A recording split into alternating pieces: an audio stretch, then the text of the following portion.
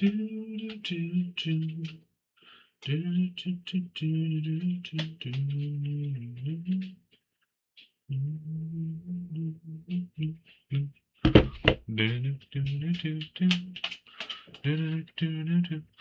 guys, we're gonna get back into the thick of it. See if I can move that over at all. Nope. Okay, whatever. Sign into chat real quick. Open chat browser. There we go. Alright guys, back to the main story quest line.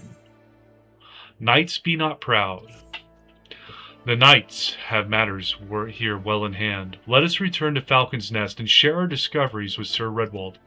Come, after tracking heretics across malms of ice and snow, I would say you are due a few hours' rest next to a warm fire.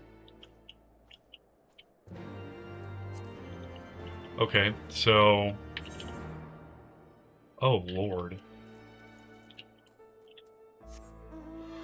Oh, don't make me run all the way back out here. Right after teleporting back, that'll be annoying.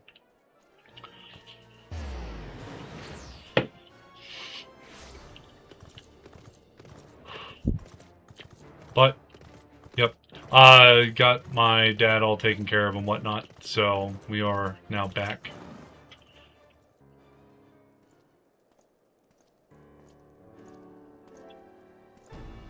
Lord Arturel, Mistress Morning, full glad am I to see you both hale and healthy. What news? Telling him about our adventure of chasing down the heretics through the snow into a random farmhouse. You mean to say you hunted the heretics down on your own and slew them before reinforcements could arrive? By the Fury! I believe we have made great strides towards purging these lands of heretics, and I mean to say as much when I deliver my report to my father and the Holy See. As will I, Lord Antorel. May it serve to remind our superiors what houses Durandare and Forton could achieve through continued cooperation. Indeed, I trust you and your knights are content to handle the rest. We most certainly are, my lord. During your short time with us, you and Mistress Morning have accomplished far more than I had thought possible. I cannot in good conscience impose upon you any longer. Pray return to Ishgard with my thanks. As you wish, Sir Redwald, we thank you for your hospitality. It's a pretty nice bell. I just stand there. I don't do a curtsy or nothing. It's alright, though. So now we're going to go back to Forton Manor. How's everyone doing? Hello, hello. Please give a like. Really helps me out. How's it going, Mitchell? Now we're going to go to the last vigil.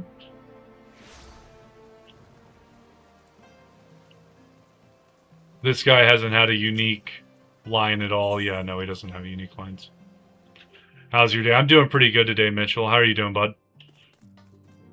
Just got done playing with my dogs, so they're both all happy. Mistress Morning, I would speak plain. From the first, I questioned your motives and your competence. Unjustly, I now realize. Rumors have a way of growing more fantastic as they spread, and quite frankly, those surrounding you beggar belief. But Horsefant swore that all the stories were true. He championed your cause and begged Father to grant you patronage. And he duly listened, because for all his wisdom, he has never been able to say no to my dear half-brother, the legacy of my father's soul and discretion. Mitchell, how's your day been, bub? Mother hated him, of course. Even on their deathbed, she refused to acknowledge him, and, to be honest, she was not alone in her feelings. But that is not the worst of it. At Camp River's Meet, when we came upon the wounded knight, I knew immediately that one of us would have to pursue the heretics alone. An onerous task, fraught with danger. And there you were, the savior of Eorzea, an honored guest of House Forton, my new comrades in arms, Horsefant's dear friend. I told myself it was to be a test, but part of me hoped that you would fail. Yet you accepted the task without a word of protest, nor any sign of fear. And you duly tracked the enemy down, faced him alone, and lived to tell the tale. Plainly, Horschaphon had the right of it all along. That I doubted your strength bespeaks mine own weakness, but I will not doubt you again, Mistress Morning. On that you have my word.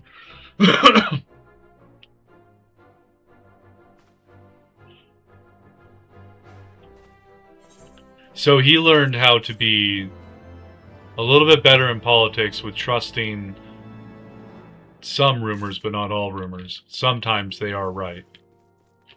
And then this is the House Fortin door. Oh, I get an ether compass and a black choco whistle. Ah, Mistress Morning, my lord, the Count, it's much desires to speak with you regarding your time with Lord Antorel and Lord Emenelaine, if you would remain here for a moment.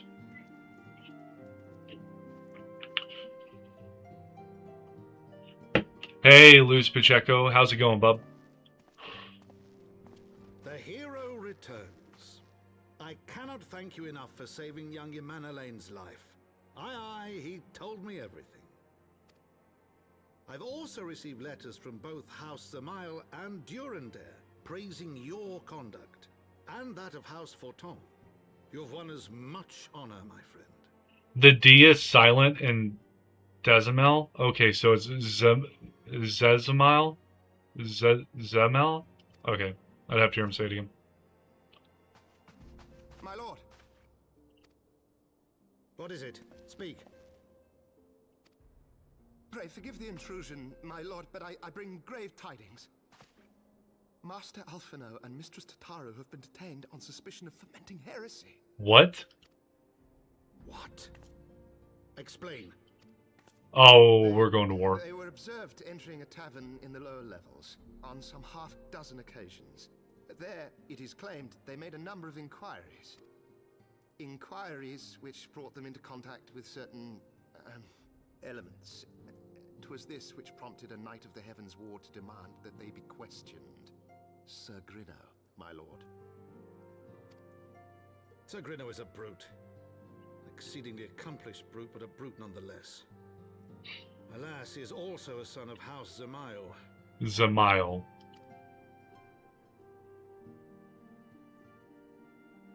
What's wrong with his ears? He's an elf. I'd wager your friends are no more than pawns in another of my countrymen's games. Such is the way of things between the high houses. Yeah, so this is Final Fantasy XIV. There's humans, elves, something called a Rogaden, which is like a Hulk. Really big dudes. Then you have the Makoti, which is like a cat race. The Ra, which is like a lizard race. My character is Ra. She has scales. And then you have whatever the bunny people are called. And then you also have like a lion people. Hrothgar, I think is their name. Yeah. You got quite a few races in this one. And then you have Lalafels, which are basically like dwarves.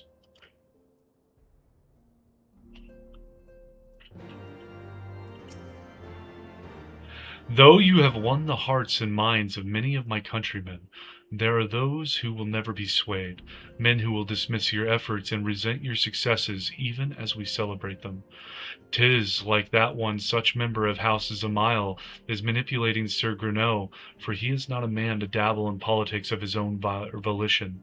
He may genuinely believe your friends to be guilty, though I am quite certain his masters know better. Yet the truth will avail us not if we cannot prove their innocence. You would do well to speak with Sir Aymeric at the congregation of our Knights Most Heavenly. He will know more of these charges. So now we're living in the land of... Again, we're being accused of conspiracy. He's just in Foundation. Oh, he's over at like the Forgotten Knight or something. Yeah. Congregation of the Most Heavenly.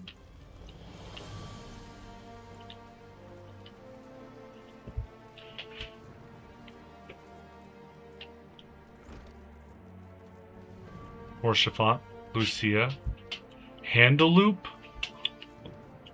That's a bad name.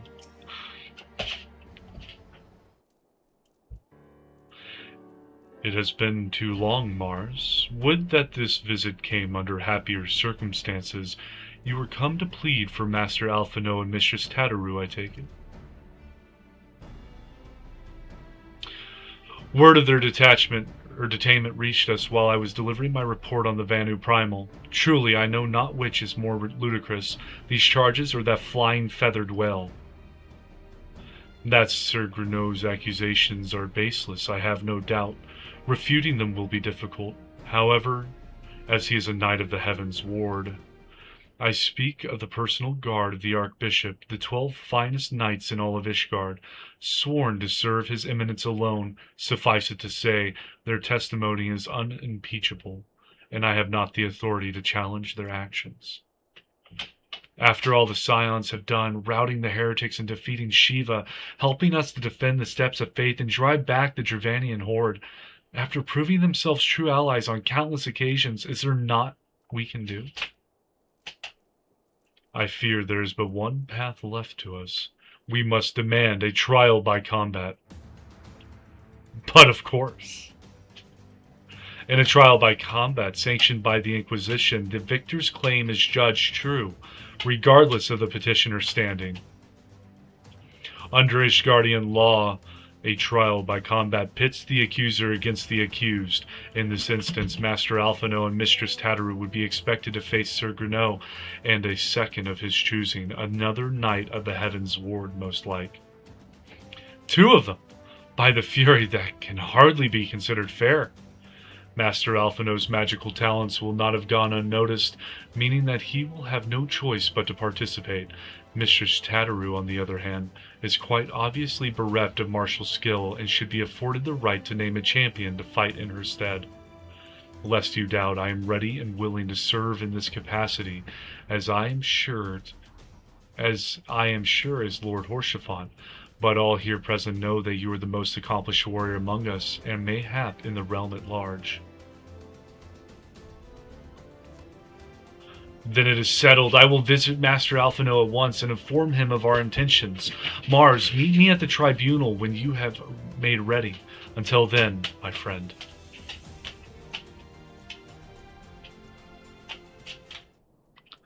So, we're doing a trial by combat. I get to... Is it to the death? It better be to the death.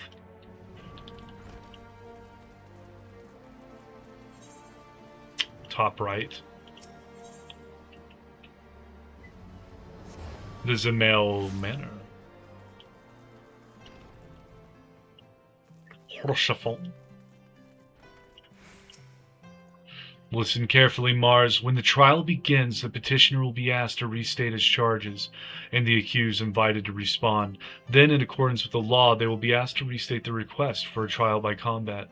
Once the High Adjudicator acknowledges Mistress Tataru's right to name a champion, that is when you must make your entrance. Oh, I cannot wait to see the look on Sir Grenot's face when he sees his true opponent. 'Twill be priceless.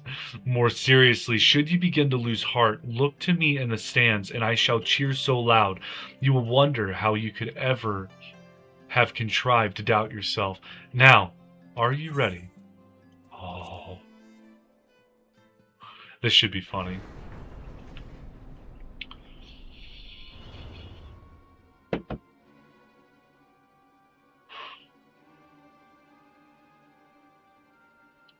We are gathered here today under the watchful gaze of the Fury to ascertain the guilt of 2 souls in a trial by combat.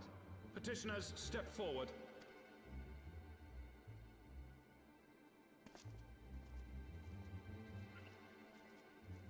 Sir Grenot, for the benefit of all here present, I would ask you to repeat the charges which you have leveled against this man and this woman.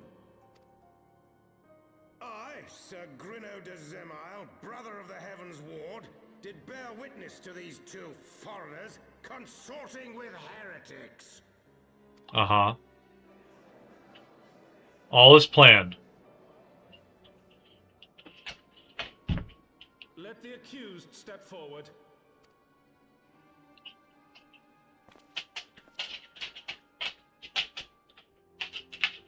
Alphino Leveilleur, Tataru, you have heard the charges leveled against you. Yes. Will you take up arms to refute Sir Grino's claim, and thereby prove your innocence in the eyes of gods and men? Yes. I, Alphino Levier, am innocent of this charge, and claim my right to trial by combat. Oh. I, Tataru Taru, am innocent of this charge. But I am no warrior and cannot fight.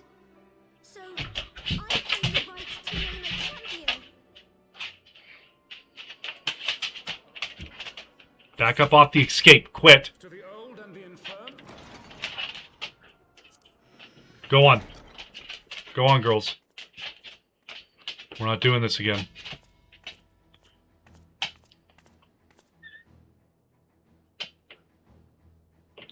Just as I was beginning to doubt the efficacy of the Ishgardian justice system. Come, my friend. Let us put an end to this mummer's farce.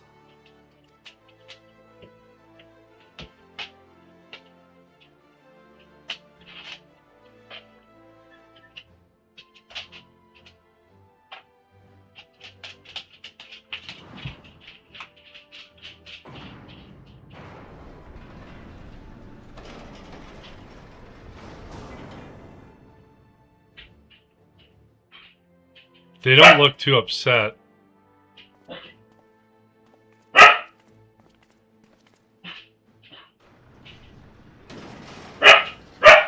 Numi, come here. Leave poor Penelope alone. Render unto us your judgment. Raise up the righteous, and cast down the wicked. Oh, look at my big meaty sword. Oh, there's Spence?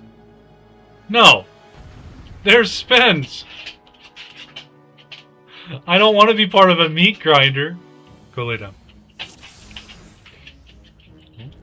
Let's go.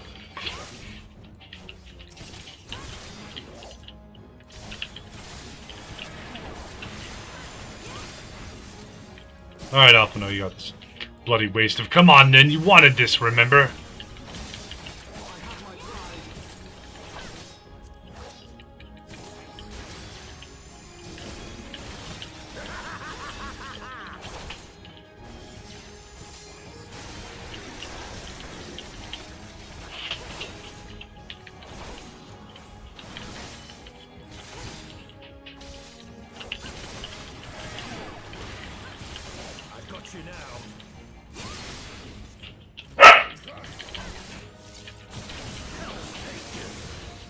What am I supposed to do with this? Hi, guys.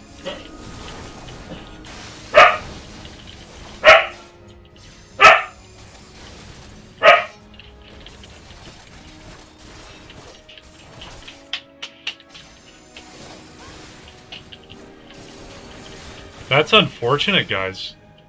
You both just got pressed on pretty hard.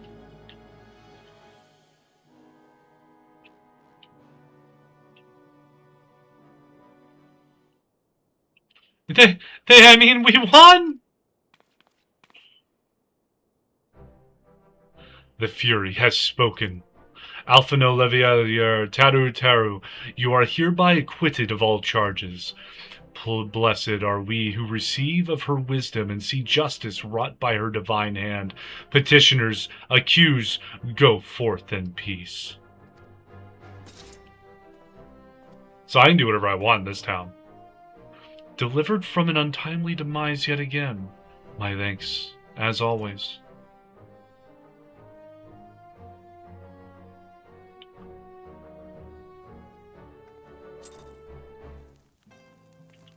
Or a chiffon. By the Fury, what a splendid victory! To see how you strove in the face of adversity. Two brave young souls bound together by the puissant bonds of camaraderie. Why, it stirred me to the very depths of my soul.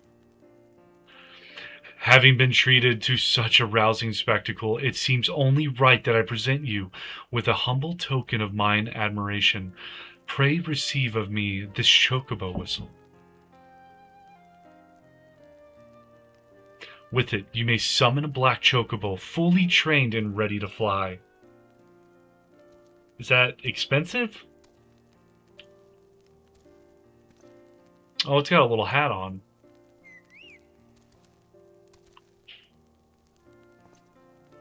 Magnificent is she not? Strong yet sleek, elegant yet eager. What say you, Mars? Will you take her for your steed? I will never summon her. But it's nice to have her. Lord Horshaphant, chocobos are prohibited in the Supreme Sacred Tribunal of Hellenic Inquisitory Doctrine.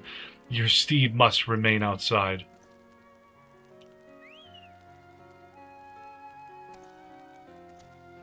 No, even the bird knows. Okay. Well, I get it. I don't know what a deer compass does, but I got it. We'll have to look at it. Ether currents now accessible. Collections expanded. Ether compass acquired. It's important. When riding this mount, you will have the ability to fly provided certain conditions have been met. To fly in a given region, you must first find and attune to all local ether currents. In order to attune to some ether currents, you will need to complete certain quests. However, most can be discovered via exploration. To aid you in this endeavor, you will also obtain an ether compass, which will provide you with both the bearing and the distance to the nearest ether current. Upon use, the ether compass can be found under Collection in the Duty section of the main menu. To review your progress, select Travel from the main menu, followed by Ether Currents. So I don't have to pay to fly. Black chocobos are well and good, but the true reward for your efforts is the exoneration of your comrades. They shall be released upon the completion of certain minor formalities, which I mean to see to personally. In the meantime, pray return to Forton Manor. The Count has done so already and will doubtless be eager to discuss the day's events.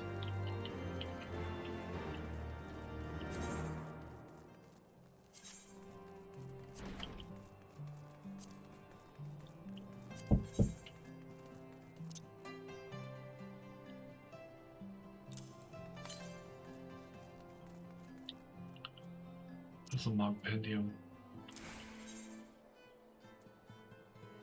Oh! That's useful. Is she down there?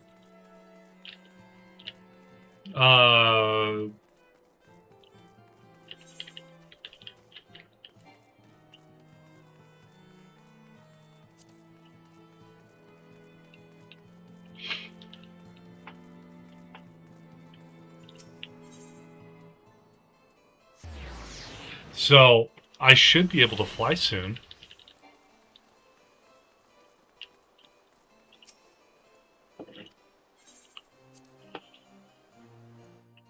I can go out of my way to fly. Halone smiles on us yet again, Mistress Morning, guiding you to victory and setting your comrades free. I confess, I did fear for your safety, which is not to say I doubted your prowess. You understand. I merely knew the strength of your opponents. You do have a habit of exceeding my expectations. Besting two of the Heavensward while the city's elite looked on? By the Fury! Anyone who hasn't been paying attention to you will surely do so from now on. So that was a massive political move as well. Who's knocking at the door? My lord!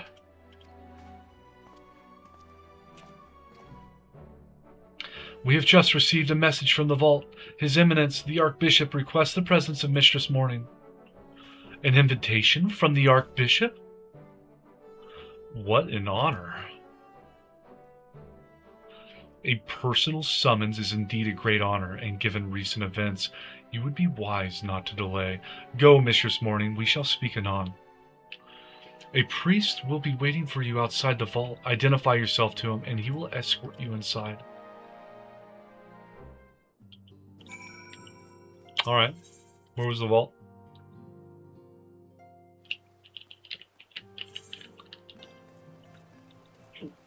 Dead ahead. Oh yeah, the 12 Guardian statues.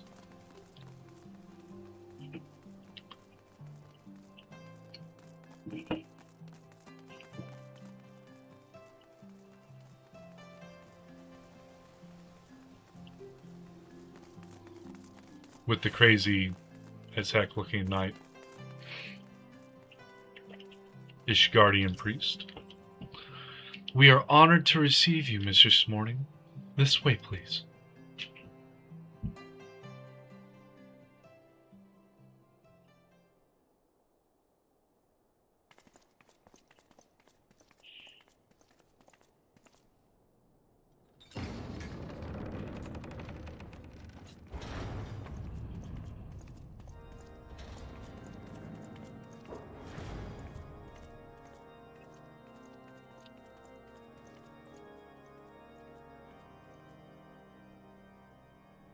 Your Eminence, it is my honor to present to you the Warrior of Light.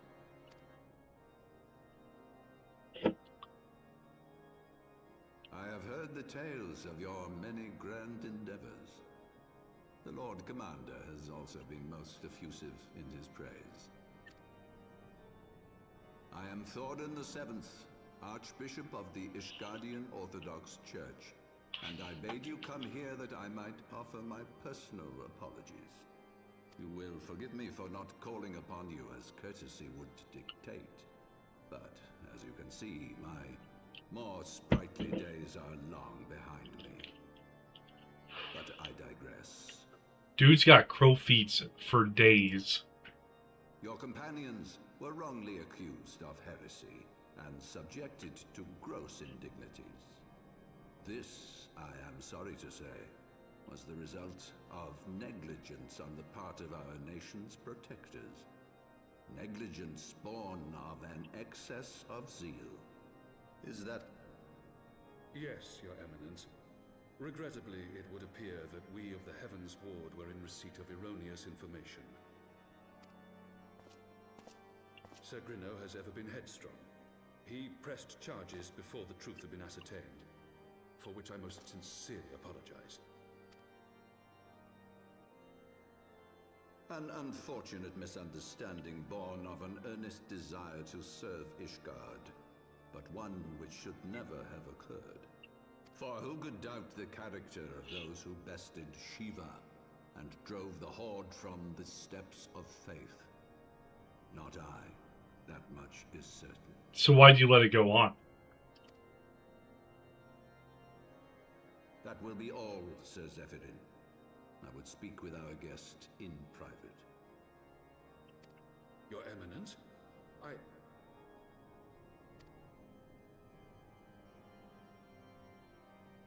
As you wish, Your Eminence.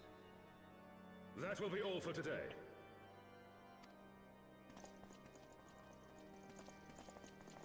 Not like you could stop me if I wanted her. That sword, though. I want his sword.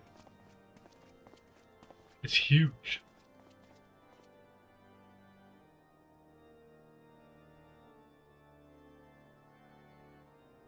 Privacy is a luxury rarely afforded one in my position.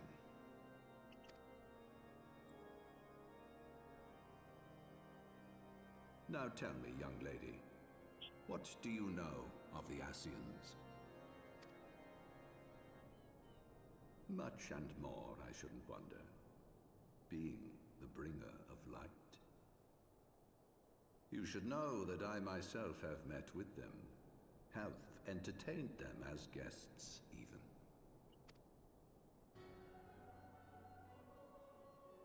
Those harbingers of chaos and strife offered us power, that we might continue our war against the dragons. So the war with dragons is a bad I thing. have no intention of aiding their cause, of course, nor less of being their puppet.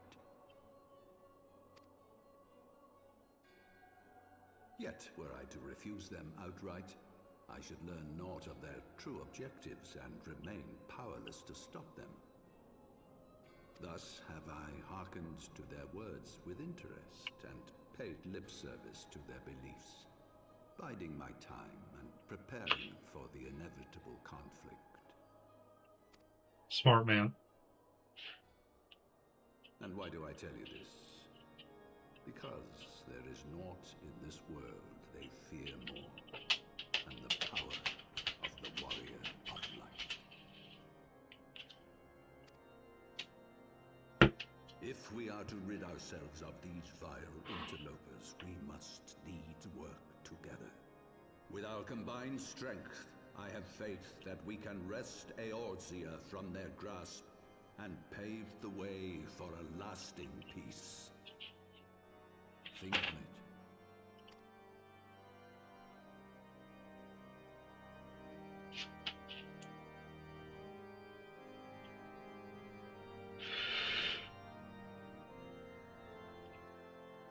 Well, he's playing that one rather close to the chest, I feel like.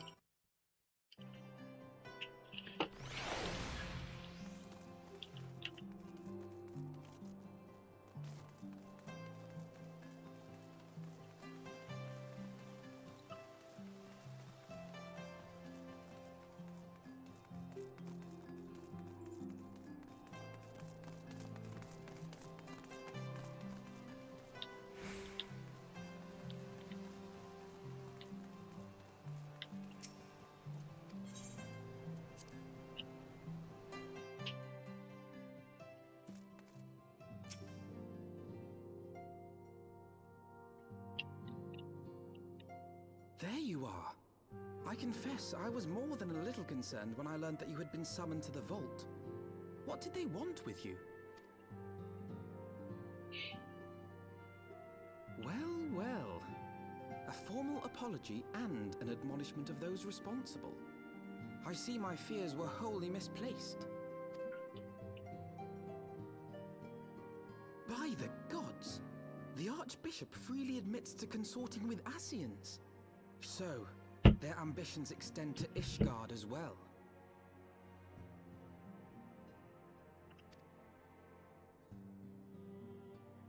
We will have new primals to contend with ere long, of that you may be certain. 'Tis but a matter of time. Yet shorn of the support of our missing allies, what can we realistically hope to achieve?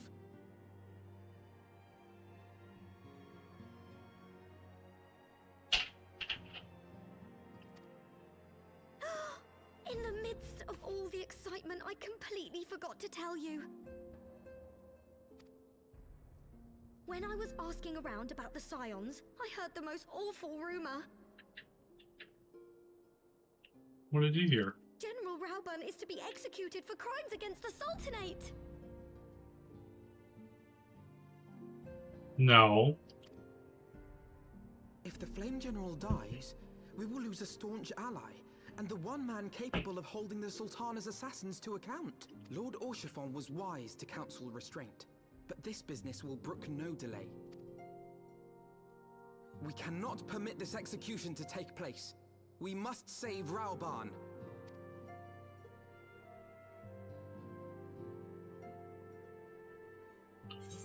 So I'm heading back to Ul'dah. Though the situation calls for urgency, it would avail us little to charge headlong into Ul'dah without a plan. Before we can formulate a plan, however, we must first learn how things stand in the Sultanate, which is why I propose that we visit Limsa. Ah, you heard me right.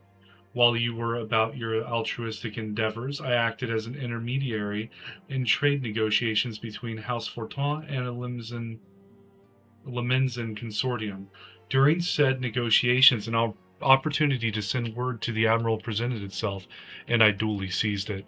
I am happy to report that we have a stout ally in Limsa. The Admiral has pledged her full cooperation in any effort to rescue Rauburn. Accordingly, I have agreed to meet with her that we might discuss how best to proceed. Naturally, I told her to expect us both. Your presence never fails to embolden our allies, after all. When you arrive in Limsa, make yourself known to Sergeant Xanthel at Bulwark Hall on the lower decks. He will admit you to the bridge.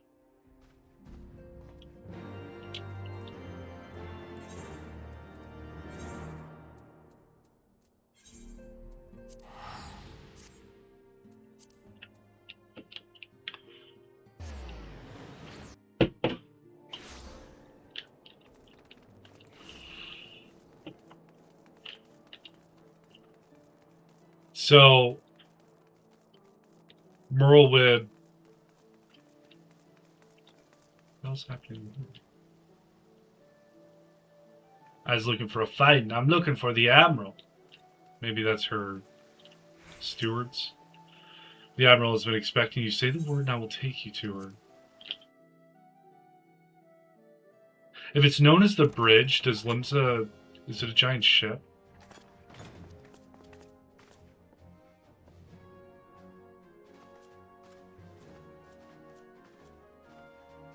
Friends, 'tis good to see you safe and well. I will admit I had not counted on you seeking, let alone finding refuge within the Holy See, but full glad was I to learn that you had. Thankfully, we had allies there who took us under their wing. And theirs was not the only aid we receive, I suspect. Thank you, whoever that was who subscribed. Thank you. It is really appreciated. When we fled Uldar, we fully expected to become wanted men, known to all and hounded at every turn. Yet that did not come to pass. On the contrary, 'twould seem the charges against us have not been made public. Might we have you to thank for that, Admiral? Sharp as ever, Master Alphino. On Marshal Terrapin's urging, the Elder Seed Seer and I demanded that the Syndicate suppress news of the Scion's alleged crimes, until such time as irrefutable evidence could be found. Our argument was simple. Lacking proof, to accuse the saviors of the realm of so unlikely a crime would have the people up in arms. In their wisdom, the Syndicate agreed, as you yourself have seen. There is something you should know. Some few days prior to the banquet, the Elder Seedseer and I were summoned for a private audience with the Sultana. There, she revealed her intent to announce her abdication, that she might pave the way for the establishment of an Uldan Republic. What?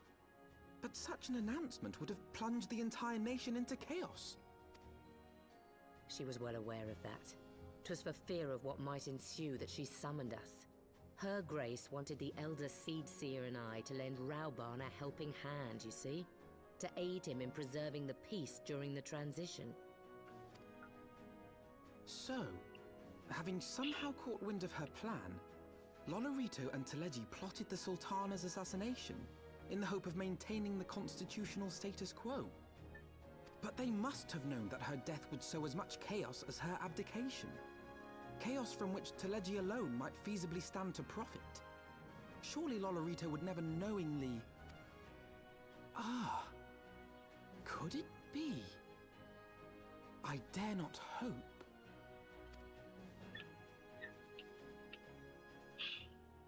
The Uldan authorities have yet to announce the Sultana's passing.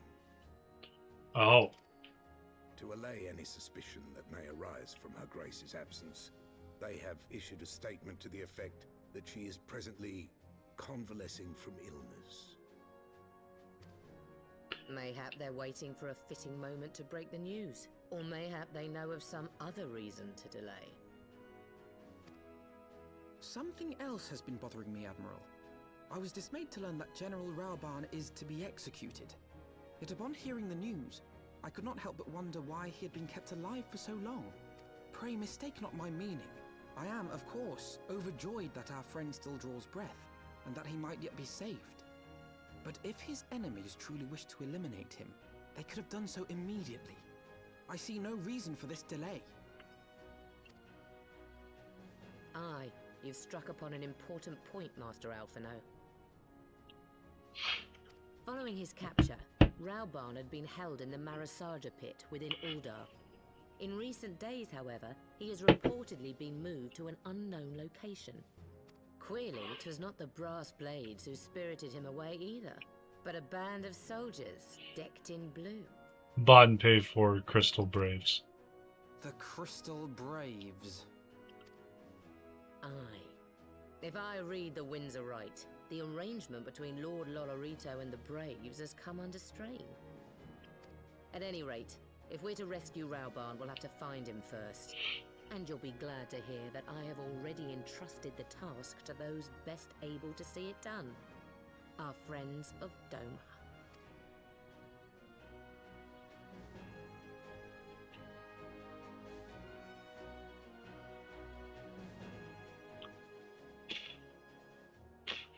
Raban's survival is vital to the Eorzean alliance. We can ill afford to lose him. But I cannot send troops into Ul'dah. 'Twould spell the end of the alliance and war, like as not. If there is to be a rescue, it falls to you and yours to attempt it. I would not have it any other way, Admiral. It was I who founded the Crystal Braves, and I who must take responsibility for their actions. Spoken like a true leader, Master Alphino. By way of a first step, you should seek out our Doman contact. You will find her among the frontier hands at Revenant's Toll, working in a kitchen. Guess that's a good enough place as any to overhear gossip.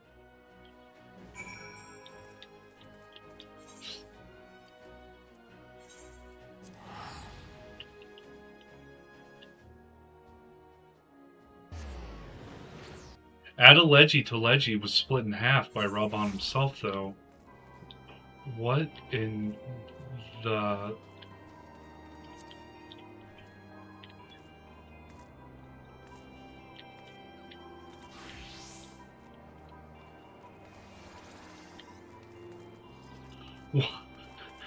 Why is this here?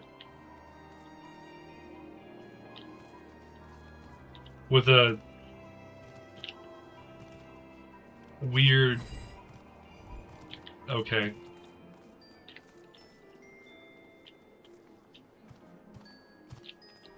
Oh, okay.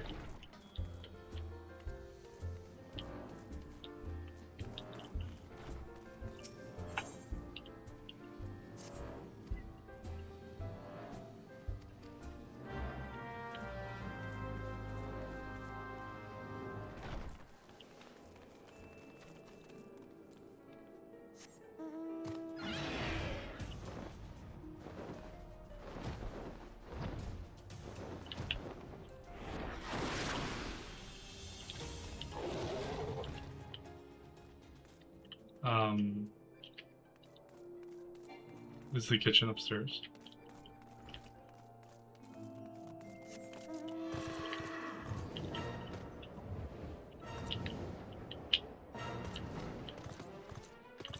Yes. It's Higiri. Mistress Mars, I knew in my heart that you were safe, but to see you again in the flesh, words cannot well express my relief. Even as the victory feast was taking place, the Crystal Braves turned upon us and took the rising stones by force. Amid the chaos, some few of my compatriots and I were able to slip away unnoticed. Since then, we have remained in Revenant's Toll, keeping watch over the mutineers while awaiting your return. You have done well by us, and we Domans do not soon forget our debts. We swear to do all within our power to aid you.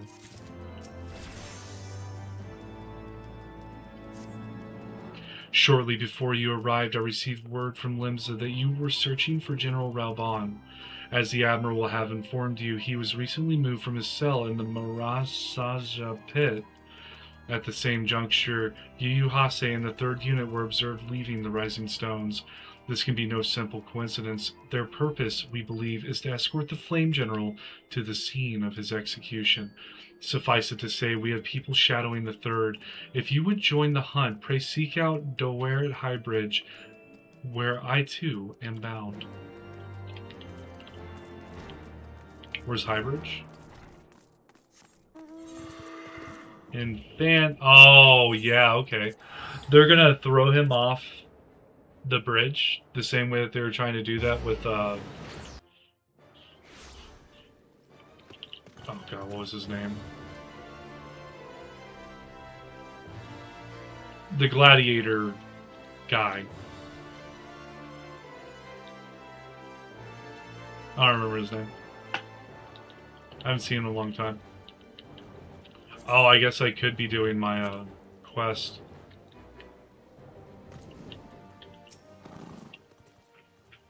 I have been expecting you. Time is of the essence, so I shall be direct. Yu Hase and his men are bound for Halatali. We believe that this is where they intend to carry out the execution. Hozan is presently keeping watch over the entrance. Let us make haste and join him.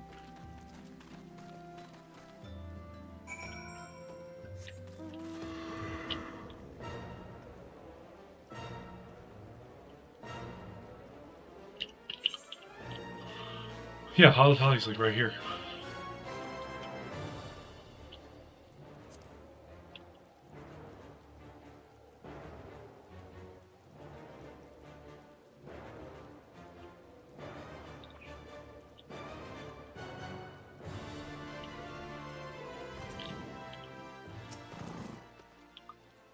You come at a good time, my friends, but moments ago the traitor Ilberd arrived and entered Halatali. From this we may be certain that General Raban is being held within.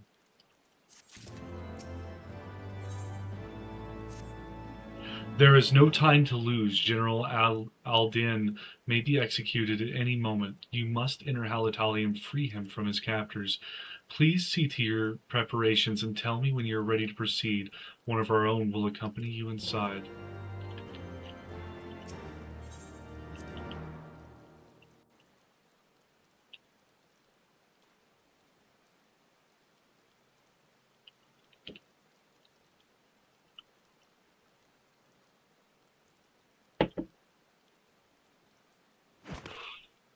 Oh, there's you, Gary. Pray, forgive me my lateness. Lady Ugiri! Master Alphino, I am pleased to see that the light of resolve shines in your eyes once more. Ah, yes. How pathetic I must have seemed to you when we last met. I am ashamed to recall it. For a time I was well and truly lost. But with the aid of my comrades, I have since refound my purpose, and I shall take care not to misplace it again. Since your escape from Ulda, my fellow shinobi and I have shadowed the Crystal Braves every step, in hopes of learning the Scion's whereabouts. Regrettably, our investigation has yet to yield any useful information. Pray, forgive us. You need not apologize, my lady. We are grateful for all that you have done on our behalf. Besides, Ralban is no less a friend, and we cannot well abandon him to his fate. Hozan, the three of us shall attend to the Flame General's rescue. Pray, draw away the guards by the entrance. Take Dowade and Higiri with you. Oh! He just disappeared.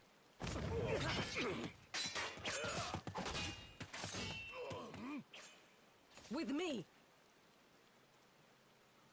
Okay. Give me control.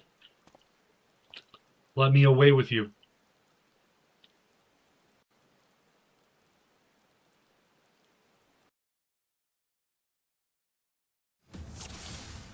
Oh, here we go. Not a soul from the Colosseum to be seen. This bodes ill.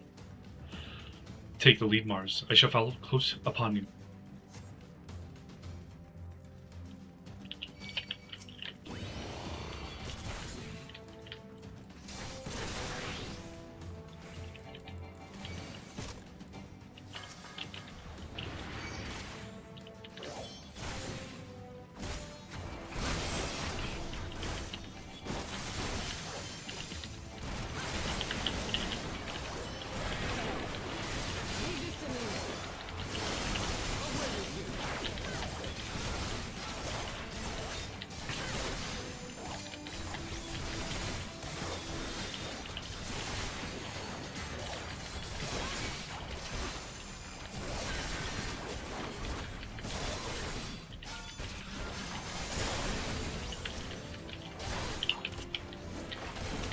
How unfortunate for you, buddy.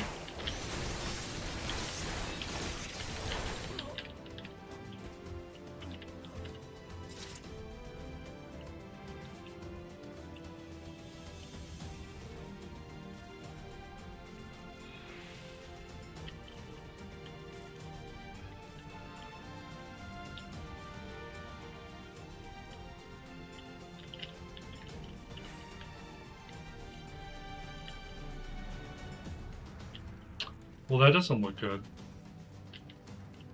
Hall of the Krupalari. The General, but where are his captors? I mislike the look of this. General! You came.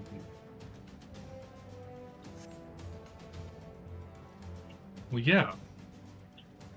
We don't leave you behind. You're the raging bull. He is bound by some manner of magitech device, yet I dare not force it open. It may well be booby-trapped. I have heard of such devices. The Crystal Braves will possess the key. Let us split up and look for it.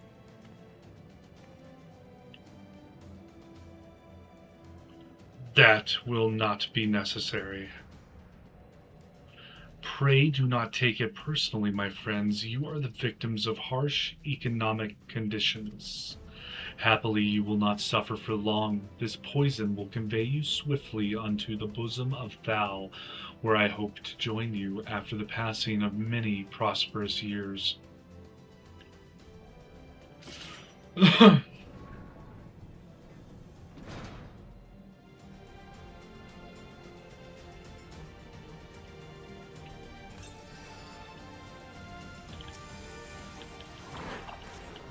Confound it, the mist stifles my healing. Leave me. Save yourselves. We cannot let them escape. Mars, force the gate. Beast, the mist must be drawing them in.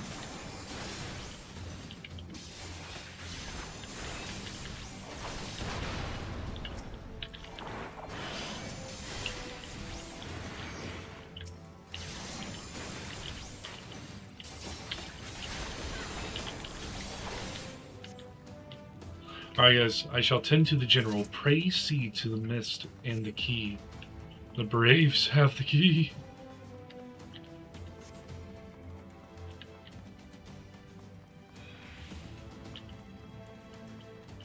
So do I finally get to kill Yu Hase?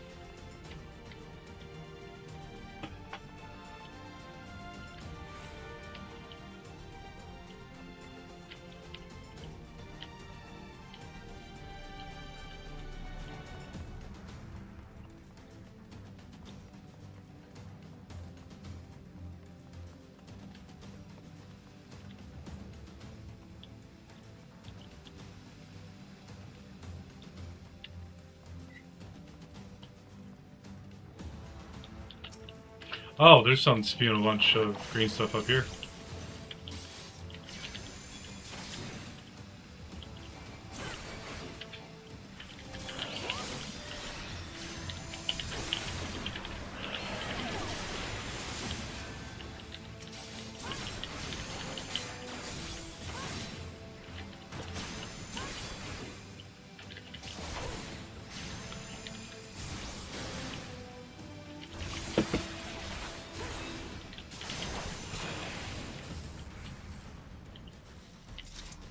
That takes care of the mist. Mist is cleared. Okay, that's good. Next, to find the key and free Raban.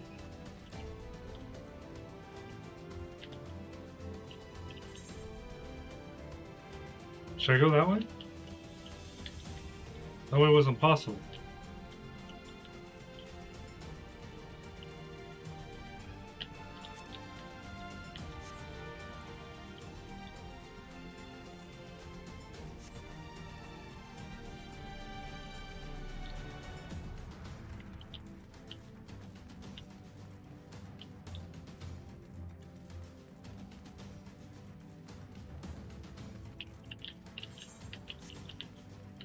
Okay, so they opened up the door. And Alphino's getting the shit kicked in right now.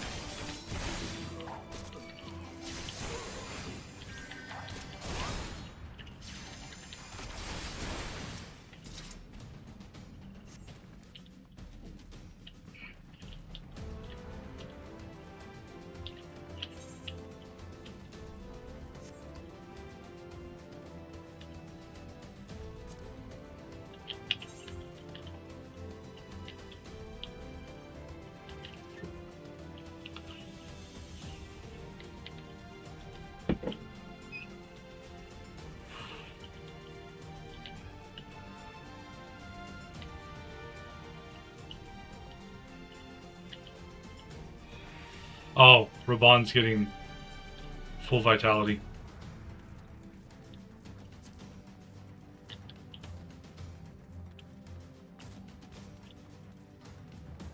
Raban! It is time for you to grab your sword. Let's go.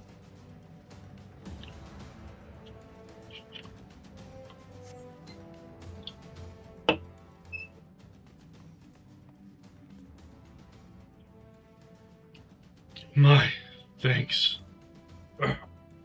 Slowly, General. You are yet weak from your ordeal. Nevertheless, we must quit this place. I should have known. What are clever contrivances to the Warrior of Light? Well done, hero.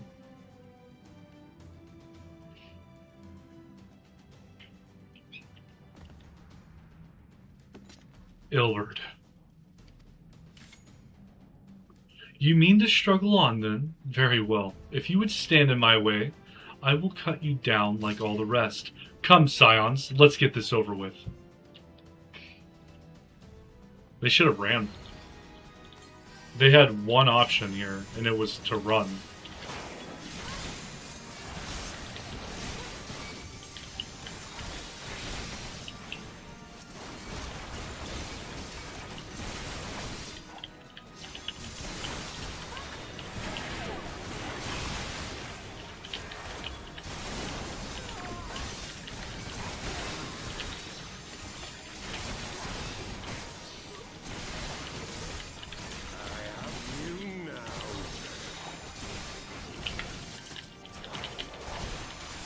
I don't know what he's doing over there. Being a goofball.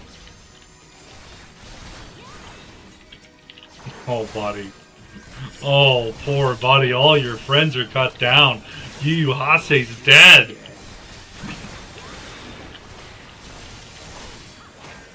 And there's his but a scratch on me. Here. Now you do no damage.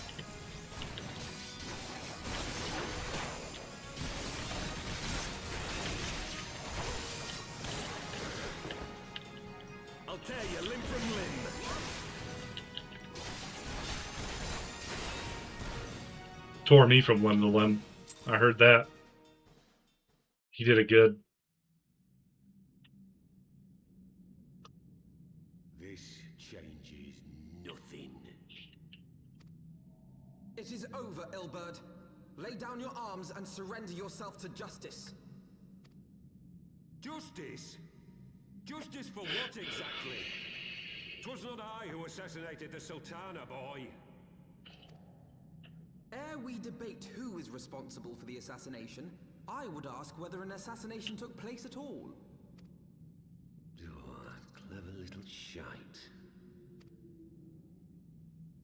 If you think you fight for justice, lass, you'd best wake up. The truth is, you fight for whoever bloody well tells you to. Can you not see you're being used? By the Scions, the City-States, even the Crystal Braves. They none of them care a whit what you want. Only what you can do for them. That's fine. And how do I know this? Because I'm the same. A pawn to be used as my masters see fit. All I ever wanted was to liberate my homeland. And I ate dirt to make it happen. But what have I achieved after all these years in servitude? Nothing. Not a bloody thing. If we ourselves are not free, free to think and to act, how are we ever to reclaim our homeland? Know this. There is nothing I would not give to take back Alamigo. Nothing!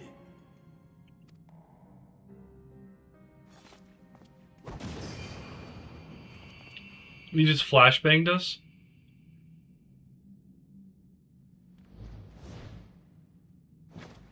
You'll not get away!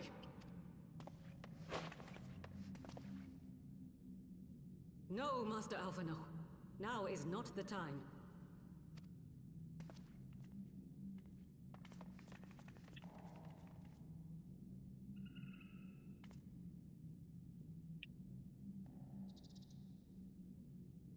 I'm but a cripple and a fool. And still you came for me. I'm in your debt. We are all of us fools of fate, General.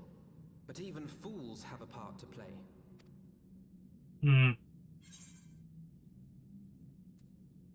On your feet, gladiator. This fight is not over. Rest assured, I was not planning to die till it avenged the Sultana. Still, your words are welcome, lass. Ha ha ha ha. We can tape some swords to your legs. This, Ilberd. There is nothing I would not give to see you pay for what you've done. My wealth, my arm, my life. Nothing. General, are you aware that Lord Lolorito has yet to announce the Sultana's death to the public? What? No. No, I was not aware of that, nor of anything else outside my cell. 'Tis passing strange, though. I assumed the bastard would make it known at the first opportunity, and set about tearing down the Sultanate. As did we all. And it is indeed strange that he did not. Strange, or perhaps revealing.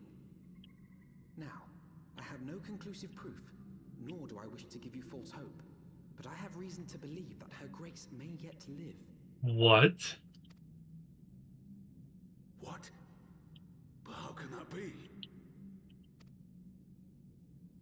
Forgive me, friends, but it is not safe here. Let us continue this conversation without.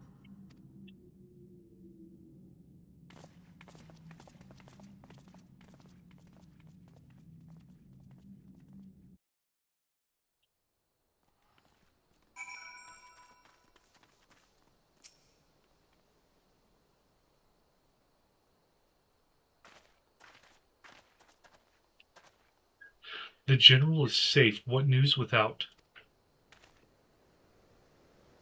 My lady, the guards have been subdued as per your command.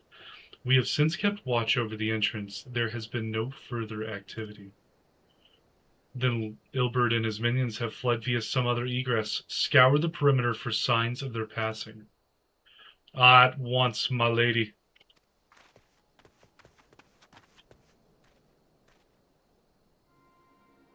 General Aldin, I presume, and the scions of the Seventh Dawn. Who are you? Identify yourself.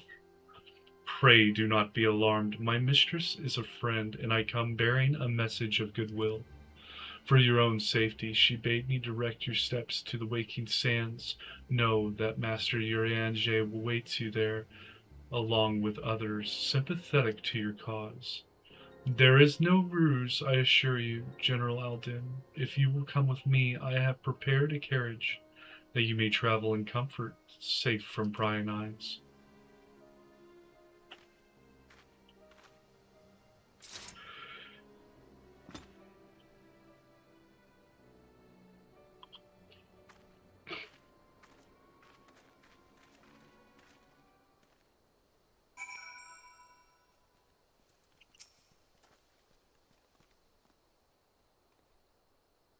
I have spoken with Eorzea via link pearl. He confirms the man's story. Raban is in safe hands. Let us make our own way to Vesper Bay.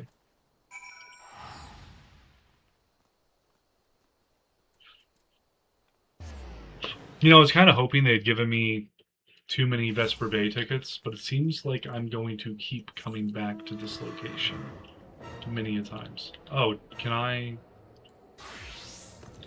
do this quest? How to craft glamour prisms? Thanks to yours truly, you have basic understanding of glamours, yes? I also understand you're no stranger to crafting this and that by yourself. It so happens that these skills can be applied to a singular cause. Would you be interested in helping to bring more glamour to the world? By that I mean learning to make glamour prisms, either for personal use or to aid the aesthetically underprivileged. I will explain everything in due course, but there's something I need to prepare beforehand.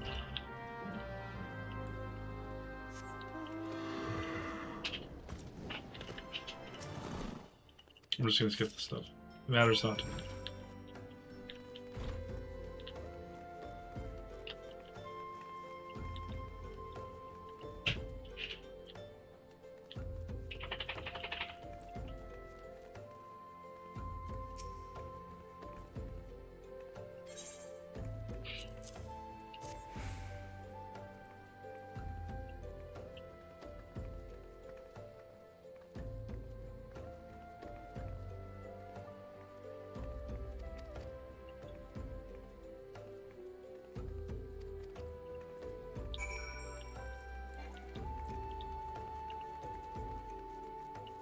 Keeping the flame alive into the waking sands.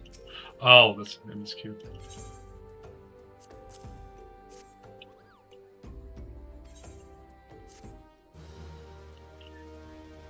Crafting tome vendor?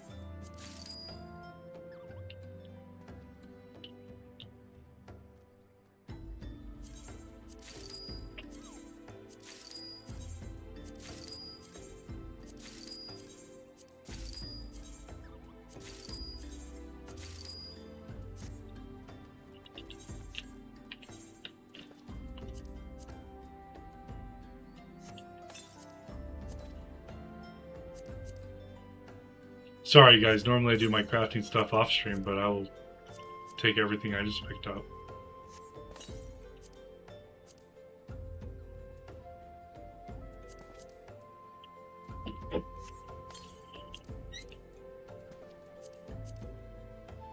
I guess not all recipes unlock with level, they unlock with a master crafting book.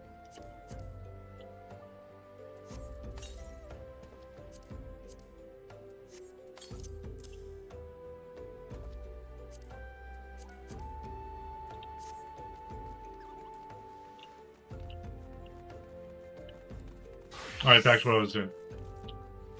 I've done the thing.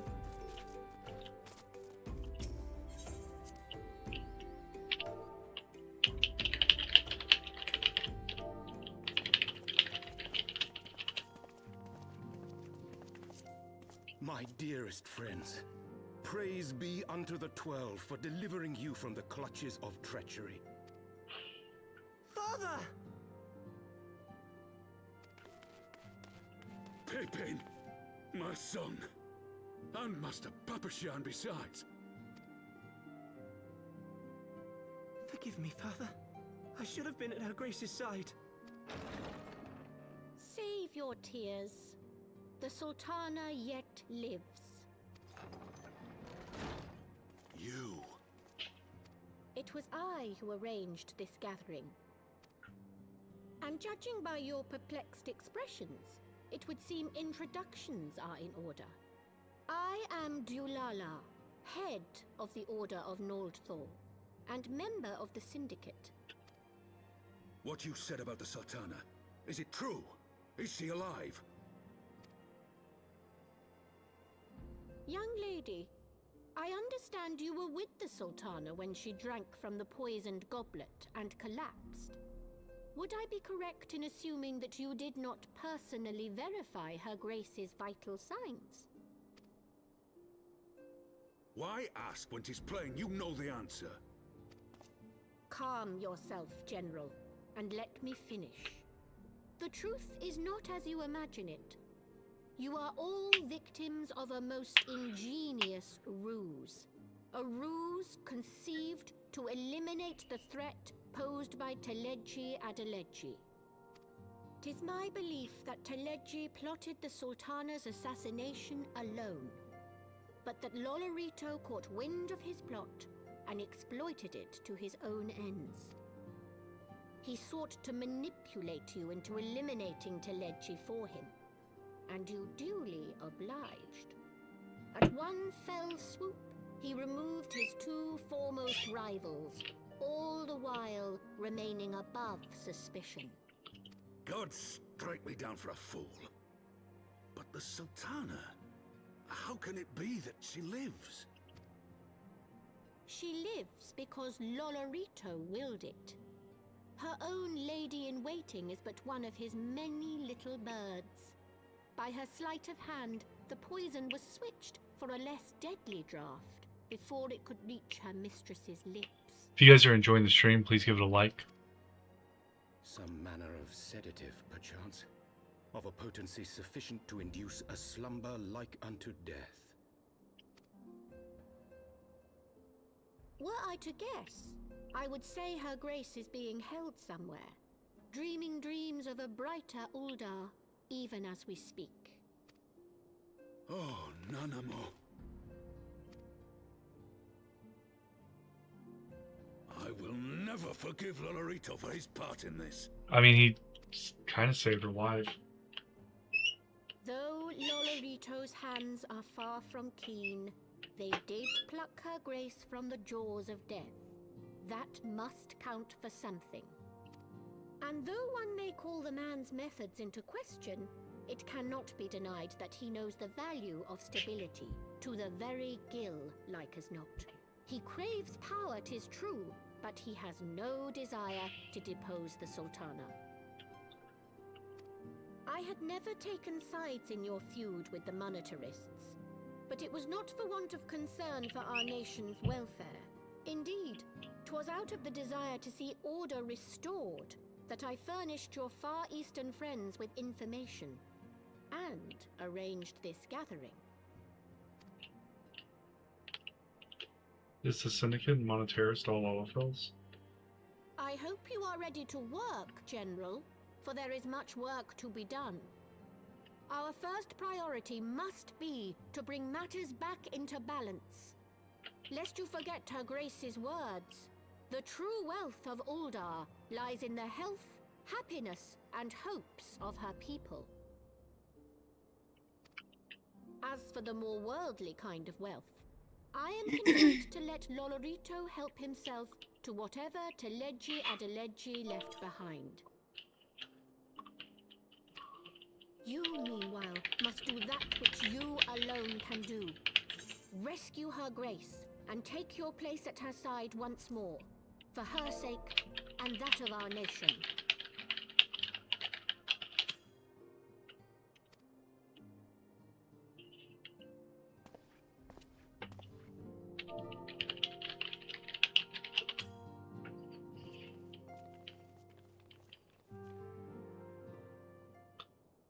So, Namo is still alive? I had not counted on Prioress Dulala herself appearing. In my defense, my suspicions regarding the Sultana proved more prescient. Much remains to be done, but in the rescuing Raban, we have taken a vital first step towards resolving matters in Ul'dah. We couldn't have done it without you, Mars. Thank you.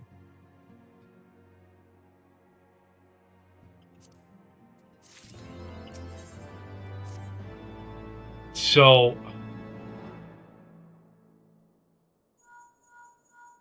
I feel like Lolorito still needs to die. Tataru? Yes, General Raban is now in safe hands. What? Another assault? Very well, we shall return at once. Pray notify the Count of our coming. It would seem we face another crisis. The Gervanians are preparing to resume their siege of the Holy See.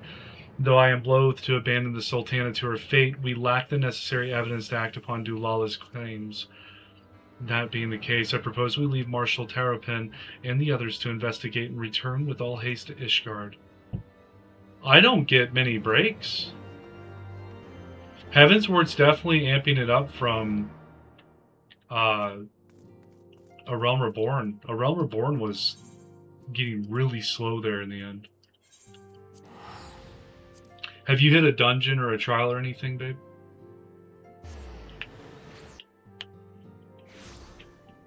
What? Have you gotten to a dungeon or a trial yet? I don't know how far ahead you are from me. I just finished doing what you're doing. Oh. So we're like best friends doing everything at the same time. Okay. Yeah. Yeah. Yeah. Gotta go to Four Temps Manor. Should be the last vigil. Okay, I'm getting good with these Aetheryte currents. I'm learning them. Oh, are you actually going through the MSQ as well? Yeah. Ah, there you are. Sorry for cutting your reunion with General Raban short. I wouldn't have bothered you, but the city's awash with rumors of another Javanian attack, and Lord Horsefont was desperate to get a hold of you. Speaking of whom, he and the others are waiting for you inside, so you better head in.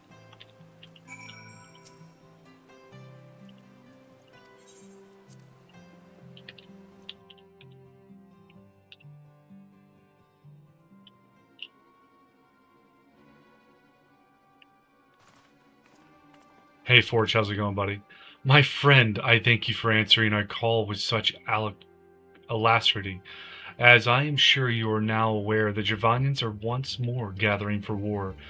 Mistress Morning, Master Alphino, I must apologize for this abrupt summons, but we thought it best to have Mistress Tataru contact you by the most direct means available. When the observatorium's bells toll, 'tis a warning that cannot be ignored. The Holy See has ordered that we make ready for battle. In case you haven't heard, a band of trappers returning from the west claim they saw a cloud of dragons big enough to dim the midday sky. It's going good. I'm happy to hear that, Forge. You go back to work soon, don't you, buddy? Or pretty soon, don't you, buddy? Nidhogg's minions gather once more for war. But I would not have you take up arms in another of our conflicts. When first you came to Ishgard, I offered you my protection. If I cannot ensure your safety here, I cannot well accept your aid, much less ask for it. Scions of the Seventh Dawn, you are faced with a choice, to remain in a besieged Ishgard or seek sanctuary elsewhere. I would not presume to influence your decision, but I must ask that you make it swiftly, lest our enemies force your hand. Why am I here? Like, you called for us to return. Why are we not helping you fight? Though we flee to the ends of the world, 'twould seem that no place in this troubled age is free of strife.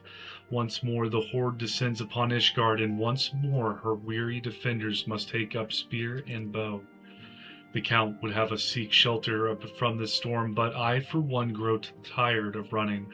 If we are to shine the light of dawn, we must do so in the sight of our fellow man, not hunkered in a hole. I don't have work until Tuesday, sadly. That's the only day I work this week. I'm going to have to see if I can get more hours. That's fair, buddy. What say you, Mars? I would stay and fight. Then fight we shall. Let it never be said that we abandon our allies in their hour of need. Are you able to pick up overtime or anything there, Forge? The choice we make this day have grave implications for our order. It is only right that Tataru should have a say. Come, let us meet outside and discuss the path that lies before us. Why can't we talk in front of the Fortal people?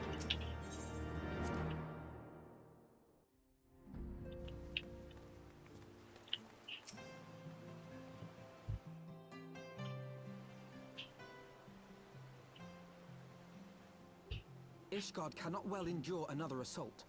Even should her knights succeed in turning back the horde, the casualties will be catastrophic. But what other choice do we have? It's not like we can talk it over with them. Dragons and men aren't exactly on speaking terms. Yeah, they gave me extra hours a couple times. That's cool, man. Hopefully they do it again this week. Certain notable exceptions.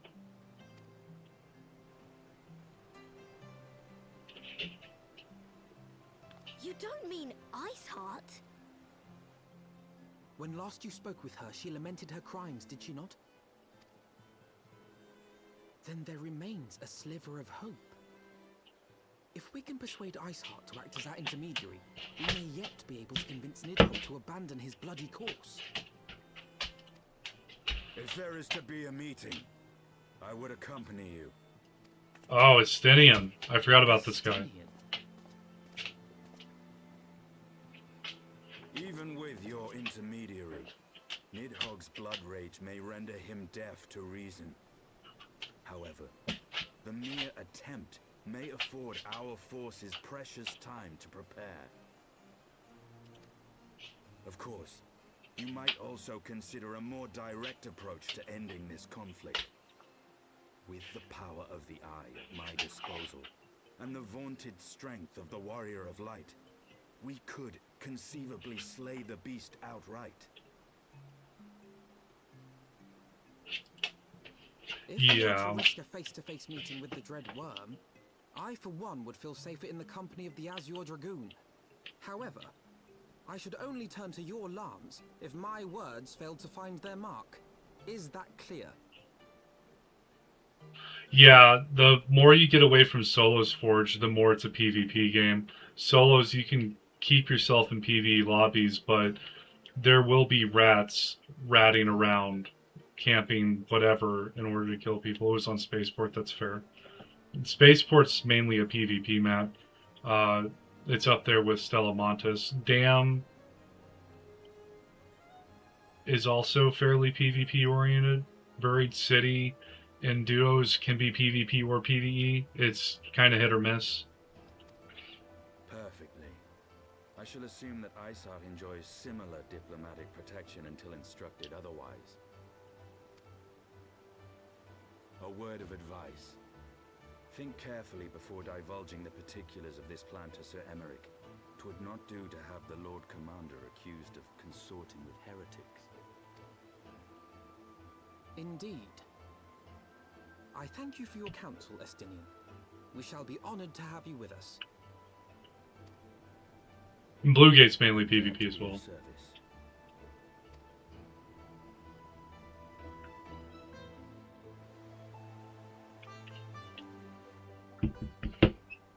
We have chosen a difficult road, yet even should we succeed in winning Iceheart to our cause, our plans for parley will swiftly come to naught should the Holy See decide to strike first against the Horde. We must petition the Lord Commander's aid ere we set forth. I only hope that Sir Emeric will be willing to muzzle Ishgard's forces on the strength of our vague assurances. Tataru, I would ask that you remain in Forton Manor and inform the Count of our decision.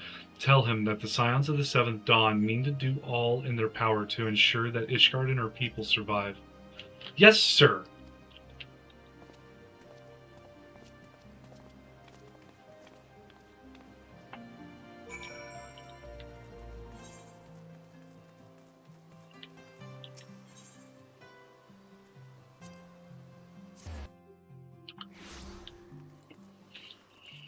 So we're going to use Iceheart as an intermediary in order to talk to Nidhogg since, I mean, Nidhogg hasn't killed her yet, so...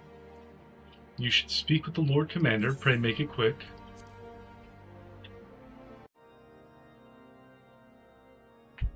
I want the defenses of the Outer Ward rechecked. See to it that the ballistas are in good repair and supplied with enough ammunition for a prolonged siege. At once, my lord.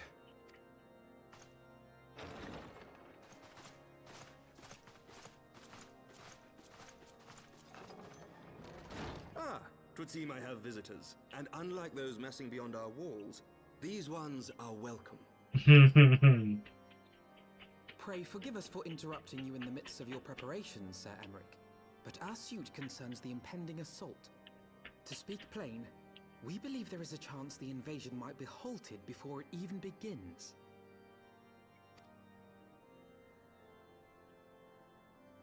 I can divulge little more at this time, but I must nevertheless request that you advise the Holy See to refrain from launching any preemptive sorties whilst we seek to put our plans in motion. I will gladly lend my support to any endeavor that could spare the blood of my countrymen, but I would know more of the cause you would have me champion. Will you not share aught of this mysterious undertaking? Know that I have offered my lance to aid in this endeavor. I cannot claim that its success is assured, but our actions should serve to delay Nidhogg's advance at the very least. Which is more than can be said for the ill-conceived counterattack advocated by the sea's more vocal crusaders. They offer glorious death, but little hope of victory. Aye, their proposal does not inspire confidence. Our resources should rightfully be spent shoring up the city's defenses. The Azure Dragoon and the Warrior of Light sallying forth together to face the dread worm Nidhogg.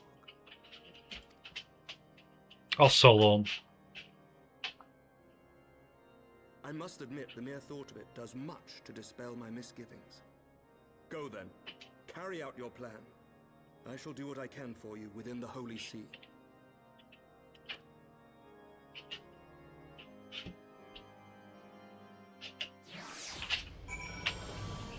Enter the seat of Lord Commander within the congregation. Oh. Having secured Sir Americ's support, we may proceed without fear of a preemptive Ishgardian attack, which is not to say we can afford to dither. History tells us that the Javanians will attack as soon as their horde reaches a critical size. Before that happens, we must needs track down and win over the Lady Iceheart, and then locate and parley with Nidhogg.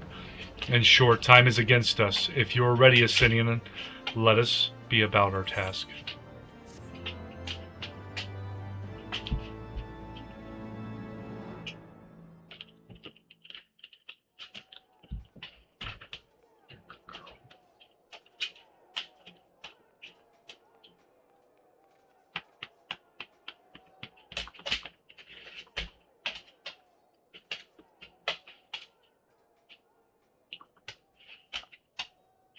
Go lay down. Such commotion.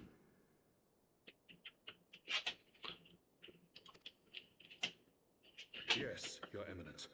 The bells of the Observatorium warn of our enemy's approach.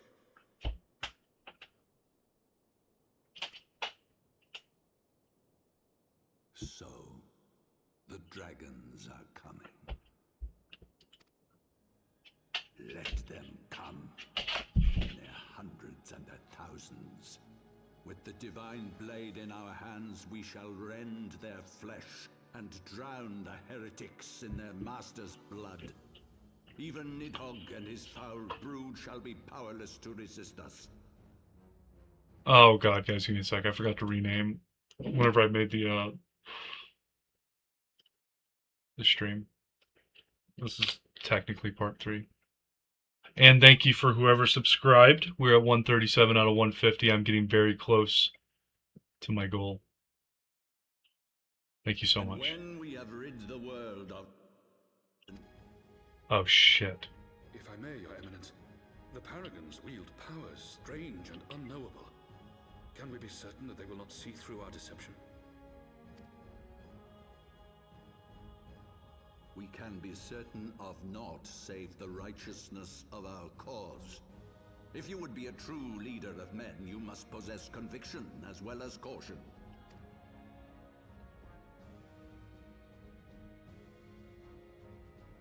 We seek to excise the root of an evil that has blighted us for 1,000 years.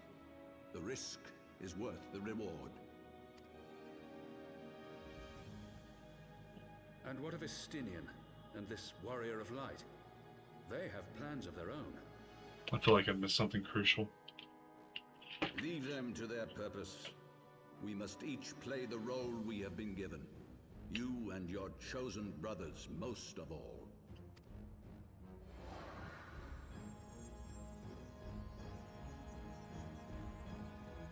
Did he just buff him?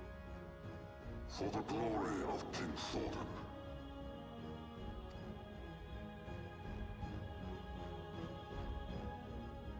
Why did his armor turn black?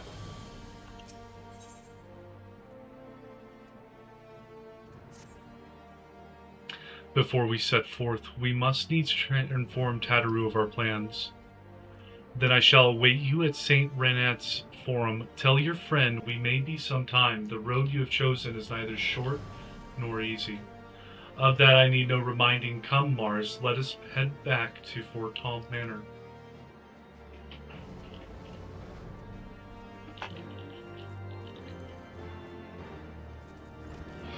I feel like I accidentally clicked through something that was really important.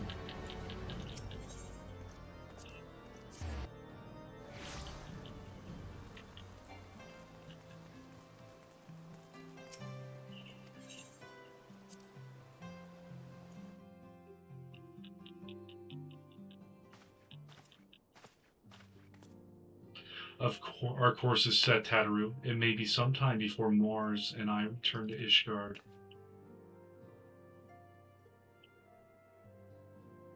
catching her up. Well, just you be careful, all right? Oh, and don't worry about me. I'll be busy listening out for news of our lost friends. If anyone can find them, it is you, Tataru. Farewell for now. Oh, before you go, you must put this on, Alphino. I made it specially. Alphino got a new wardrobe? No, I couldn't possibly. Very well.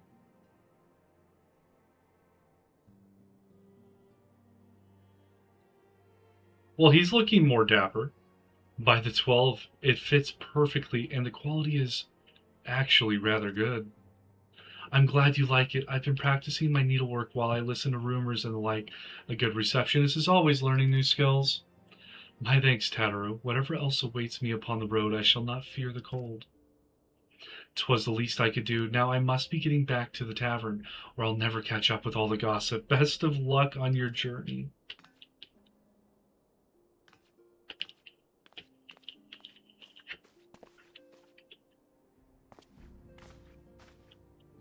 Well, he's finally not showing side skin.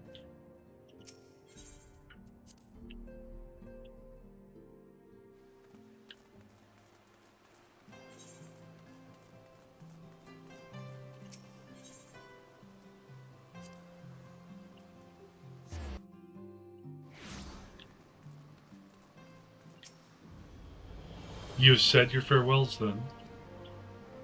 Aye, we are ready to depart. I suggest we begin our search for Lady Iceheart without delay. Very well, but she will prove an elusive quarry. Where do you intend to start looking? In the absence of the fresh intelligence on Ysali's movements, I propose we pick up the trail where she was encountered last, the Coerthus Western Highlands.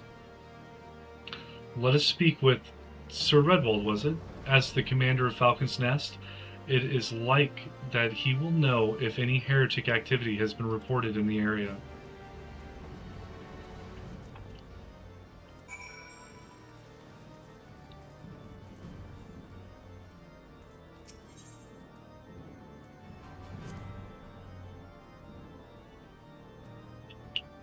Oh, I can't just go to Falcon's Nest.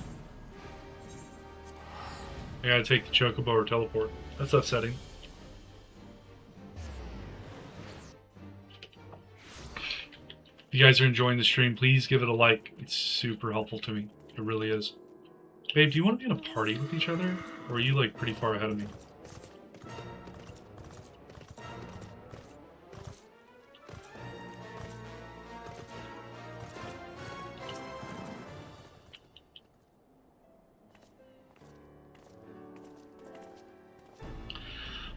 Well, Mistress Morning, what business brings you back to Falcon's Nest? Judging by the company you keep, it can be no trifling matter. He is your dragoon, I know, of course, but I do not believe I have met this young gentleman.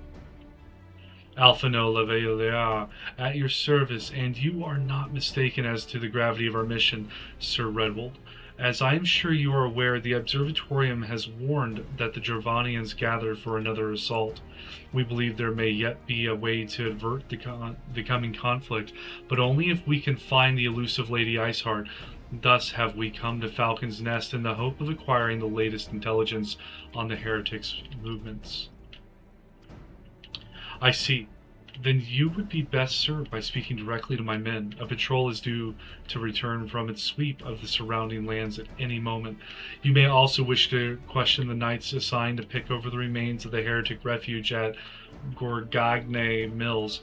'Tis possible they have unearthed information that could be of use to you. Mistress Morning knows well the place I speak of, for it was she who discovered it. Let us divide our forces then. I will stay and await the return of the patrol while you two visit this refuge. When I have completed my inquiries, I will join you. A wise use of our time. Come, Mars, I am eager to learn what Sir Redwald's men have found in the heretic's lair.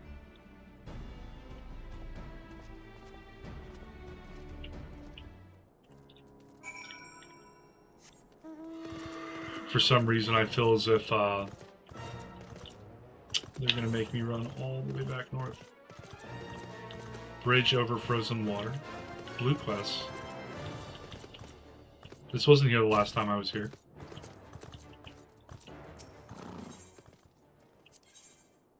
Oh, okay, it gives me an ether current. Do you have a moment to talk? A short while ago, one of the workers from House Zamel asked me to go and deal with some Mylodons that have been causing trouble. The Black Iron Bridge barely survived the calamity. It is in desperate need of repairs, but the upland Mylodons roam far too close to it. The craftsmen can't work safely. Someone needs to kill them. The Mylodons, that is, not the craftsmen. I'd asked the Dragoons to do it, but they're so busy, it'd be weeks before they found the time. I'd do it myself, but there's so many of the beasts that I fear I'd be swarmed and outnumbered. You're a capable woman. Would you be so kind as to thin them out somewhat? If you were to kill, say, 3 of them, I think I'd be able to finish off the rest myself.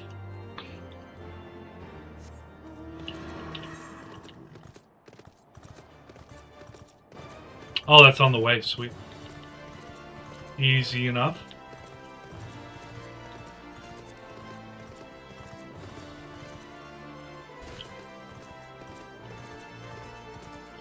I'm sorry, what's your name? A Lambert of the Spiked Butt. Is your butt truly spiky? It is. He has a spike. Okay.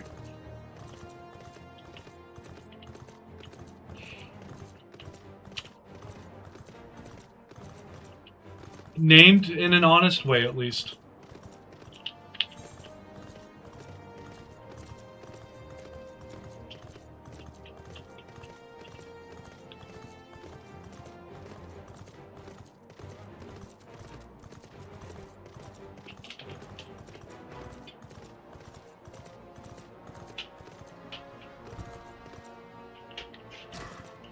Are these the Mylodons?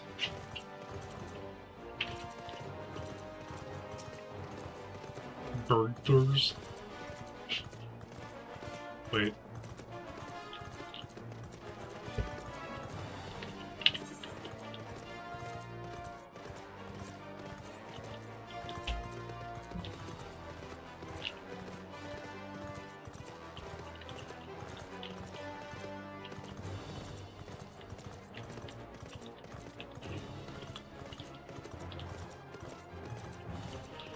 I don't want to take the secret path. I want to take the straightforward path. I'm going over the bridge.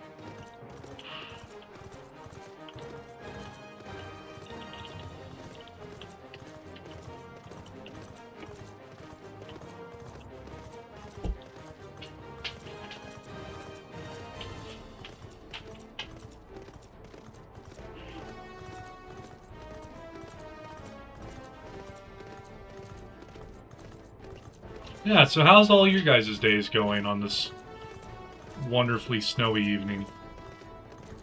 Are you guys nice and warm at home?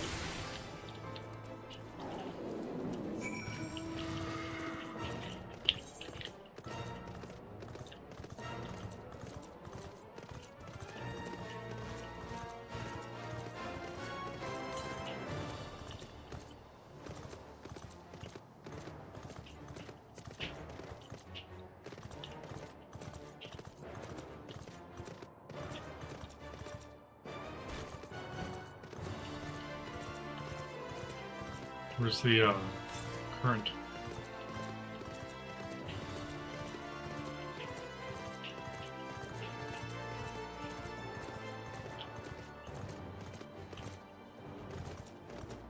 Oh, there it is.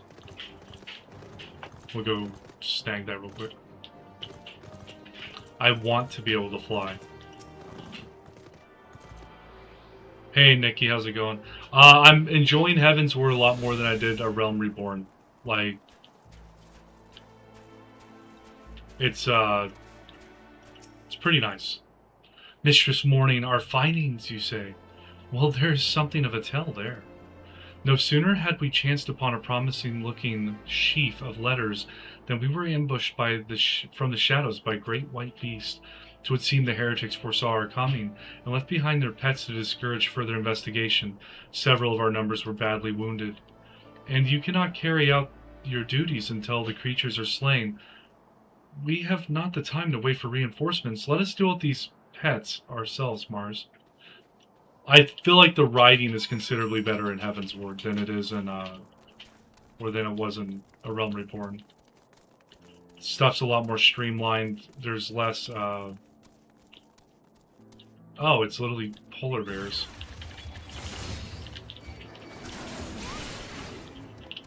It definitely comes off as if they weren't trying to fix multiple hiccups all at the same time.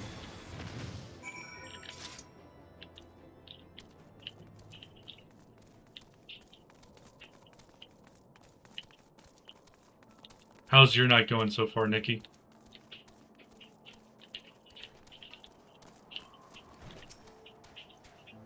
The beasts are slain then? My thanks, Mistress Morning. We may return to our duty without the fear of a mauling.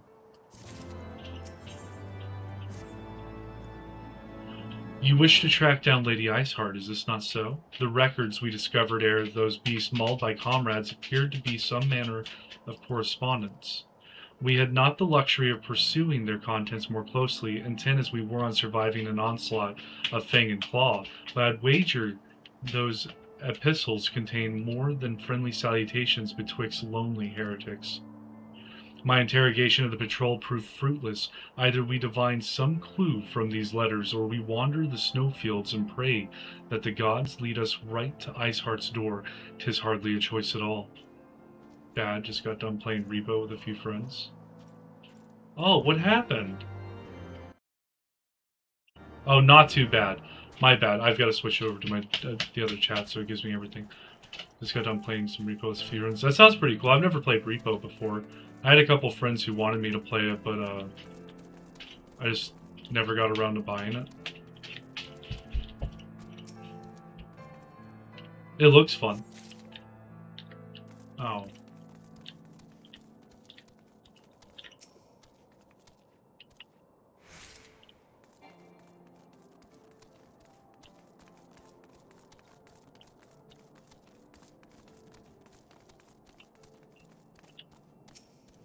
I don't remember slaying that one there.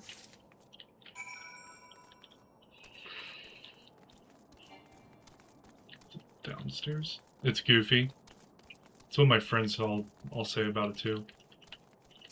And it's like kind of scary with a goofy vibe. Have you recovered much of the heretics' correspondence? Yes. Splendid. Added to the contributions from Master Alphino and Sir Estinian, we now have more than a dozen letters. What have we here, then? Every one of these pages is a record of the dealings betwixt the Gorgagne Mills heretics and their fellows in the Ak-Afa amphitheater. There are requests for foodstuffs, clothing, and all manners of provisions. Iceheart's followers must yet inhabit the ruins we had thought abandoned. I thought the Ak-Afa amphitheater was the one that's in Gridania? The Ak-Afa amphitheater, the very place where you witnessed the manifestation of the primal Shiva, was it not? Oh, that's where I know it from. If that is our destination, the journey will be long indeed. The amphitheater lies on the other side of a treacherous tract of ice and snow that cannot swiftly be crossed. Then we must place our faith in the Ethernet. As you may recall, our dear friends Mo and Brita succeeded in recreating the Ak-Afa beacon after it had been destroyed by Lady Iceheart. At the time, it was assumed that the resultant etherite would only be temporarily viable, but given that the heretics of Gorgogne Mills seem to have been in regular contact with the Brethren of the Amphitheater, I'll wager it still functions. I suggest we make for the Aetheryte within Snowcloak without delay. Correct me if I'm wrong, Estinian, but in the course of mapping the Snowcloak tunnel system, a passage was discovered leading out into the Western Highlands, was it not? Might it be possible for us to reach the Aetheryte from this side of the wall? It should. House Durandare posted soldiers at the Western Highlands entrance after the tunnels were cleared, but they will not deny us entry.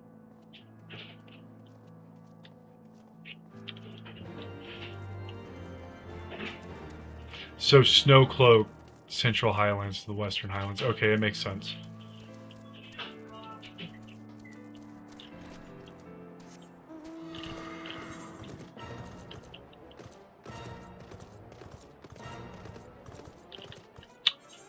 This is marginally closer.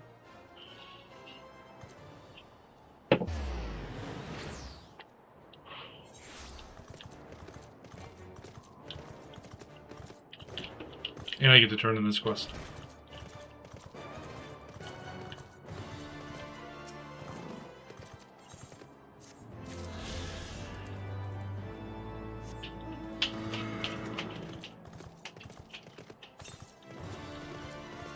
Oh, that's close.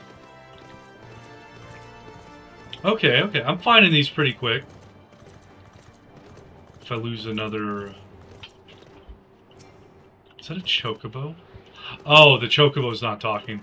For a second I thought there was a talking chocobo over there. This is more than quack.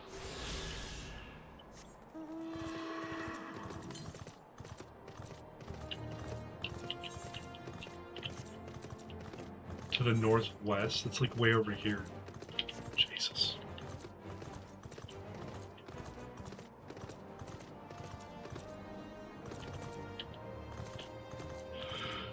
Hmm.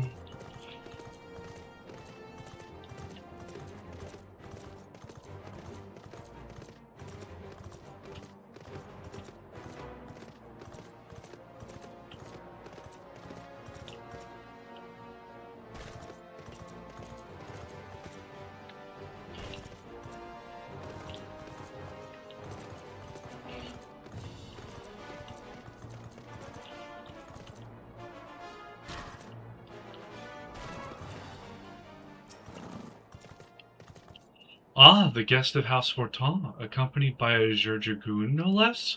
I cannot imagine what brought you out this far, but you are welcome to enter the tunnels if that is your will. Assuming the Akafa beacon still functions, and we must pray to the 12 it does, we shall arrive at our destination in mere moments. Though I do not expect to be greeted by the primal Shiva, we should nevertheless be prepared for a frosty reception. The heretics are not like to rejoice at the appearance of uninvited guests, particularly ones with art history. That's fair.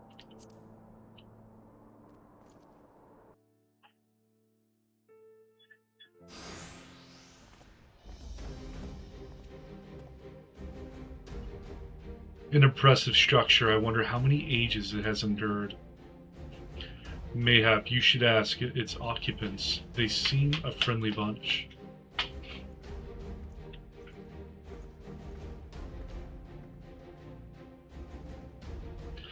Dogs of Ishgard, is it not enough that you banish our beloved saint? Will you not be satisfied until the ice is slick with the last drops of your blood? Of our blood? Stay your weapons. We come under the flag of parley. We wish only to speak with your mistress that we might broker a peace. Do you think us fools, boy? It will take more than honeyed words to earn our trust.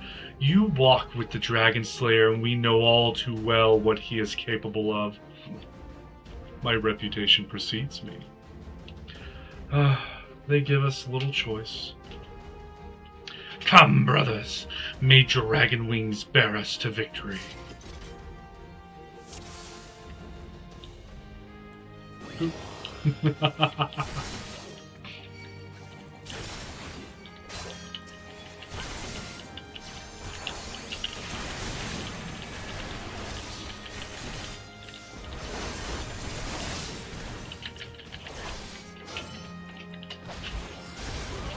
How disappointing.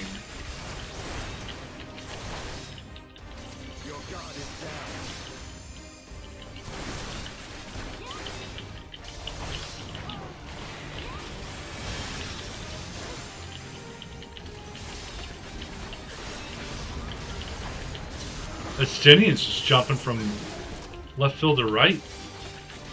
And he turned into a dragon. They partake in the blood of the dragons.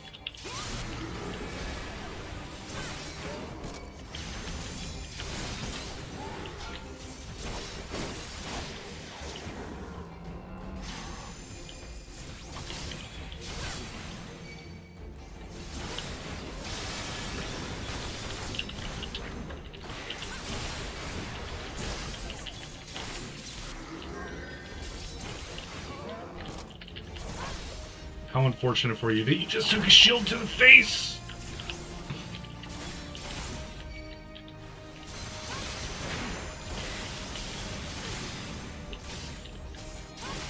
Of the first line.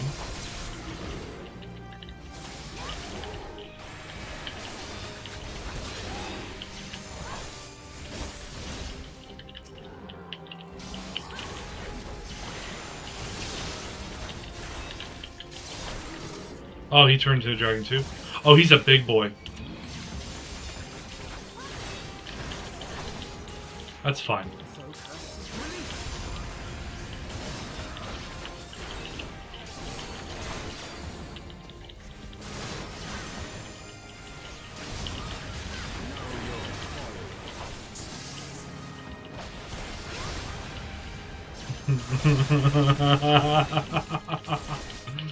That's gotta be upsetting. Watching your first line guy go out. Oh, I can't stun him. You didn't even get to transform. That dude just got beast moded. They fight like demons. 'Tis death to remain. Fall back, brothers. Retreat to the cinders. We're just gonna let him run away. I see no sign of Lady Iceheart. Would that we could have questioned one of them. What would you ask that we do not already know? They make for the cinders, and so must we. Even should an ambush await us, 'tis certain there will be more heretics to question. The cinders, you say? I confess the name is unknown to me. Mayhap you would be so good as to enlighten us, Estinian? I suspect it is the heretic's way of referring to the Dreaming Dragon, an island of sorts found in the midst of the frozen lake of Ashpool. Some 500 years past, 'tis told that the Azure Dragoon of the age fought a dragon of titanic proportions. After a savage struggle, the mighty creature was weakened unto the point of death, and forced into a magic slumber by an entire chapter of the Holy Sea's sorcerers. Ere long, a rain of ash and cinders did begin to fall upon the sleeping serpent's motionless form, covering the creature at length in a shroud of grey. Of course, a thick layer of ice has since formed on top of it, but you may be sure I speak true. A fascinating tale. We should make haste to this Ashen Isle.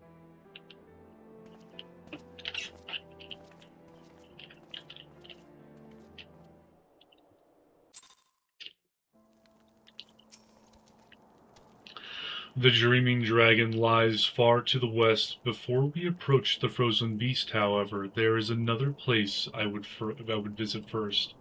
I am told the convictors have set up a camp in Twin Pools. Their leader, Jantela, may have information of use to us. But mayhap you are not familiar with the name either. The convictors are dragon slayers, after a fashion. But I am willing to wager that they encounter their fair share of heretics. If we are indeed walking into a trap, I would learn all there is to know of our foe. A sound suggestion. Let us speak with these convictors, then, and temper our haste with a measure of caution.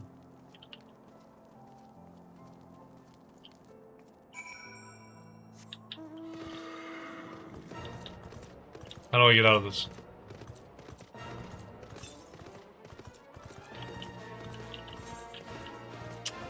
Oh, looks like we're going to the Aetheryte.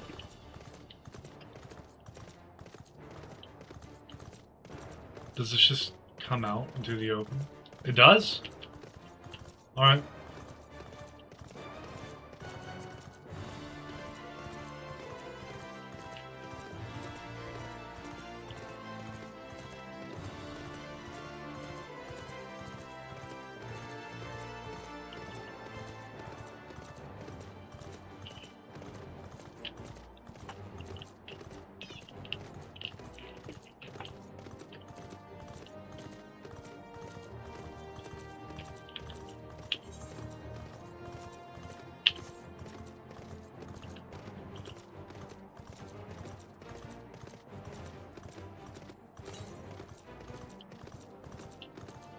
We're halfway there. Living on a prayer.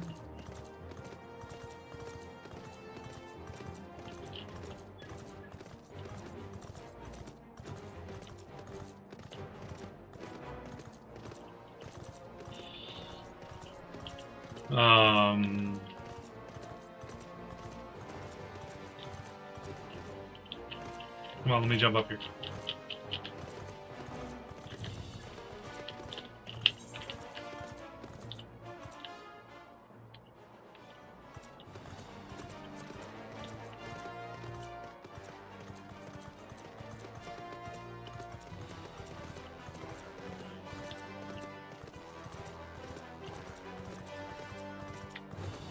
Here we go.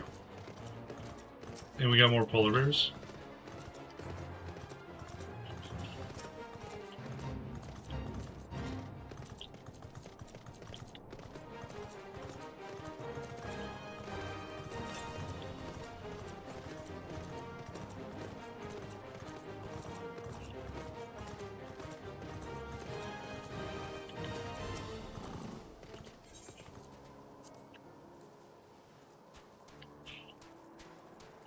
Gentilo.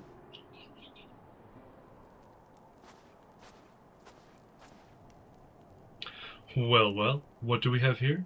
Hoping to join the esteemed ranks of the convictors, are we? The hard-eyed lass looks promising, but you have a frail look about you, boy. I give you 3 days ere the wilds claim your corpse. I beg your pardon? Be not so quick to judge. I have seen this frail youth fell heretics with a flick of his wrist. And who are you to question my... By the Fury! That armor, that lance, the Azure Dragoon himself graces our camp. Pray forgive my disrespect, sir. I am Jantalo, leader of the convictors and fellow slayer of dragons. May I ask what winds, fair or foul, carry you into our humble camp? We're hunting heretics and trying to find Iceheart. Can you help us? Ah, Lady Iceheart it is. I know her by reputation, but I'm afraid I've seen naught of her or her people. That said, my own men can be somewhat lax when it comes to making reports. You may wish to question them yourselves. Thank you, we shall. Mars is sending a let's make our way through the camp and see what information there is to be had.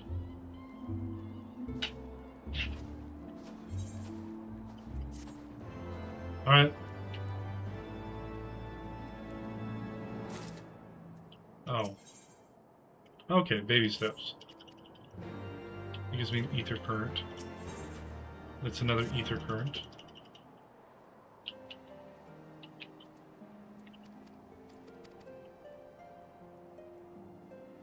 This guy had a lot to say for an ether current. Surely one of these people will have encountered heretics while out hunting. Pray speak with as many as you can, Mars. Nah, I know of no heretics. Do you honestly expect me to keep track of every Raltimo, Verimont, and Bertanet that wanders in and out of camp? Yes? Are there any heretics in the area? I have not the faintest idea. Why a heretic could pass under my very nose, and I should be none the wiser. I hunt dragons, my dear lady, the big ones. Forever do I scan the skies for signs of my prey. I care not for the miserable creatures that scurry upon the ground.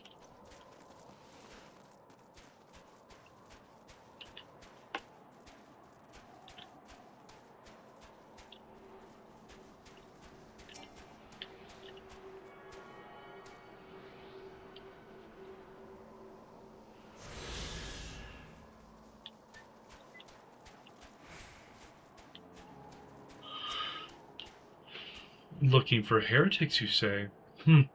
Well, don't you go and bother Periquet or someone. I've enough trouble keeping these preening fops fed and clothed as it is. 'Tis no business of mine what folk do to themselves out there in the wild. So no one's of help. Periquet. Sumat, I can help you with some, milady. Heretics, is it? Well, I've never seen one myself, but that ain't to say I haven't heard a thing or two. We would be grateful for any information you can share with us. The gods know we've gleaned precious little from talking to the rest of these people. If it please me, Lord, I'm Periquat's soldier by trade, though not much of one, if I'm honest. It weren't for the love of stabbing folk that I took up the spear, see? No, it was by order of Sir Jontalot's father. Still, as long as they keep paying me wages, I ain't fussy as to what they have me do. Not everyone's as patient as me, though. Plenty of low-born lads who get pressed into service start grumbling before they've seen their second battle. And once they've got to thinking how unfair it all is, it don't take much for the heretics to turn their heads. From what I hear, the simple promise of freedom tends to do it. That may explain how Lady Iceheart was able to expand her following so swiftly. Sad to say, some mates of mine gobbled down the heretic stripe and asked for seconds. Told me they were off to the Western Highlands to light a signal fire. That's how you let the heretics know you're serious about joining their ranks, apparently. Send up some purple smoke and the bastards come to you. Is that so? Why then, I am minded to start a fire.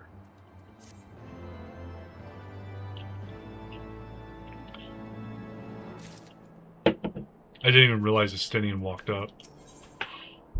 Ooh, we're getting one out of this too. Ether current. If we are to lure out our foes to our position, then we must find a means of producing a signal of purple hue. As it so happens, I once heard the tale of a trapper who dropped the hide of a woolly yak onto his campfire. Aside from the terrible stench, the story also described in detail how the smoke from the smothered flames was tinged a deep violet. You are a monster hunter of some note, are you not, Mars?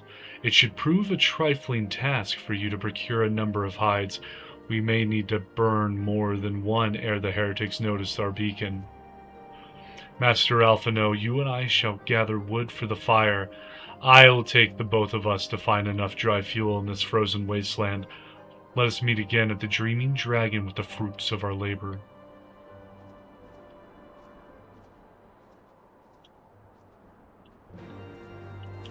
Do you also give an aether current? You do, and food. I'll help you guys, even though I care not for what you need help with.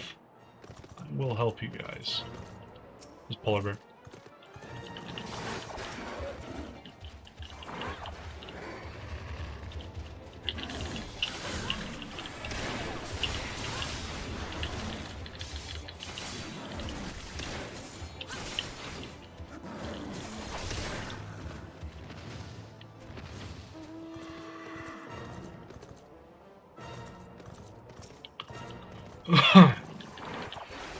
How many rooms do I need? 3?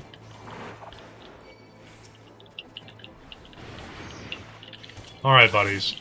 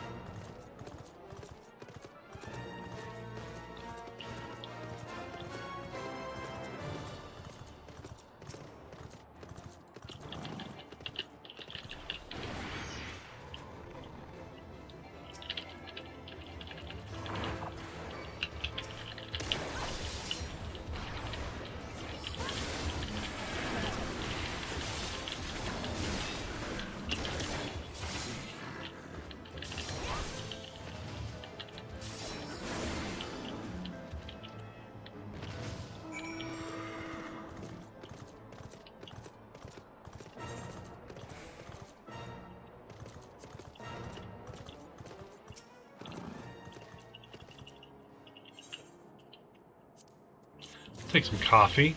It's nice. Yeah.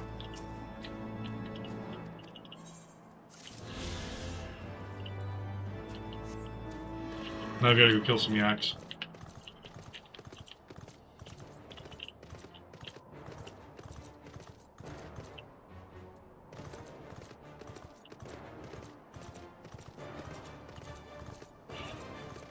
How far away is... Oh, she's up there.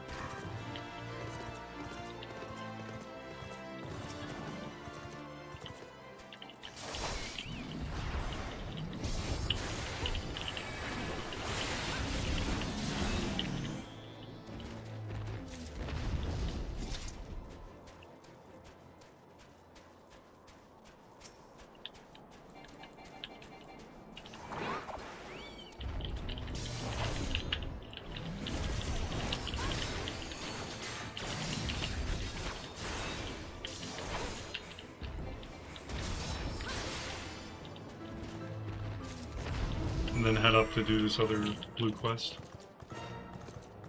Oh.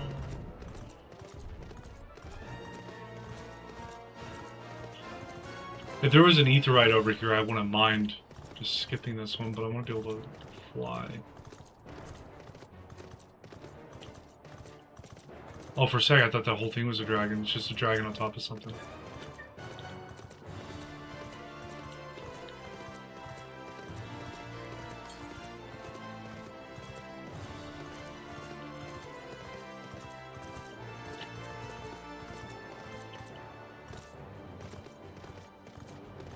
Oh, this is a whole fortress.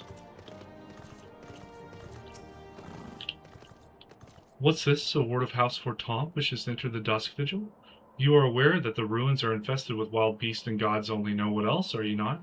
Why, just the other day, one of the convictors claimed to have seen a massive winged beast, not a dragon, mind, but something altogether different. But far be it from me to deny an esteemed personage the opportunity to kill herself in new and exciting ways. Pray, go on ahead.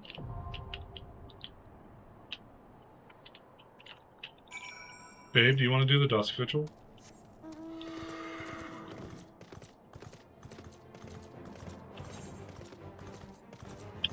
Are you in my Discord still?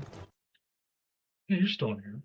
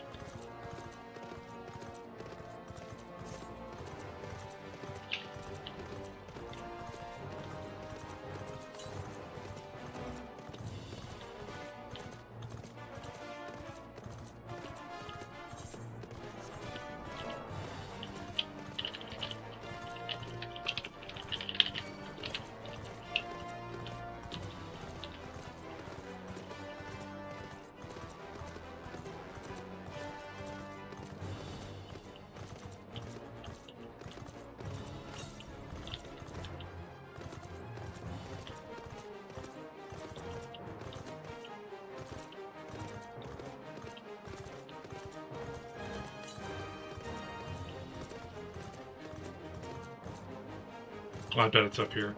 That makes sense. There's definitely someone up there.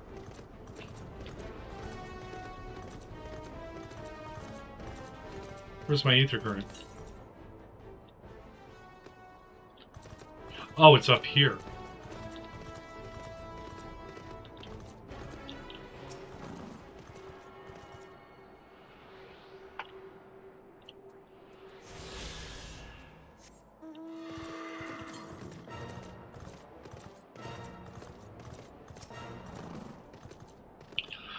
Twould seem that collecting firewood is a new experience for Master Alphino. His must have been a privileged upbringing. Ahem. Have you the hides we need? Yeah, I got you some yak hides. We got the hides.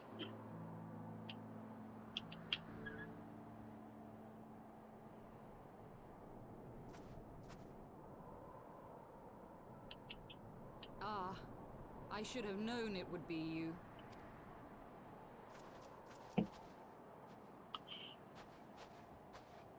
Word reached me of a struggle with a small but well-armed band of trespassers. Forgive my comrades their hostility. Few come here uninvited, and fewer still with good intent. Now, tell me why you are here.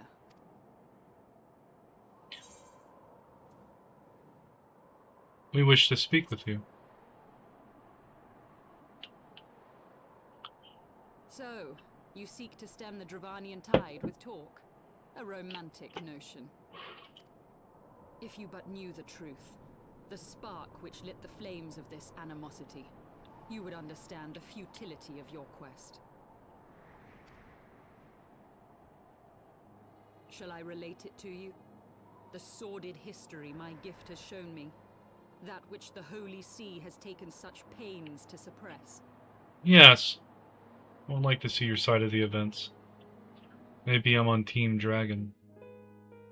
'Twas more than a millennium past when an Elezen tribe first sought to claim the lands of Kurthas as its home. Unfortunately for them, Kurthas was already home to dragonkind, and they were not inclined to make way for the invaders. Thus did a bloody war begin.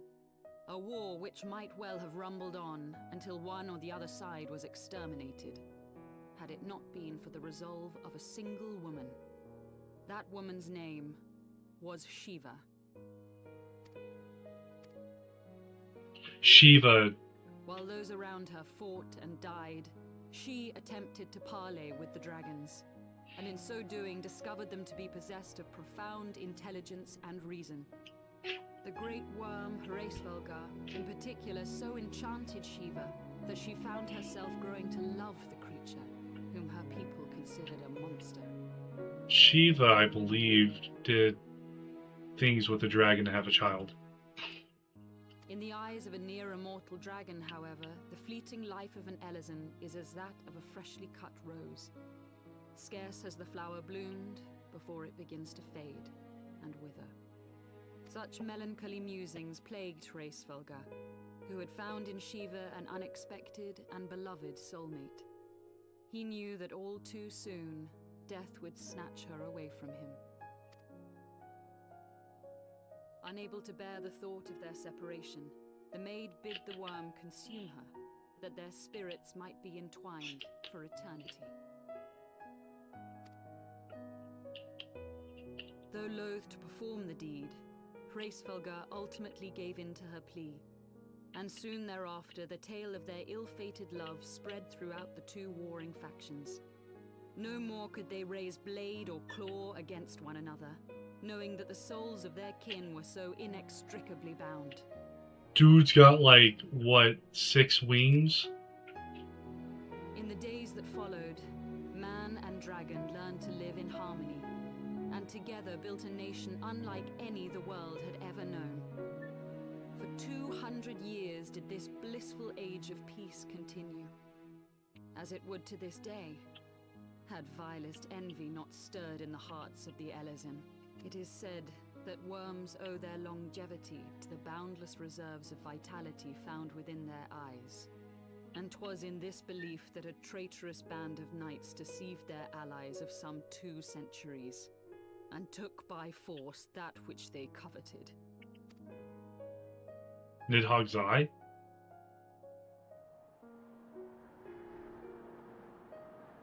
Nidhogg, he who now stands poised to unleash his wormlings upon Ishgard, was the great dragon who lost an eye to Elezen treachery.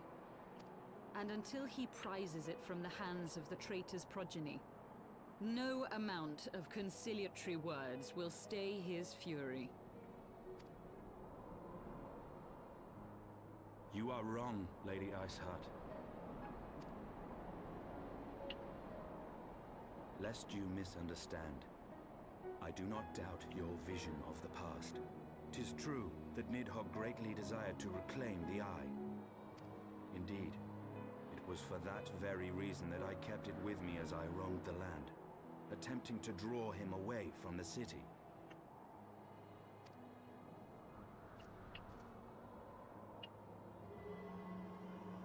That's a small eye. Good gods! Until recently, Nidhogg seemed unable to resist its allure and pursued me relentlessly. Needless to say, that is no longer the case. Now, it would seem, he has fixed his attention on Ishgard itself, though he knows full well the eye does not reside there.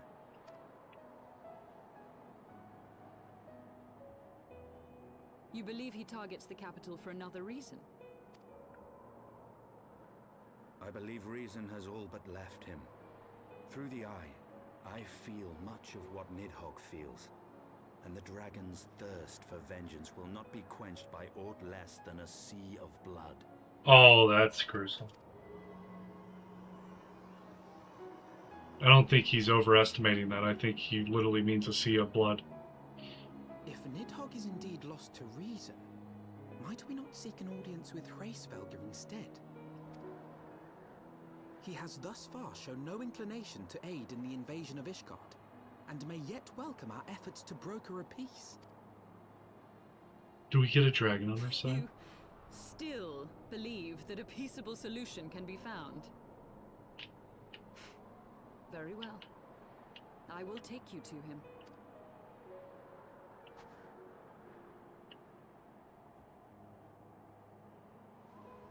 Our road will lead us to Dravania, the homeland of dragonkind. There we shall ascend unto the clouds, where Hraesvelgr resides.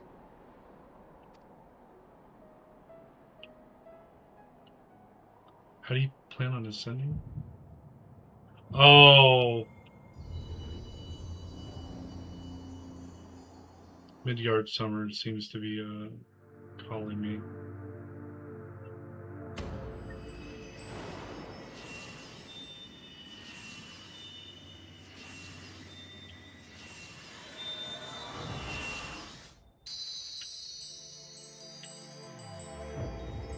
Wait, am I coming back to the fray? Am I actually the Warrior of Light again? Is that what that means?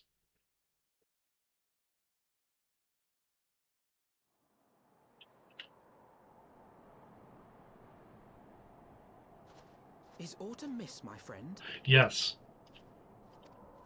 Vinfilia knew. I sense the many battles are beginning to take their toll. Rest a while, and should you lose sight of us, Dravania lies beyond the mountains to the west.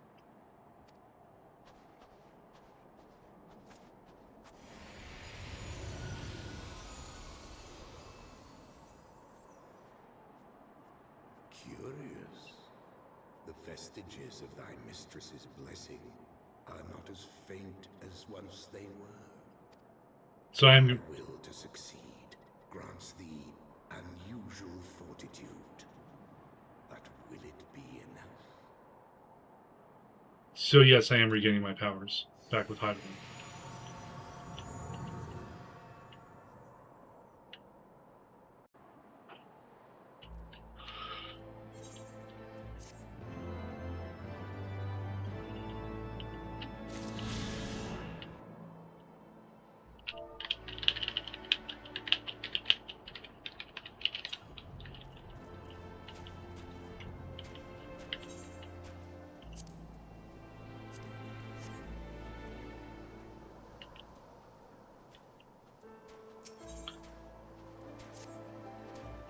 You are Mars, yes? Pray address me as Isel, if you wish. 'Tis passing strange, is it not?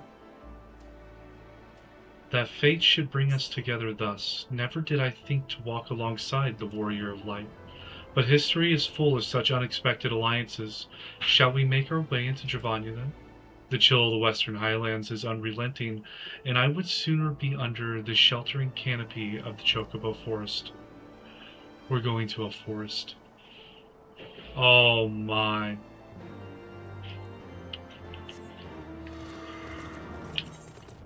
So it's off to the west, it's right here. So it's set under like duties, I think.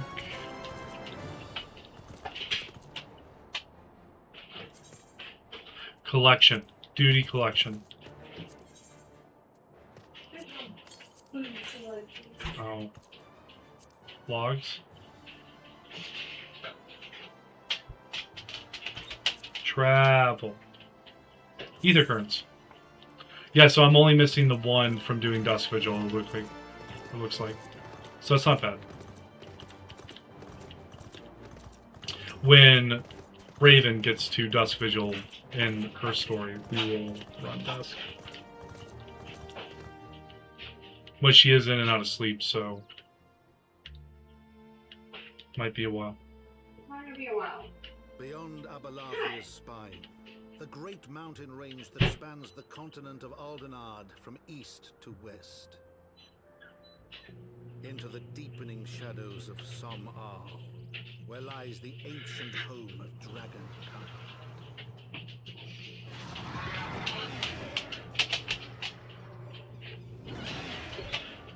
To a land where the soil slithers and the skies seethe with sinuous shapes, they came.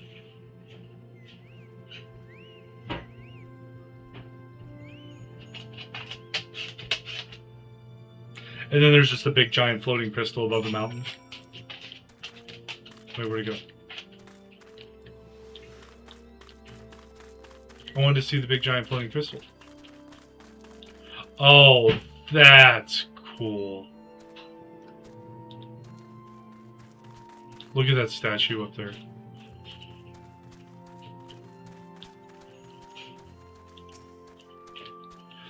We now stand on the threshold of Gervania. The path to Somal will take us far to the west, beyond the embrace of the forest branches. It will be a long and demanding journey. Might I suggest that we take our rest at the village up ahead, and see that we are properly provisioned? There is a village here, but I thought these lands the sole domain of Dragonkind. Why would anyone choose to live in so perilous a place? The wild chocobo's tail feather was built by hunters who make their living capturing and selling the beast. Their leader, Marsichamp, is an acquaintance of mine. Being a gregarious sort, he will no doubt welcome our arrival, and he will also possess more recent knowledge of the road we seek to travel. I trust there are no objections. Only 'tis this ceaseless chatter. If we are to meet this acquaintance of yours, let us do it before Ishgard burns.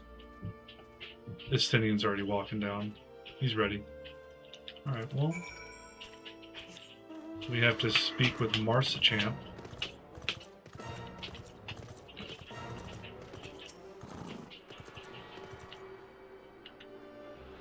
Oh, there's the village gate.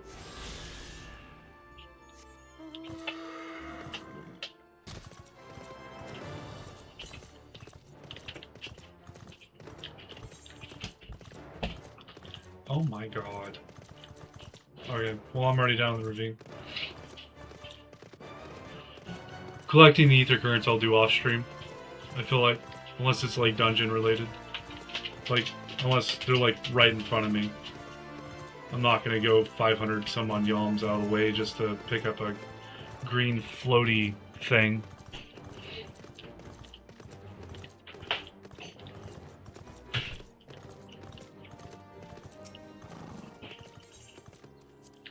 But I will be attuning to the crystals, because the crystals, I know you guys like the crystals. Let's attune. Oh, attuning. Oh, yeah.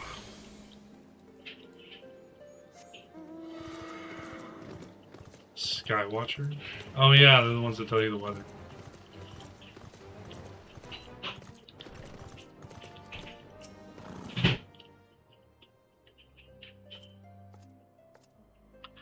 Well, tan my hide and call me Leatherface. We have visitors. Oh ho, and if it ain't the lovely Azelle, it's been too long, girl. That it has, Marsichamp, that it has.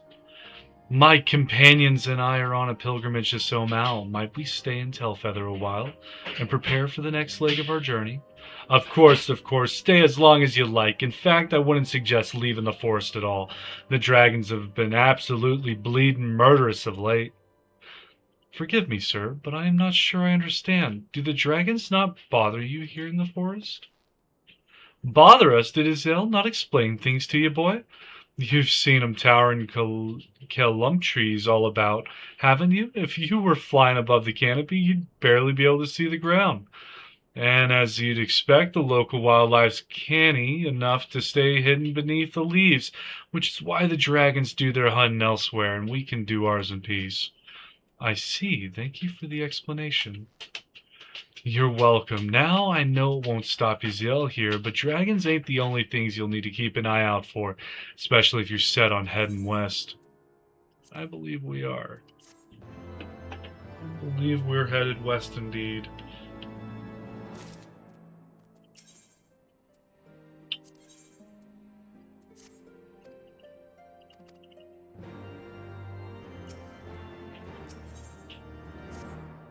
I dare say you're wondering what could possibly be worse than dragons, eh? Well, I'll tell you, the bloody nath.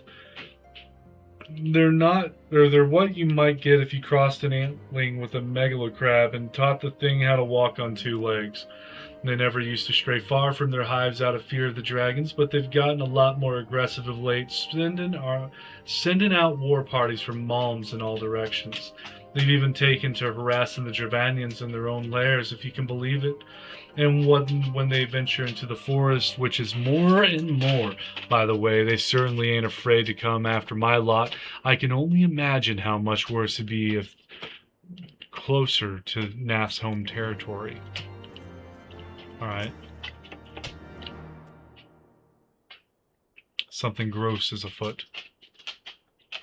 'Twould seem that much has changed in Dravania. The Nath were not wont to cause such strife when I lived here. You lived here in Dravania? Aye, 'twas in the time following the calamity. My family was dead, my home was gone, and I had fled from the bitter cold into these lands. I knew not the paths of the forest then, and wandered out from under the protection of its boughs. That was when I chanced upon Hraesvelgr. He had descended from his mountain lair to hunt for food. My exhausted mind could not contend with the sight of a majestic worm, nor the vision of the past his presence visited upon me. Thankfully, Marsachamp found me unconscious of form at the edge of the trees and nursed me back to health, and in Tailfeather I remained for some time. Hence your familiarity with the locals. But I interrupted you. You were saying these Nath were once a peaceful people? Peaceful would not be the most fitting description. They are a fiercely territorial tribe, and any who intrude upon their domain are attacked without hesitation or quarter. Outside the borders of their homeland, however, they were rarely hostile indeed. We were even able to trade with them on occasion. They have changed, then. What of it? We have not the time to creep through the underbrush or on some roundabout route. I say we make straight for Somal and crush any unruly insect we meet underfoot. A more direct path, then. Very well. Let us first follow the trail west out of the forest and make for the statue of the Stained One. From there, we should have a fair view of the road that leads to Somal, shall we? I like Estinian's way of wanting to progress this. Let's just go there. Stop worrying about monsters attacking us. Well, paint me yellow and call me a chocobo. That's Milla's sightseeing log you've got there. Ahem, forgive me, I got carried away for a moment. I am Kester Ironheart, cousin to Millith, and an explorer of sorts, like most of my extended family. When I last spoke with Millith, she told me of an adventure with a keen case of wanderlust, an adventure that I know now to be you. What say you lend me your log for a moment? Don't worry, I won't eat it or anything. There, and yes, there. That should do it, I reckon. It's no secret that Ishgard is home to some of the most remarkable sights in our realm, mind you. I've not seen them all myself, but I certainly know where they might be found, and now so do you, thanks to the notes and rumors I've seen fit to jot down in your sightseeing log. Yes, scores of stunning vistas are just waiting to be discovered. Your legs will not carry you to all of them, though. Should you find a particular spot out of reach, you might consider taking to the skies atop a black-feathered bird. Oh, but if it were to say more, I would be robbing you of the joy of discovering these spectacular views for yourself. Godspeed, my fellow explorer, and may this moment mark the beginning of a tour of wonder. Oh, I just expanded it? Okay. Use your wits and the notes provided to Kester to identify these stunning sights in the proper way to appreciate them, and see Ishgard as the only greatest explorers have seen her. Okay.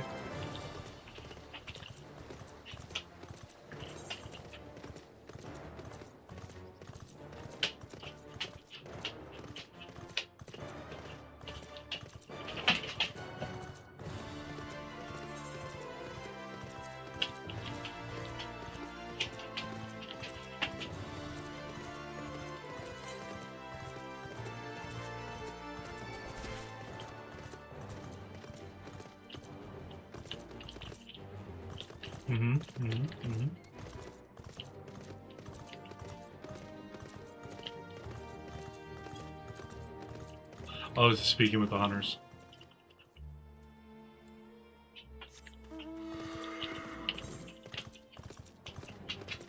Hit this up, and then I believe that's MSQ, where some dragons, yep.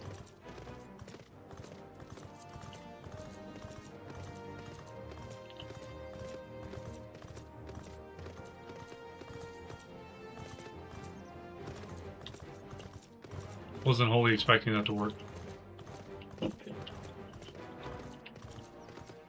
If you guys are enjoying the stream, please give it a like. And if you really enjoy watching the MSQ be completed with my amazingly terrible voice, go ahead and feel free to subscribe, as I will be doing the whole main story quest line with all first-time reactions as to the stuff that happens.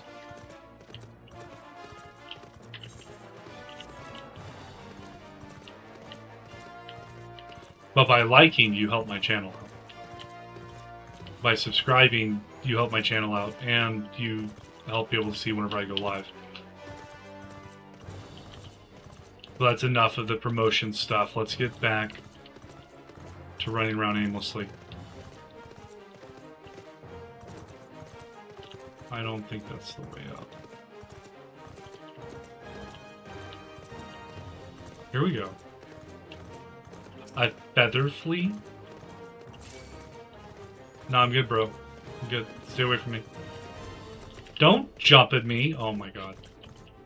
How do I get up here? Oh, there's a path. We go further around.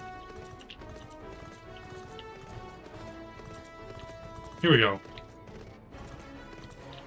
A Bandersnatch. A bunch of Bandersnatches. That looks like a Pantera from Repels. Okay. The kitties are not nice.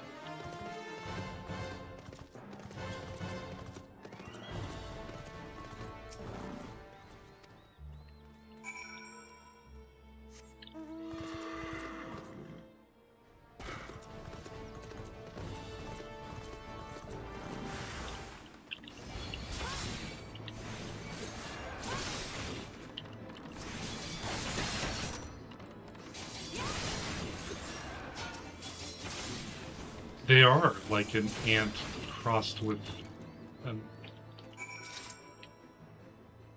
megalocrab. That's a weird face.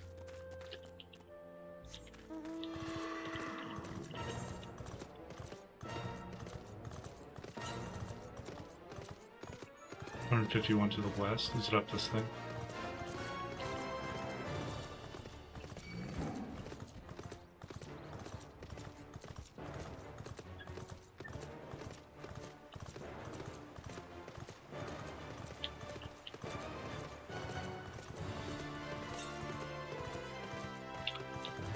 To the southeast. Oh, I just passed it.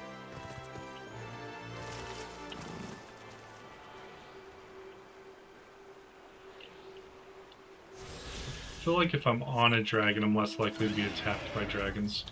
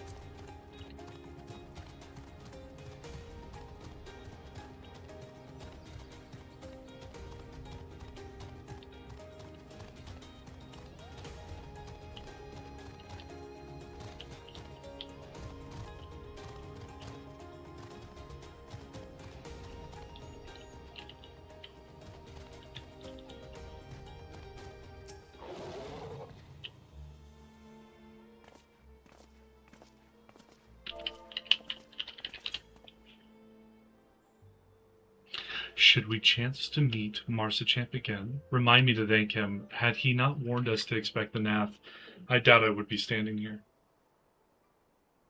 Amid ruins that I would tentatively describe as Ishgardian, the style, if not quite identical, betrays a definite resemblance. You have a scholar's eye, Master Alphino. This structure is, in fact, over 1,000 years old. It is a remnant of the ages when our ancestors and dragonkind lived together in peace. You claim this is evidence of our harmonious past? I was taught that these buildings were constructed by heretics in honor of your Dravanian masters. This rubble inspires no such awe in me. Stubborn fool, how desperately you cling to the false teachings of your beloved Holy See.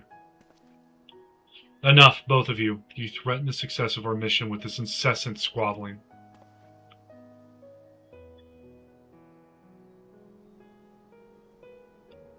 Mars, pray reason with these two.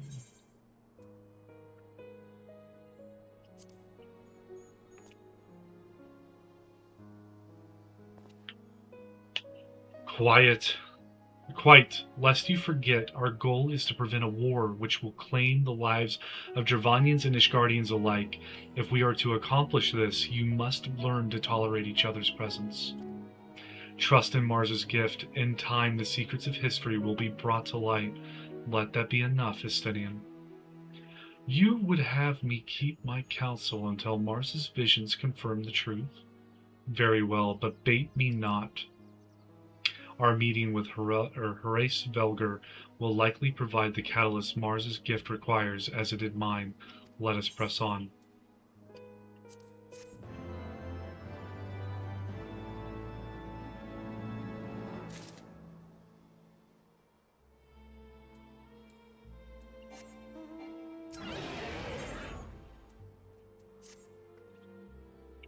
Spy you the 3 great towers to the west. Ishgardians know them as Enk's Shrine. The place serves as a roost of Horace Velger's lesser kindred. If we are to reach the peak of Som Al, then we must first beseech these dragons to open the way, but do not be disheartened. The one who leads them is a friend. Or of rather more concern is the disposition of the Nath. Let us survey the approach to the towers and see if the path is clear.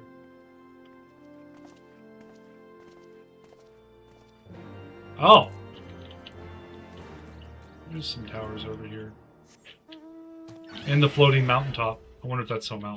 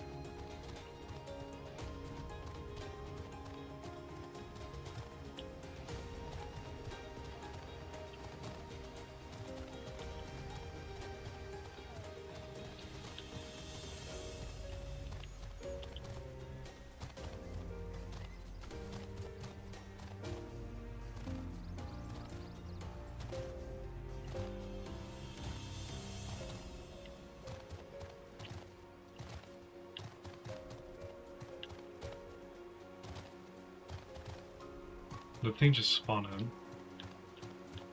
Oh, it's a fake creature.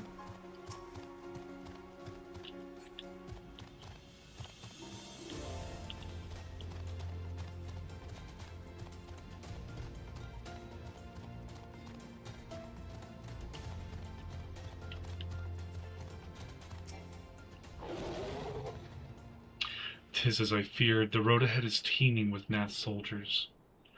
Marcichamp did not exaggerate then. These beastmen have grown brazen indeed if they would threaten the dragons so openly. Do they intend to assault the lair itself?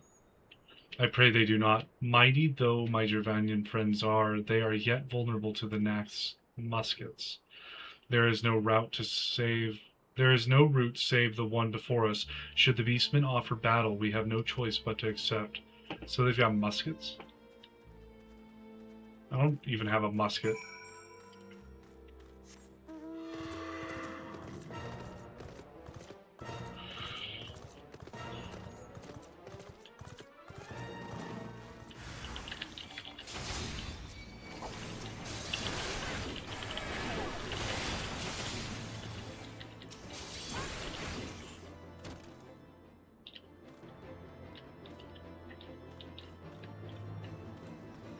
Oh.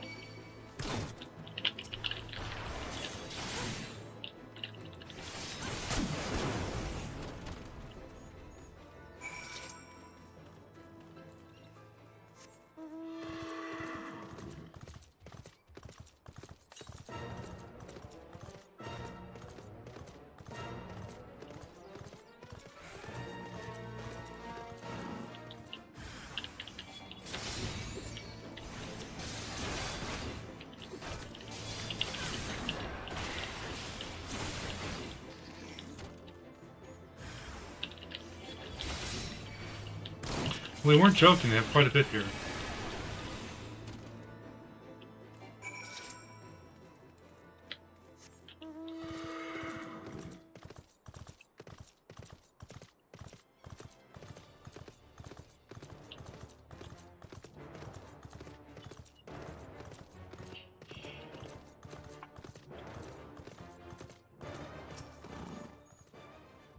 I take no pleasure in killing the Nath. 'Twas to avoid bloodshed that I agreed to join you on this journey. Well, it cannot be helped. We may proceed into the courtyard together, but leave the task of hailing its occupants to me, and keep your lance on your back, dragoon. On my word to the warrior of light, I shall start no fight, only finish it. You truly are beyond salvation. Come then. There's a summoning stone there. I wonder what it does.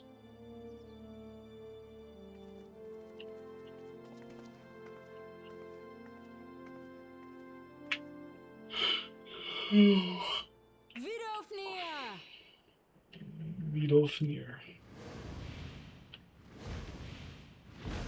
is a medium guy. He's got some big horns. "'Tis thee, little one. From above I did mistake thee for a Nath. 'Tis well I chanced to look again, or thou wouldst now be ash." Dear Vidofnir, how I have missed you. Would that I had come sooner, and not out of dire necessity. "Thou art troubled. Speak that I might know thy plight."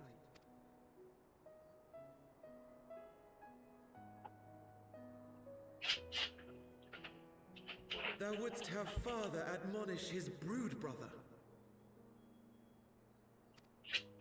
I would end this war without further bloodshed. "How am I to believe thee, little one, when thine own companion beareth Nidhogg's stolen eye?"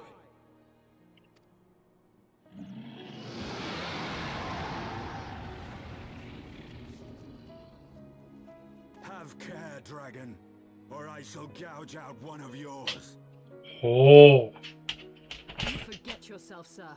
We are here on a mission of peace.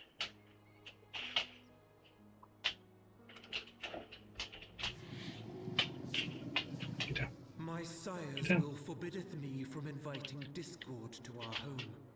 'Tis for this reason and no other that thou still drawest breath, knight." Vidofnir, please. We must be allowed to convey our intentions to Hraesvelgar in person, with words of our own choosing. Grant us this favor, and open the way to Som Al. "Thou hast ever been welcome, little one. But I cannot grant thy wish. I am bound to remain here, and protect my kin from the Nath's god." Oh, the Nath have a primal? The Nath have summoned a primal.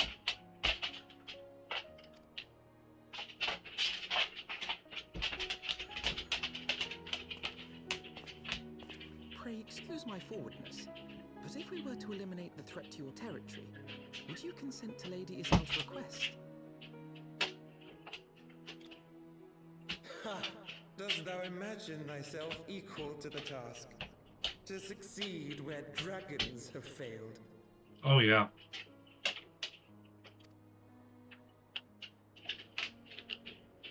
"'Tis beyond thee, mortal, but thou art welcome to try, nonetheless." Only know that idle promises shall avail thee naught. Well, I'll be dead if I don't succeed. You literally have nothing to lose. You get me off your doorstep, even. It seems we have no choice but to make good on Alphino's offer. Why must our every bid for peace breed yet more war?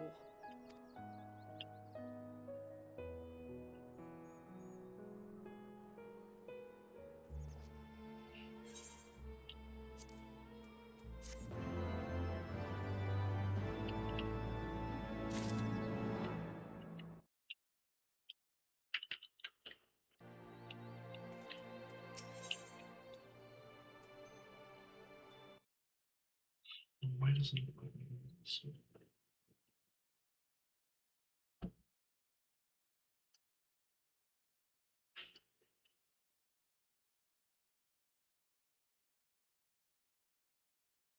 Are we running the dungeon or not? Oh, you're wanting to run the dungeon? Okay. Said in party chat. I just saw it. Calm down. Well, So the Nath has summoned their god, and thus is the mystery of their newfound belligerence laid to rest. Are you not glad, Lady Aceheart? I thought you would applaud them for summoning a primal to further their own ends. After all, you did. I did not reach out to Saint Shiva to further mine own ends. I desired her strength only to forge anew the peace between man and dragon. But what a fool I am to speak of peace to you, a bloodthirsty savage who murders without thought of compunction. Enough, enough, I say. The Nath have truly brought forth their deity from the ether. We must face it together or watch our hopes fall apart. All now rest upon this primal's defeat. But ere we to think of confronting it, we must first study its origins. What is the nature of this god? What manner of faith sustains its existence?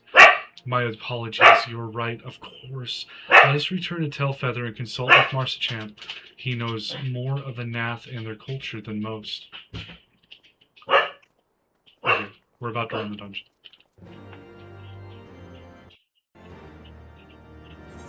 Okay, so it's called Dusk Vigil? Yeah. yeah. Penelope. Chill, girl. She is without you.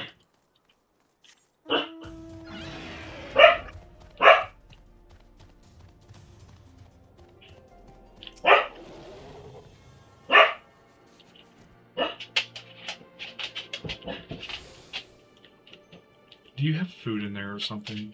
I'm eating my blooming onion. Oh, that's what the smell was. And Penelope wants a bite. She would hate. I don't think she'd enjoy the bite.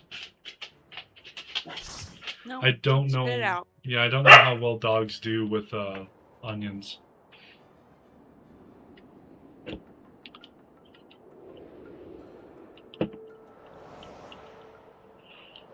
Noonie might eat it. Oh, we got ice bombs? No, Numi doesn't like vegetables.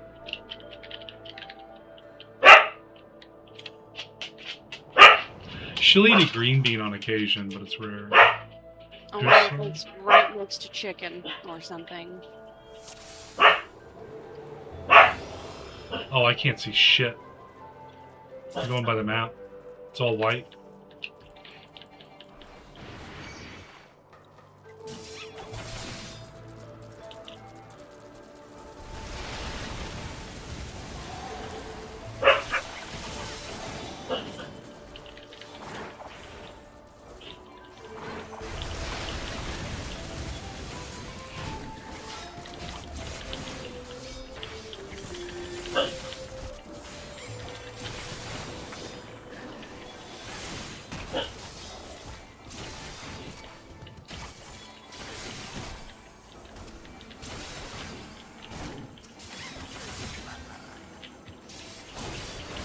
There's like a big old bird over here.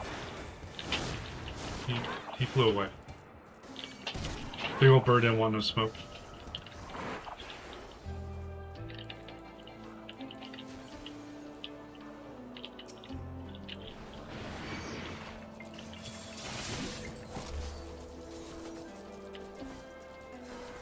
I can't jump over that.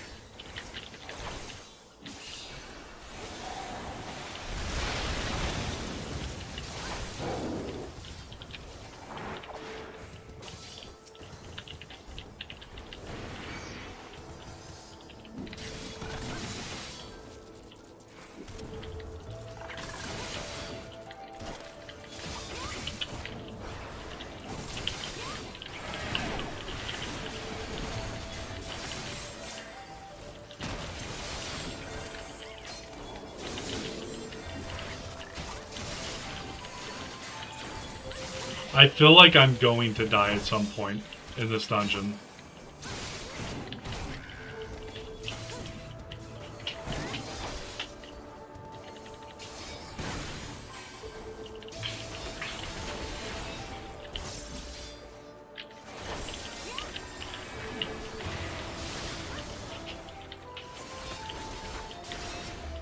A damaged winch. Yeah, so I would like to repair this.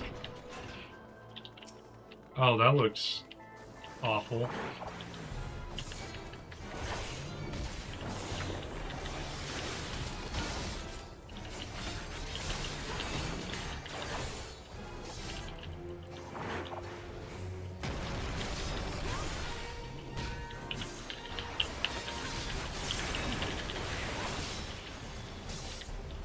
Woolly inspiration. Oh my god.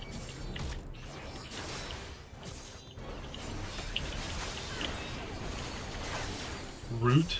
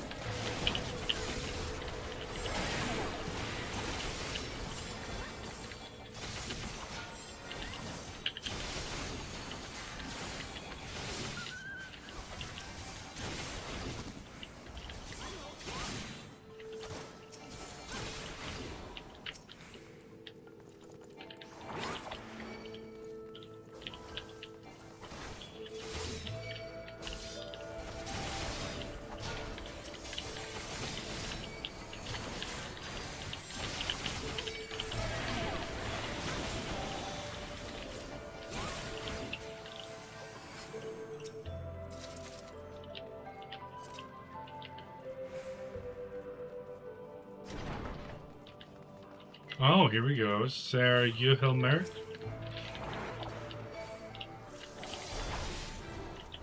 There's a bunch of dead bodies on the floor.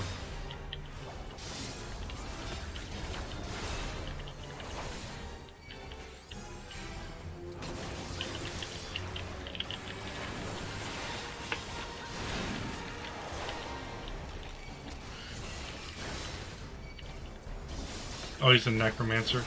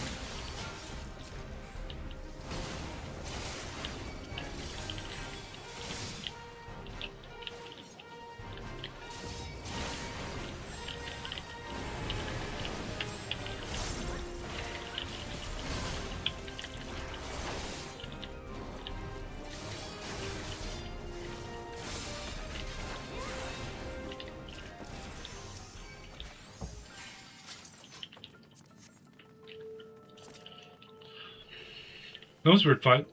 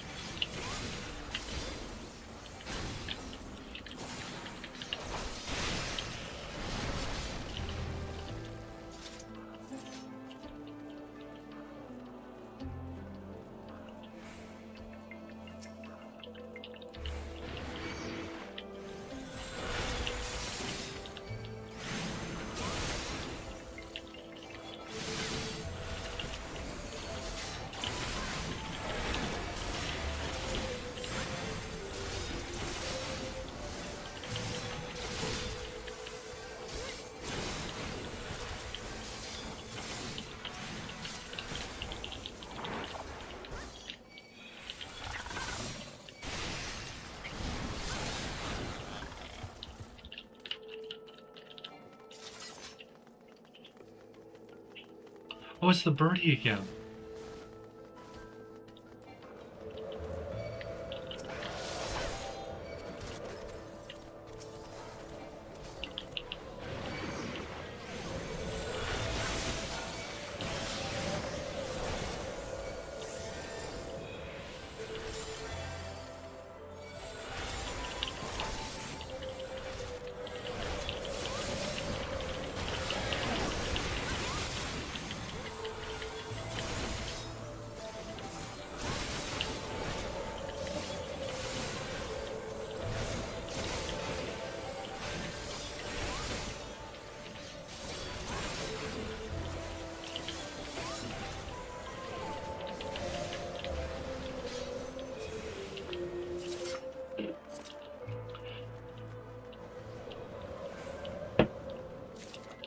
Did we get a key? I suppose we did.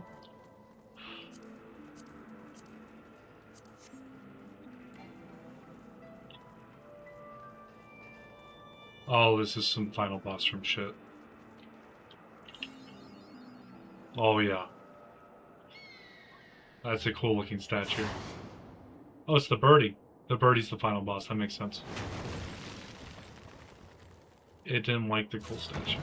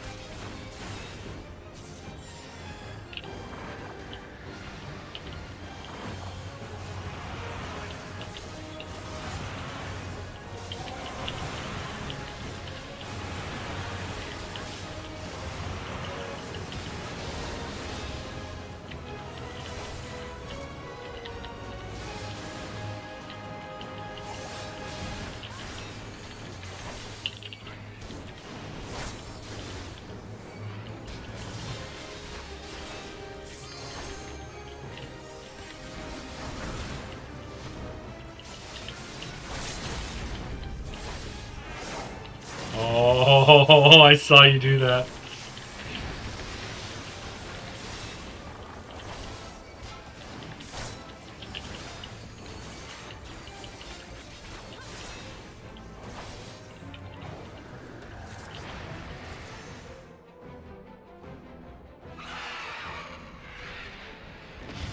Aw.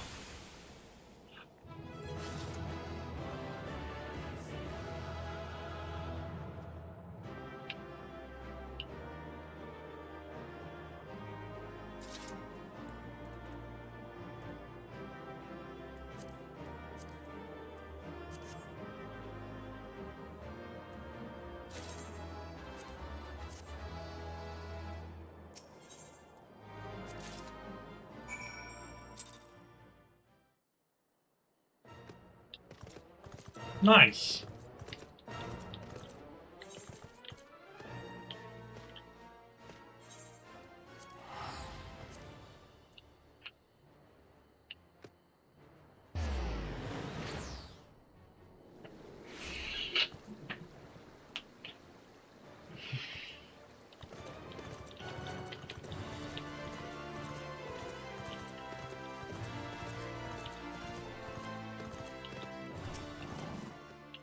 So they've all got issues, but none of them thought to ask me for help. Do they think I'll bite off their heads or something? At any rate, I'd best prepare to round up some birds from each camp. Thanks again for your help, friends. Say, since you've already struck up an acquaintance with my people and all, maybe you'd be willing to lend them a hand. Seems they talk to you of their troubles readily enough. Oh, that wasn't even the MSQ, that was the Blue Plus. Oh, back already, are we? Ah, met the Nath, did you? And what is it you'd like to... Summon to Primal, you say? 7 hells. Well, I don't know bugger all about Nath religion, if I'm honest. Beyond their tradition or trading habits, there never seemed much point in asking. But it shouldn't be that hard to find out. From time to time, we barter with a small hive to the north and west of here. Outcasts from the main tribe. From what I understand, I reckon they'd be willing to tell you a bit about themselves if you give them the right incentives. That sounds promising, and what exactly would a Nath consider to be the right incentives? Oh, nothing your average hunter couldn't scrounge up in a day or two, but seeing as you're in a hurry, you might want to divide the chores amongst yourselves. You'll be a good-sized jar of landtrap nectar, a basket of calaman tree fruit, and always a Nath favorite, a generous portion of young Nanka flesh. I shall gather the fruit. Leaping to the lower branches of these forest giants should present little challenge to me. Then I shall collect the nectar with Master Alphino's arcane assistance, and that leaves you to bring home the meat. You'll need to carve it from the smaller Nankas that live in the rivers. 3 big hunks should be enough, I reckon. Once you've got everything together, you'll need to set it down at what they call the trading post. Here, I'll mark it the spot on your map for you. You have been most kind, Master Marsachamp. Well then, let us attend to our respective tasks and reconvene at the trading post. I need hardly add that the last one there is a rotten Nanka egg. I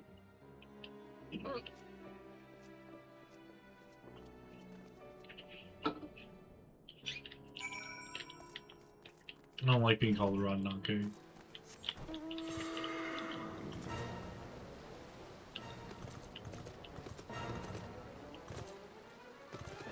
Well, then don't be one. I'm going to try not to be. I'm going to try to be the first one there. You're never the first one there. I know I'm going to be the rotten Nanka egg.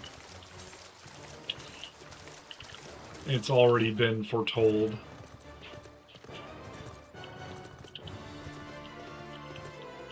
They somehow always beat me to being done with the task, and they never want to help me with mine. No?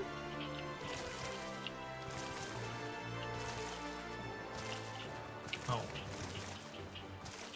And they also like to teleport whenever they walk away.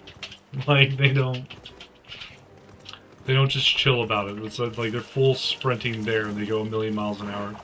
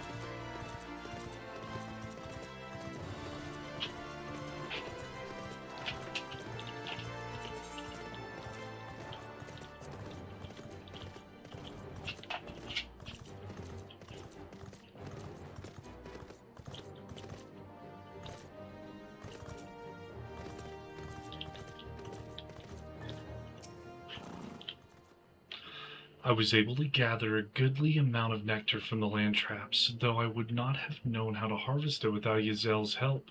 Do you have the Nanka meat? Yes, I do. Splendid. I shall put this with the Stenian's fruit and assemble a suitably generous-looking hamper for the Nath.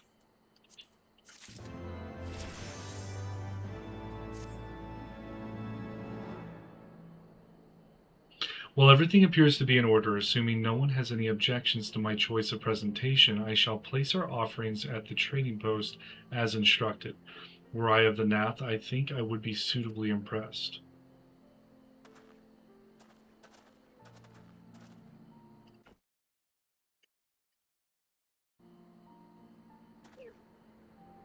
Well, how long must we wait? Should we have sounded a signal or some such?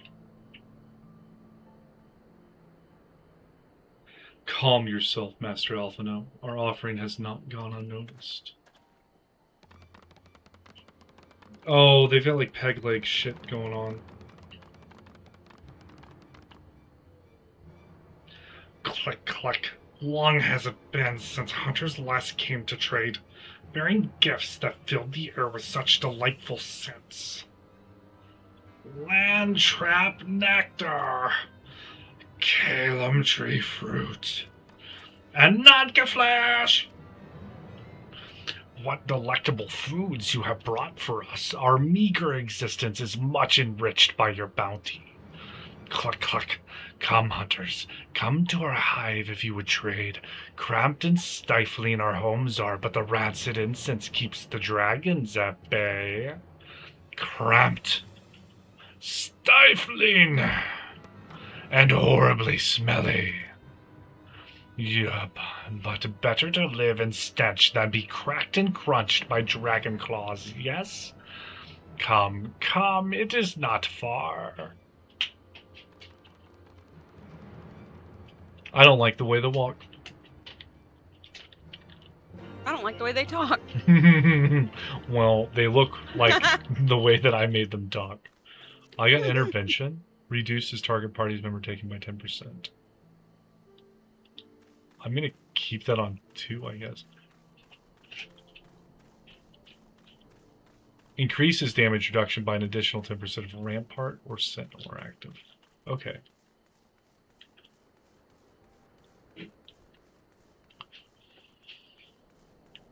I don't know, maybe I should put it on Shift V.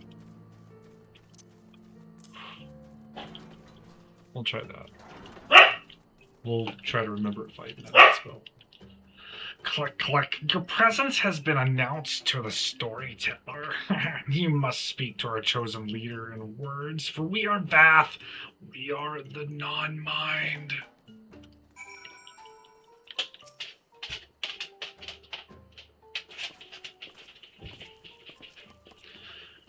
Welcome to our hive, hunters. You have brought delicacies much sought after by our people, and we are much pleased. What would you have in return? Honored Elder, pray allow me to begin by thanking you for welcoming us into your home, and for accepting our humble offerings. My companions and I are come in search of knowledge, specifically knowledge of your people's God. Knowledge alone. What strange hunters you are. But if it is words you desire, then words you shall have. We are the Vath, the non-mind, and to speak is our fate. You will hear the tale of the Nath God, of the God the One Mind summoned into our midst. The One Mind? These are the Nath who reside in the main colony?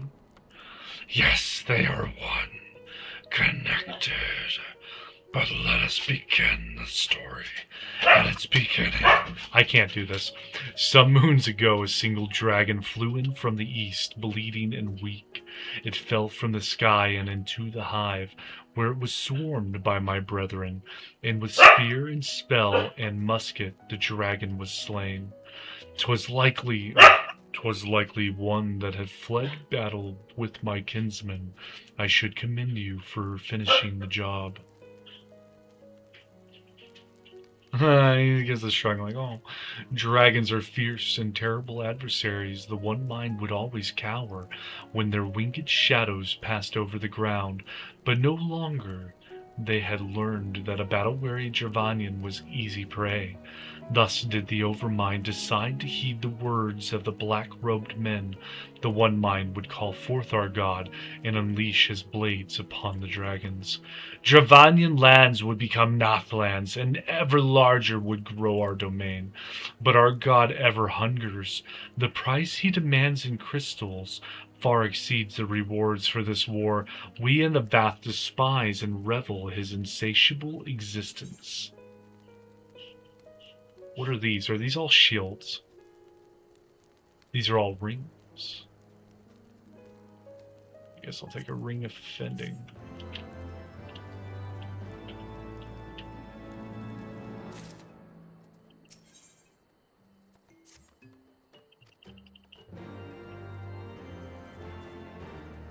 Ezel seems troubled by the nascent war of expansion.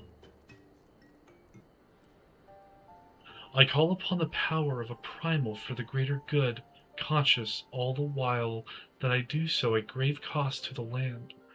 I reason that it is a necessary evil and willingly shoulder the burden of my sin. In suggesting that such crimes can be justified, you may argue that I presume too much, but you must surely see that I am aware of the magnitude of my transgressions. Not so the Nath. They summon their deity for no greater purpose than to expand their dominion. To a scion of the Seventh Dawn, one sworn to eliminate the primal threat, the distinction you draw seems questionable at best, but the fact remains that my own grandfather risked unleashing the power of the 12 in an attempt to prevent the calamity. Thus, while I may not condone your actions, I at least understand them.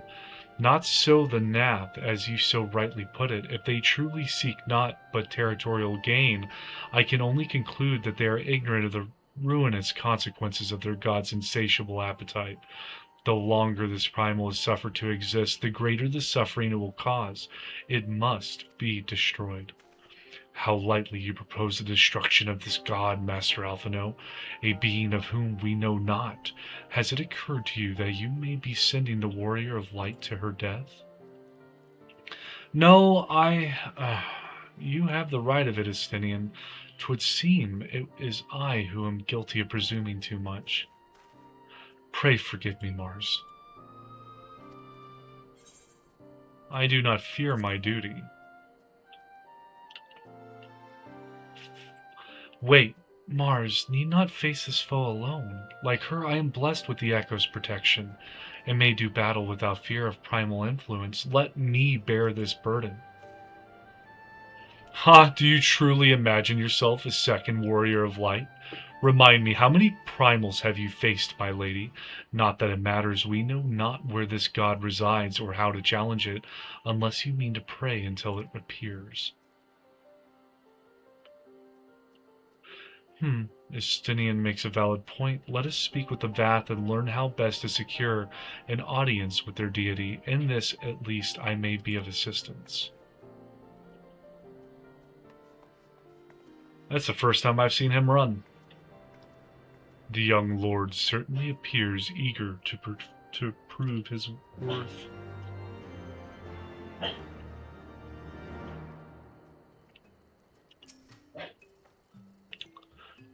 We are Vath. We are the non-mind. We do not hear the one mind's thoughts. We cannot predict their will.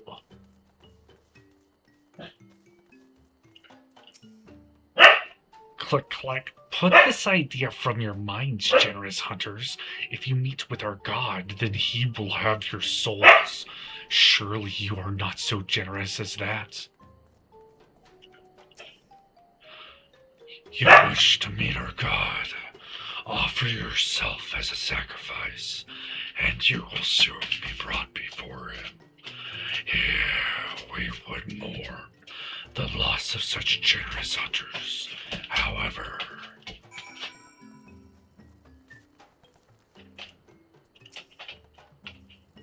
you are generous hunters, yes. Many gifts you have brought, but not enough for all Vath to enjoy. Maybe you could bring us just one more. We are very fond of Naka flesh. Yes, the meat of a young Naka would make a fine repast.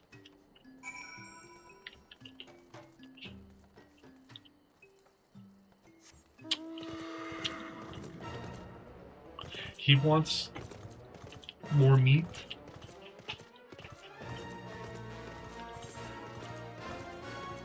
No, I will not accept your teleport, ma'am. I am but busy. Are you on to bed, babe? Oh. Then why are you going to Foundation? Because I'm not in a winter zone anymore.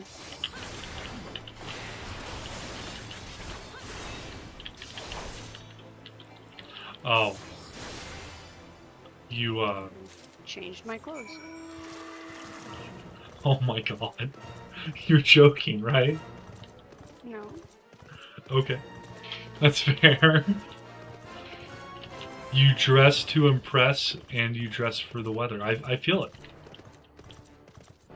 I'm wearing some really cool armor. I actually really like the way this armor looks.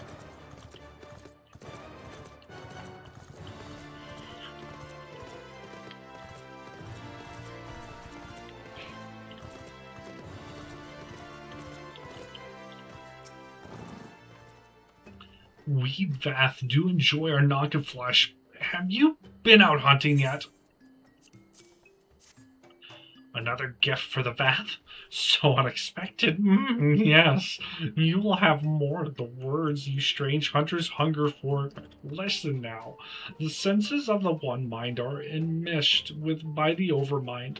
What one sees, all see. What one feels, all feel. Alert a single Nath, and the whole hive is alerted to reach our god undetected is all but impossible. Good information to have, I suppose. The Vath are wont to allude to certain concepts without explanation, but I believe I am beginning to grasp a few of the fundamentals. From what I understand, the king-like Overmind sits at the center of the Nath society, and its presence somehow allows its subjects to communicate without need of word or gesture. These Nath, the ones who inhabit the larger hive, are known as the One Mind, and it was by their combined will that the primal was summoned. Those who reside in the smaller hive, however, are the Vath, or the non-mind, who, for reasons that yet escape me, seem to have been excluded from the telepathic bond which connects their Nath counterparts. Thus are the Vath ignorant of the One Mind's thoughts and intentions, and of the nature of their own god. In summary, we have wasted our time. Not so. Perilous though it may be, the Vath did furnish us with one certain method of approaching the primal, as sacrifices. Should we allow ourselves to be captured in the environs of the colony, the Nath will bring us before their deity to make an offering of our souls.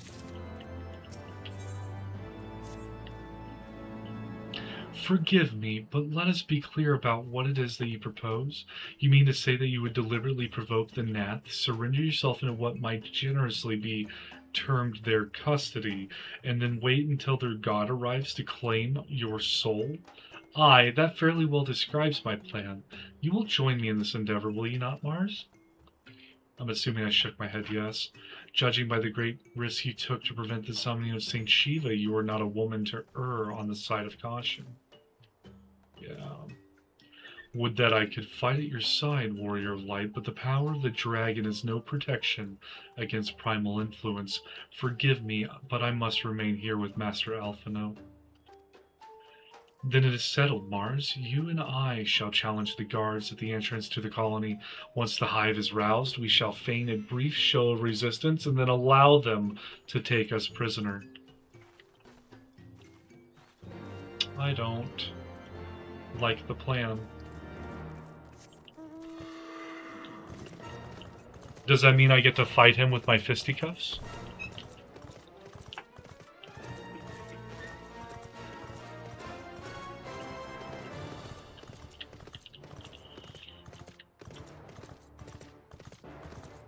Oh.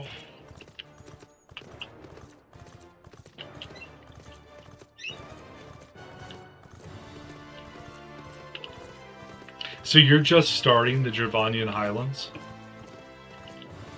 Or what are we called? Forlands. You have been napping.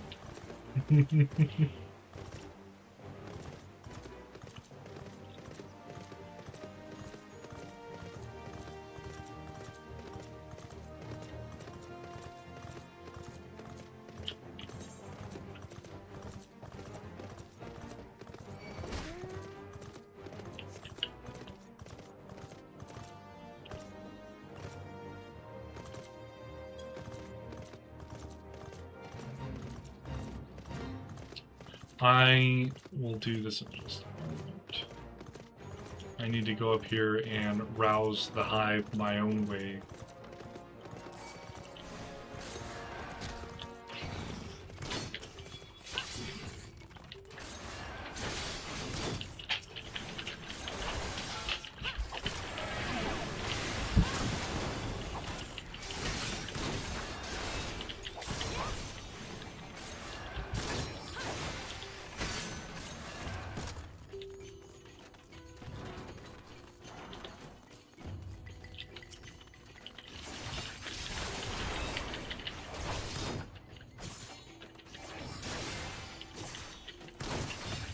Oh, they really do have muskets. He just shot me.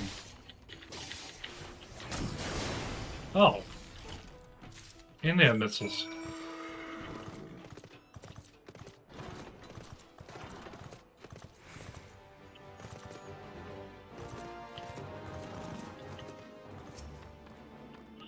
Click, click, intruders, your lives are forfeit.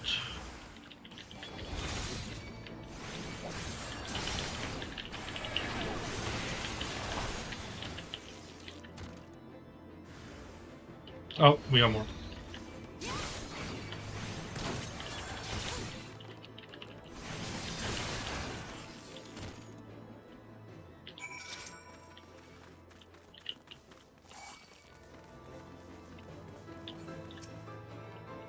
The Overmind must be... oh.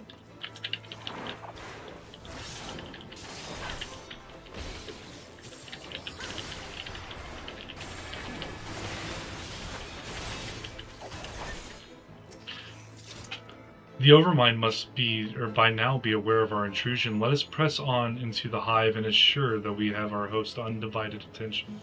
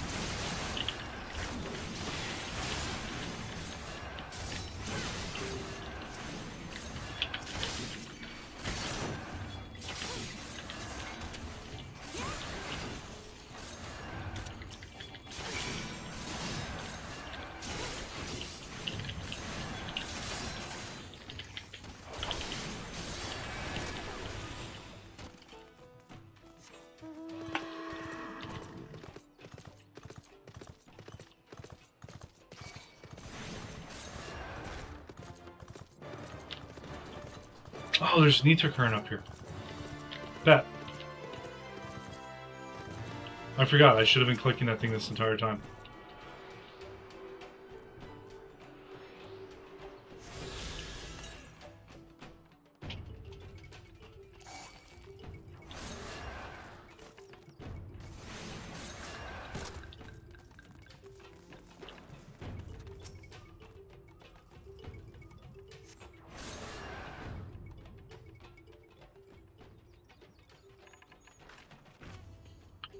That should be sufficient. If we did not have our host full attention before, we must surely have it now. Our audience with the Primal may be granted soon after our capture. Pray advise me once you have steeled your mind for the battle to come.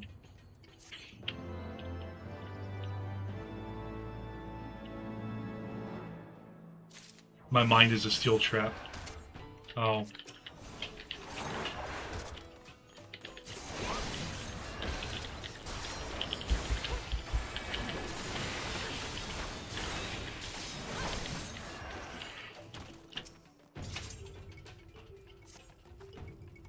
You are prepared then?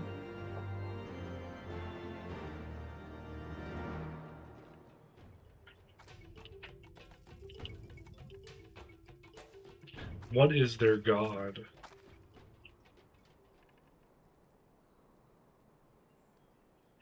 Hold here, Mars. When next the Gath or the Nath come, we offer no resistance.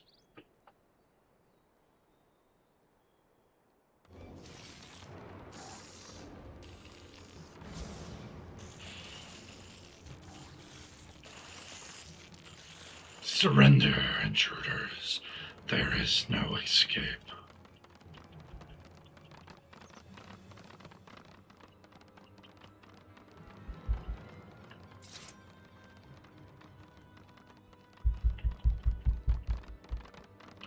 Enough. We surrender. We throw ourselves upon the mercy of your god.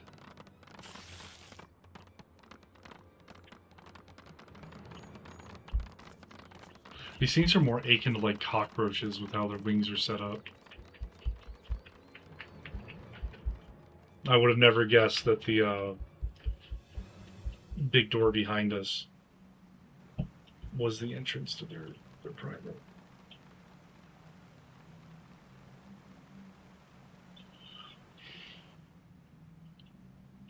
They seem eager to proceed. Good. When they take us before their lord, pray leave matters to me. If what I know of summoning rituals holds true, I shall be well placed to act. Mark the sound of the river rushing through the ravine behind us. Passing loud, is it not? I imagine the noise would serve to mask our escape should we need to withdraw temporarily. But you are prepared, are you not? I do hope so. If I were to be dragged away for sacrifice while you were haggling over the price of potions, I should not be amused.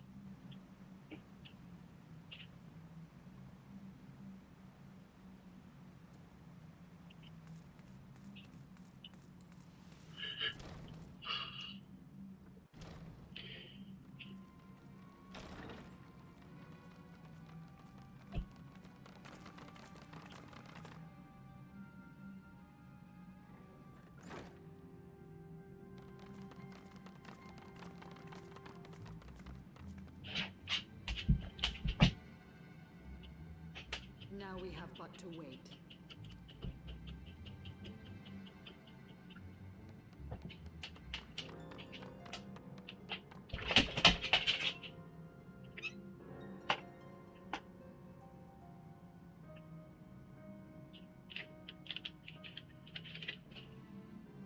O Lord Ravana, master of the sacred blades, wrath of the colony, conqueror of the world, hear our prayer. Pray grant unto your devoted children the gift of your divine presence.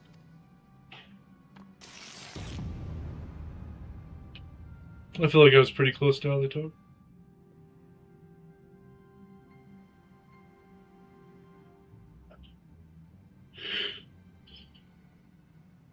He comes. He comes. Ravana. Lord Ravana. Go on.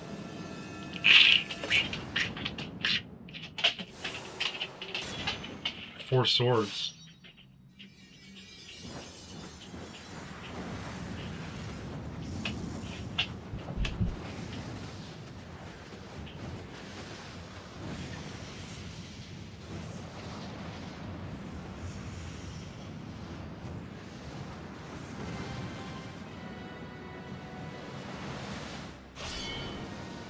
The fuck is that?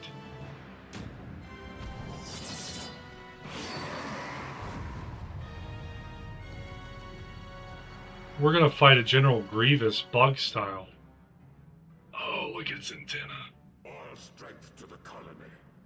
Speak and I shall listen. Oh, glorious General, we have captured intruders and would make unto you an offering of their life's blood. These feeble fleshlings dared to invade Natlands. Hear me, Lord Ravana. My companion and I did not come to contest your children's territory. We wished only to learn the reason you wage war against the dragons.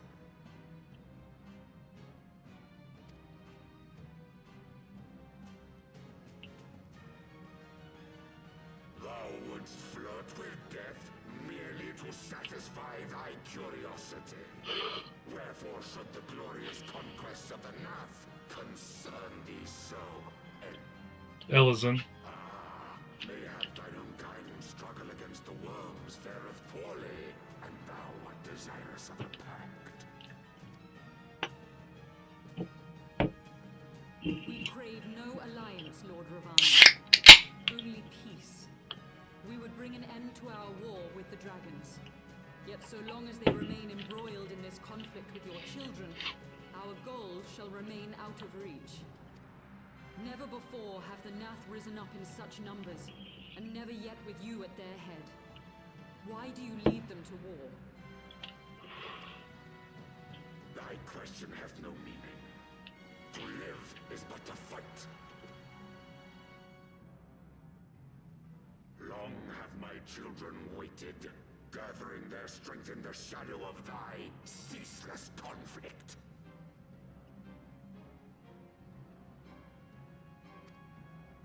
The North would see the Dravanians slain, and their territory secured. And by such fervent prayers am I now given form and purpose.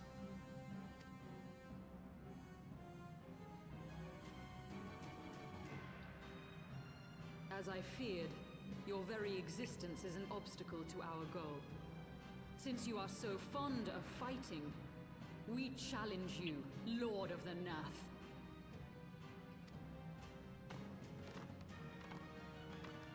And should we emerge the victors, I would have you swear to withdraw your soldiers from Dravanian soil.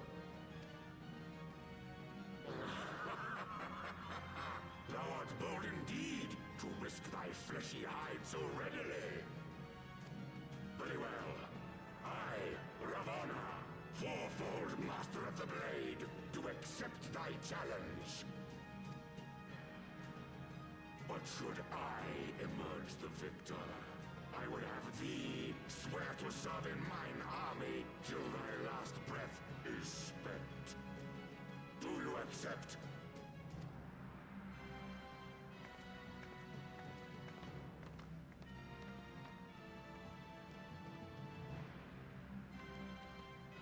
I do. And I believe the first bout is mine.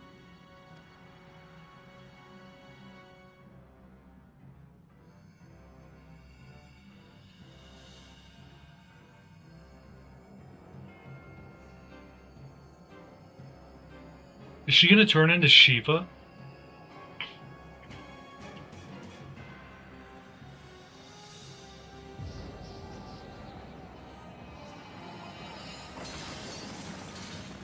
She's turning into Shiva.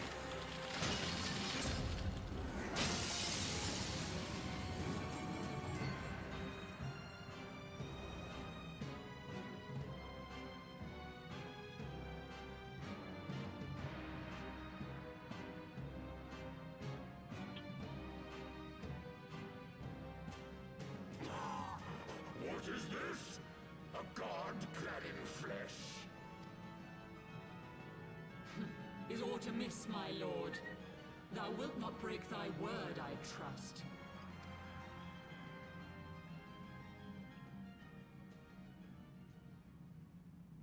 Mine oath is unbending as steel, little goddess.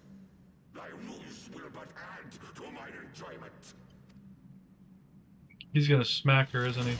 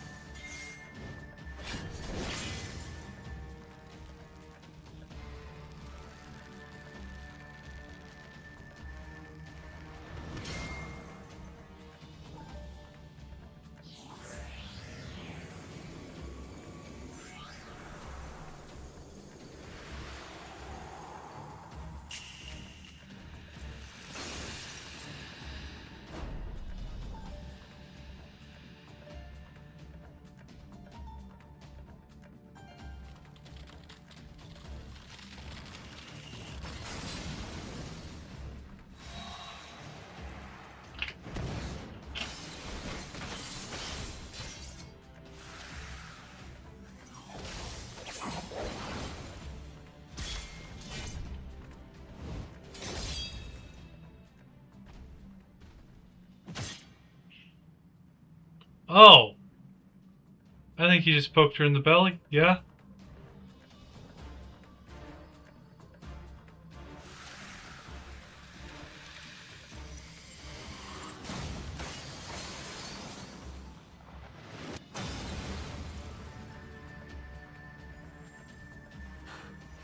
I thought myself stronger. Mayhap with more crystals?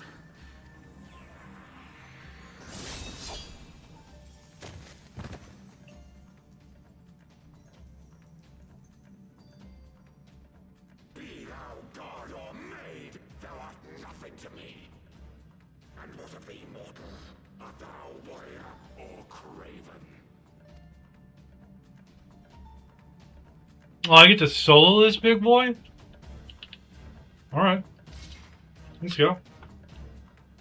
Let's touch swords and shields. A warrior, then. Good.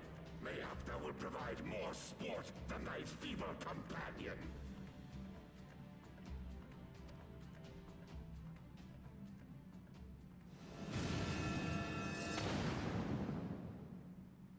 Where are you going?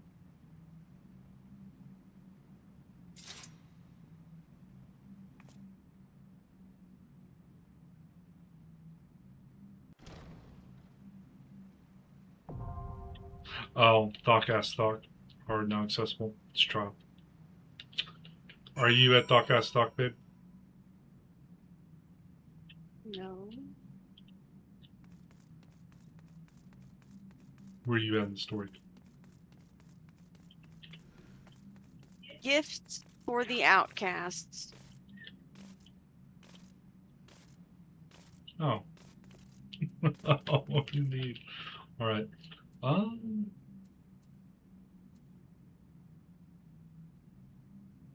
getting ready to do all the Nath stuff you just did. Yeah. I'm gonna go complete some side quests.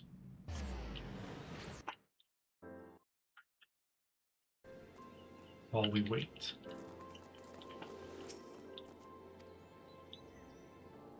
I mean to talk to you.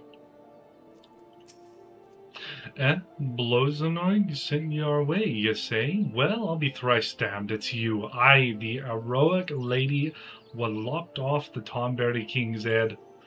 Do you remember us? We was the pair around the entrance to the Wanderer's Palace. Saw you right for the great bleeding Tonberry stabbed us. Ere wasn't we stabbed, love. Indeed we were. 'Twas most unpleasant. Now, adventurer, you are here to do something we would prefer not to do ourselves. Venture into the Wanderer's Palace again. Best we start at the beginning, eh? Like I was saying, we was acting away at the little Tonberries when the big one snuck up right behind us. Well, we tried to fight it off, but it got the best of us. Never been in worse shape. Just lying there bleeding. Els, I thought we weren't long for the realm, but just as I was thinking of me last words, lo and behold, the Thornberries we'd been having at out with started treating us. Nursed us right back to health, they did. That's when we learned the truth about the Tombies. See, they was only menacing folk 'cause of a curse that you lifted when you slew the Tonberry King. And art that lot are calm and twice as kindly again. Why, it was right pleasure having them take care of us for a fair spell. It's a pity those peaceful days didn't last. A band of Mamulja, what call themselves the Silver Scales, came storming into the place. They say they're mercenaries, but they're nothing but the scum of the bleeding realm. The howl and the blood, and so many dead. As if they weren't enough, the surviving Tonberries were locked away deep in the ruins. Why in the name of the 12 do they deserve such a fate, I ask you?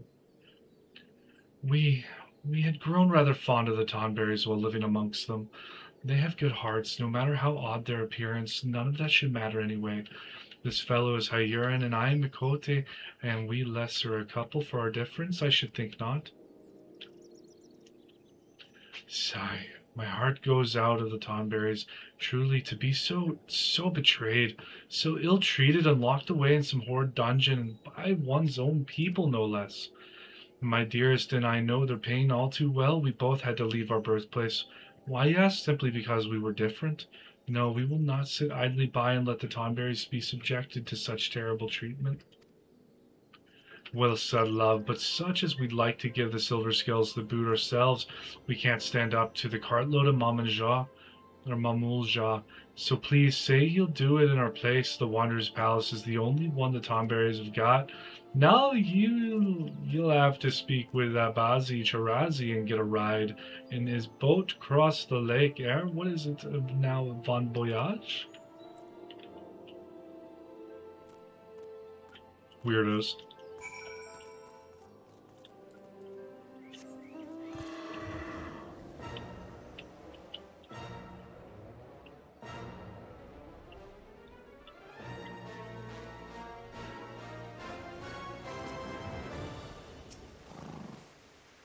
Come on that treasure hunter's errand, have you? Well, I'll take you across the lake, but be warned, the place you're making for is held by the Silver Skells, and their leader's the most fearsome of the lot.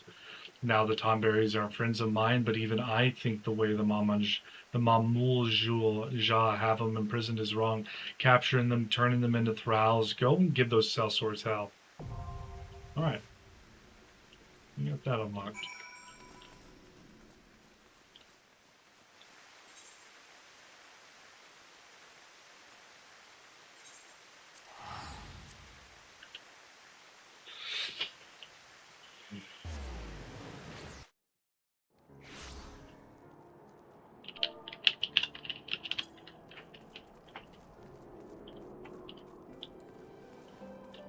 I wonder if the Chocobo keep.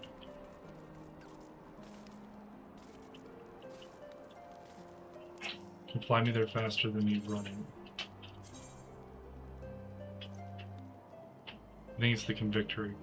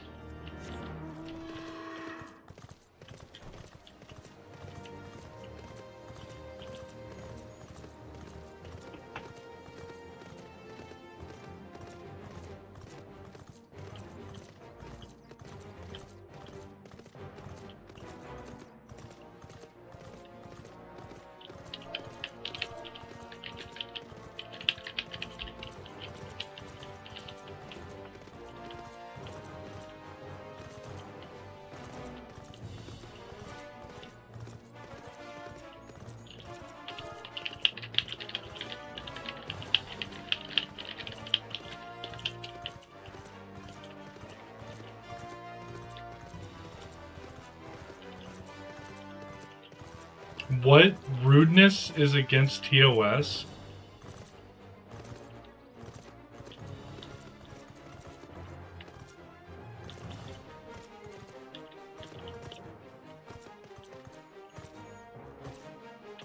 It wasn't before, but it is now. What?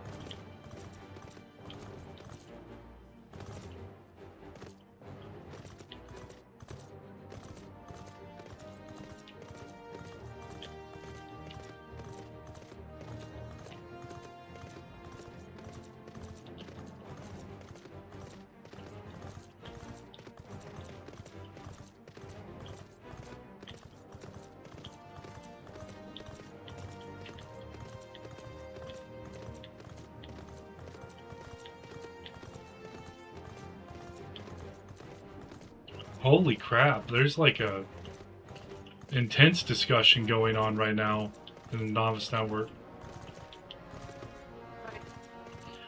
Someone asked, like, is it helpful or is it considered rude to use res macros that say, you know, like, I'm healing XYZ or resing XYZ, whatever.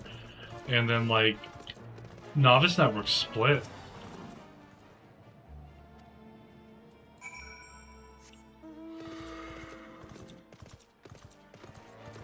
It's always been considered like cutesy to attach like a party text wordage to a revive or a rescue. Well, like, one of the mentors said that, like, you can get in trouble with the GMs if it's rude. Yeah, I mean, don't say, wow, you kind of suck, I'm reviving, like, yeah, you wouldn't put that in it, but I'm talking about, may you carry on in your fight, like, type of message as you cast revive. Yeah, there are certain ones that you shouldn't do because they would be considered rude. That's like with everything though. My god, I keep having to heal you. You suck. That's all that type of heal macro says. Casting another cure on this person, like,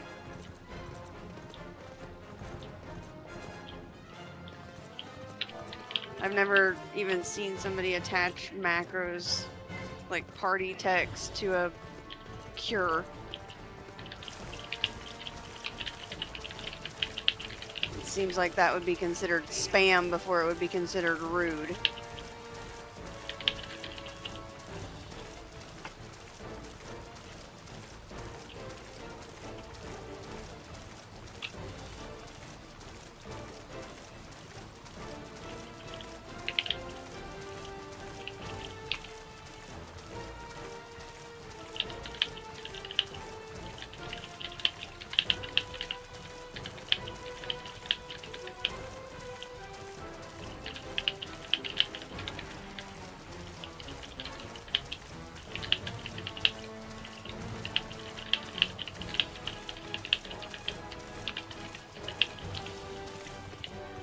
I'm gonna see if I can get banned from the Novice Network.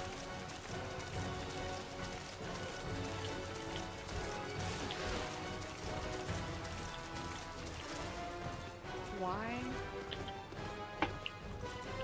Because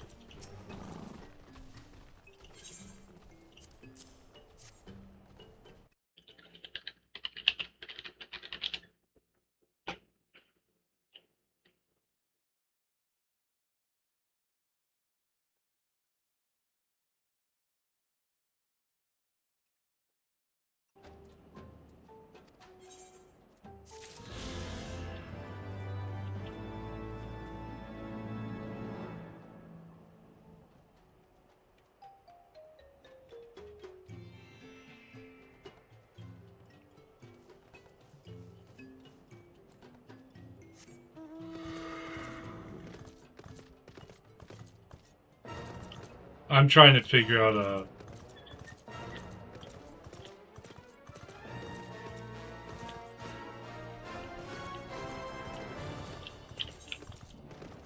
I'm trying to figure out where these people put the line of rudeness.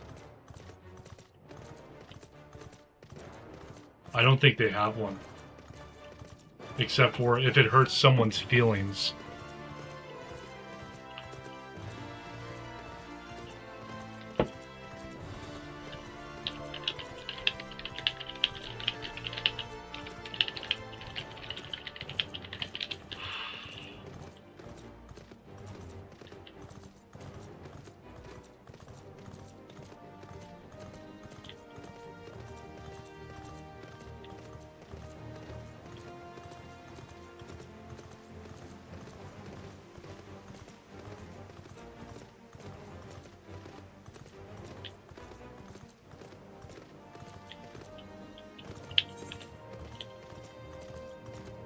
Is there a Aetheryte over here? There is. Why am I running to this?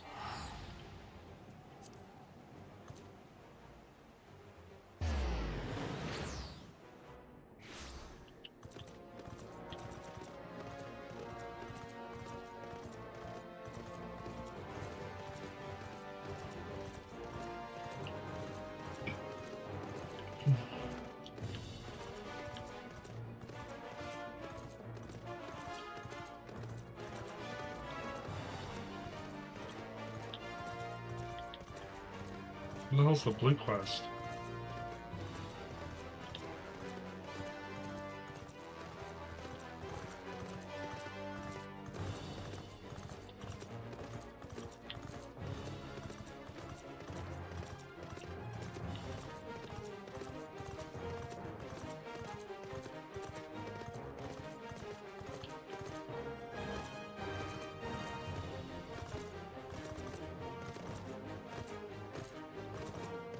There it is.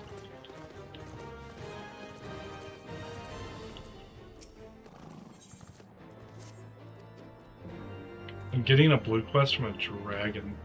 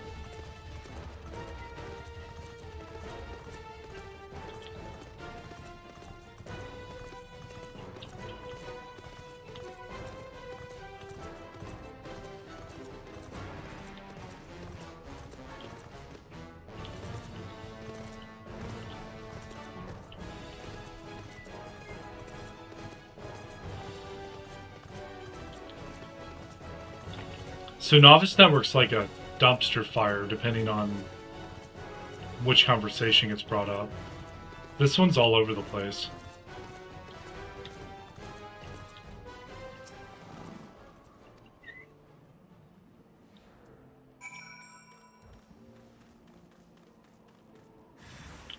Oh, the little dragons want to fight me.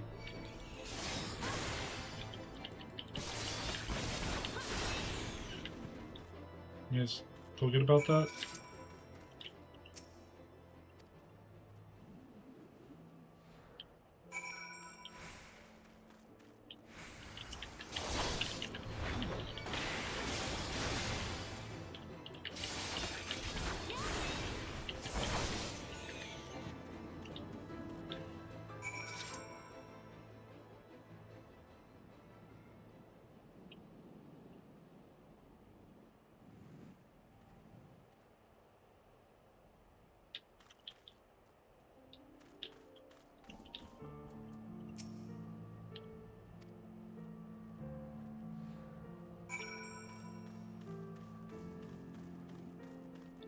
Wow.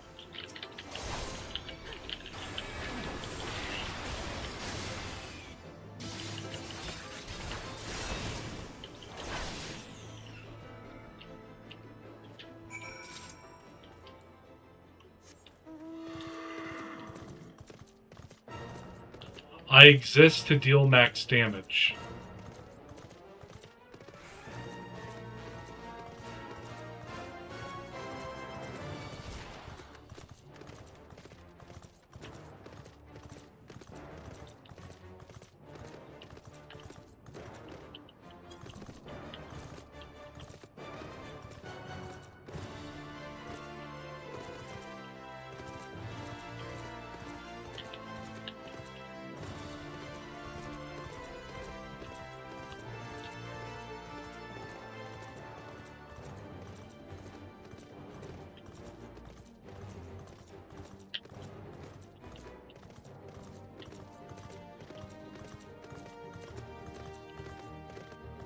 It's just a bunch of veteran players like shitting on new players right now.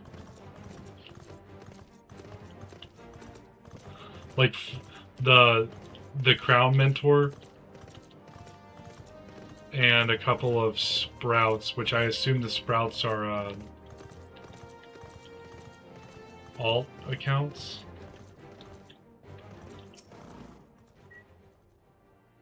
Someone just said one of my biggest pet peeves is when non-tanks pull, to be honest. So I think this is about to start something that used to bother me, but then I kind of just got why they did it.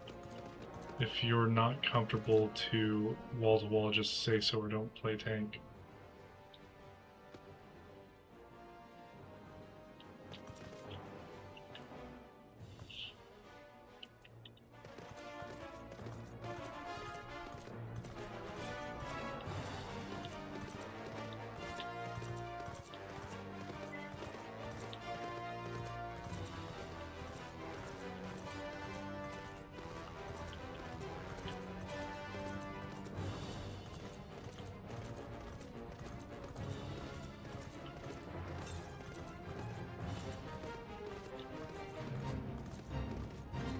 What?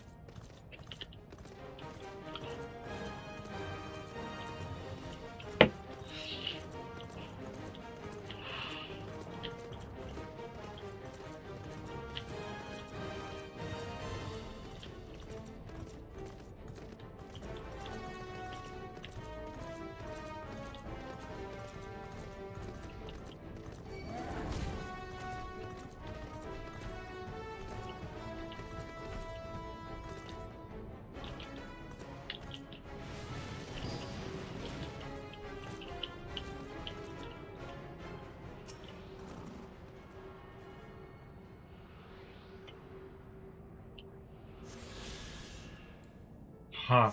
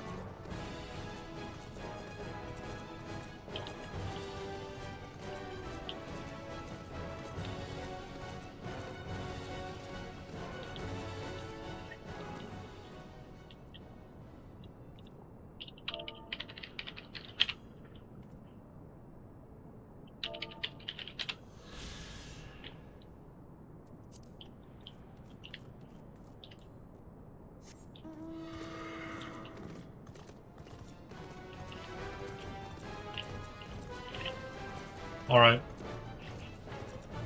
It's a weird conversation.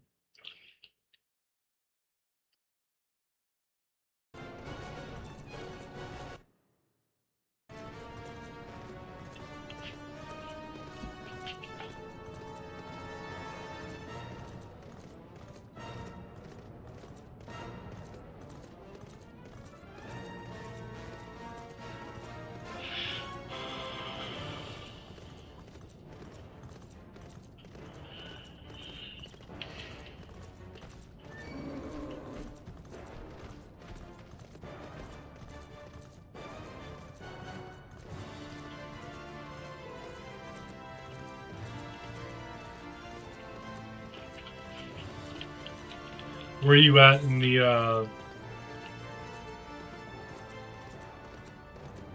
grand scheme of things now? I'm talking to Ravana. Ooh. You're right there. Are you going to bed after we do the Ravana fight? Probably. Okay, well, I'll kill the stream after.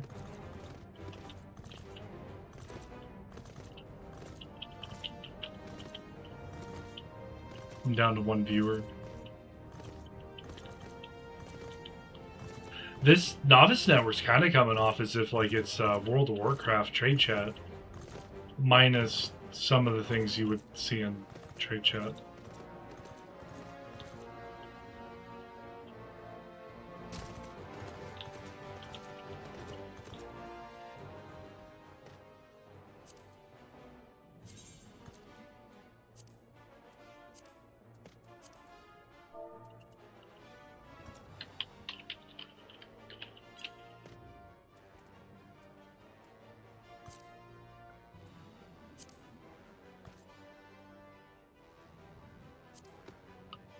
How is this person still a sprout? They're on everything they have is level 80, and they have a couple jobs at 100. Because Sprout is determined by where you make it into the MSQ. So they've stayed in a very specific spot of the MSQ, so they have Novice Network access. Yep.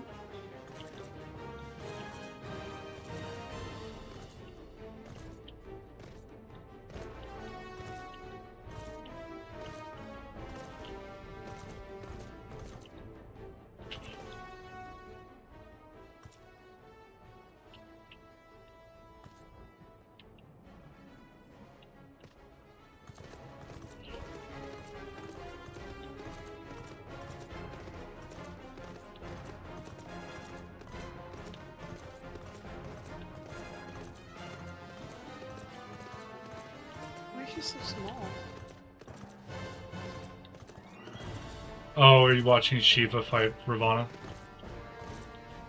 No, she just turned into Shiva. Oh, because Shiva was never that big. But Ysayle is what I'm saying. Oh.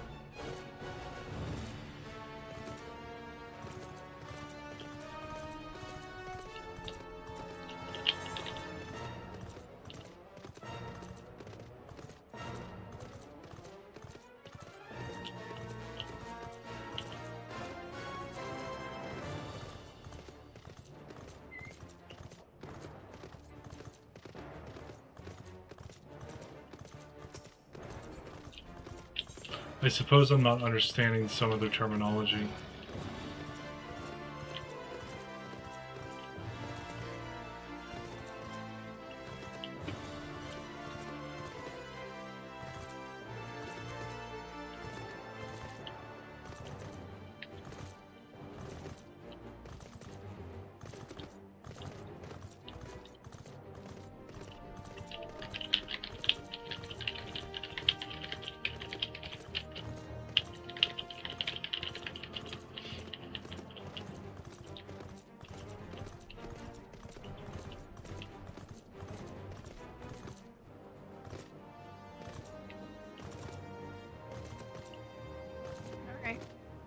You ready?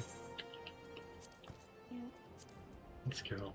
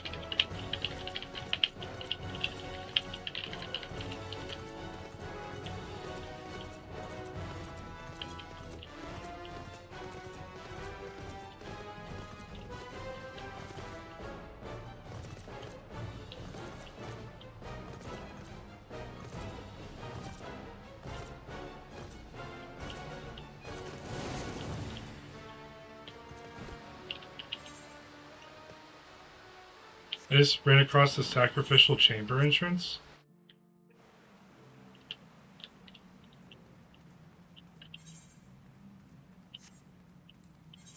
Oh. Okay. I just found the actual entrance. That's cool.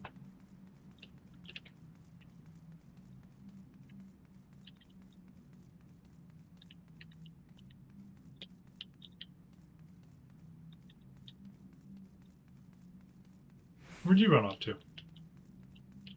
Unlocking machinist. Oh.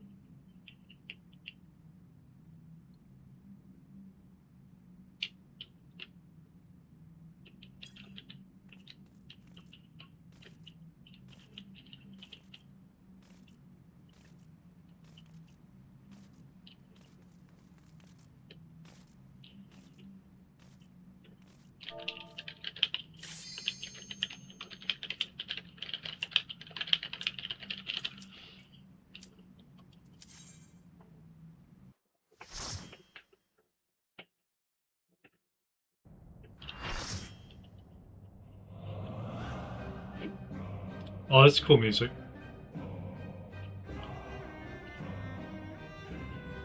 Well,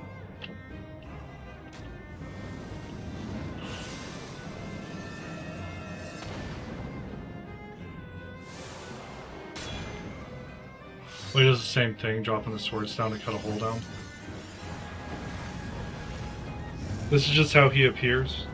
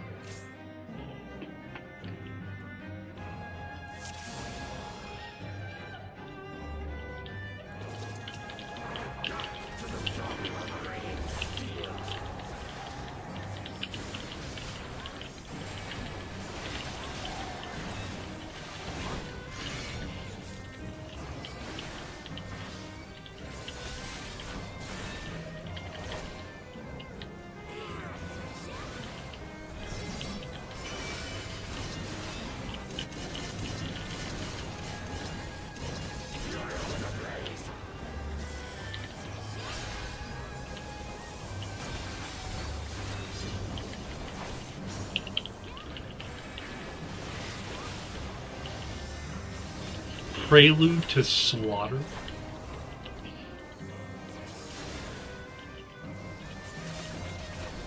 He wasn't doing this shit against Shiva.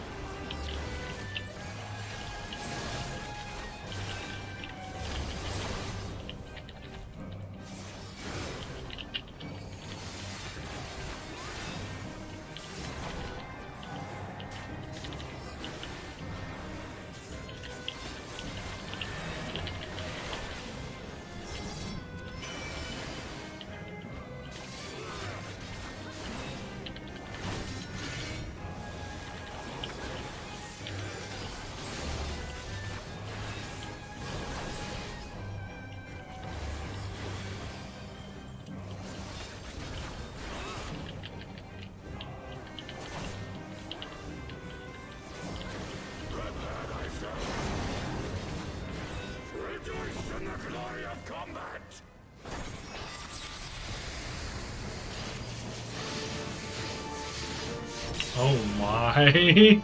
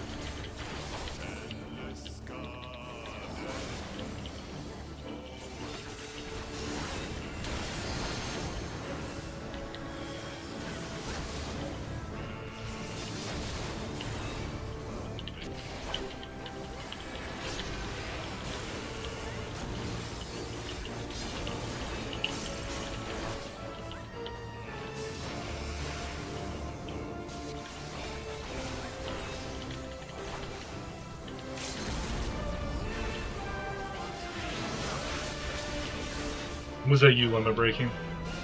Yeah, he died before it went off. That's fine. Thus does the sacred rite of combat proclaim the victor. I lay my blades at thy feet, child of man. Oh, Ravana's on our side.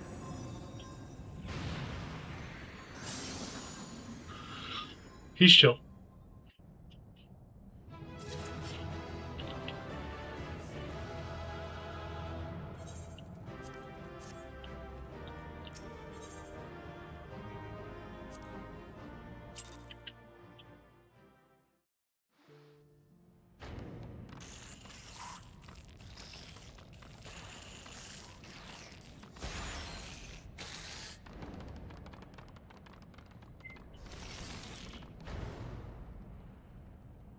Oh, the Nath are not happy that we won that.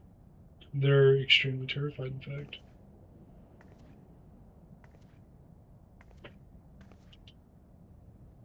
You do not disappoint, warrior of light. Would that I had your skill in battle. I do begin to see why so many place their faith in you. Because I'm awesome. For all his savagery, I do not think Ravana one to break his word. Provided the dragons do not trespass upon Nath lands, they should have little to fear of the Primal's biting blades. We have done well, have we not? Come, let us return to Vidofnir and share these glad tidings.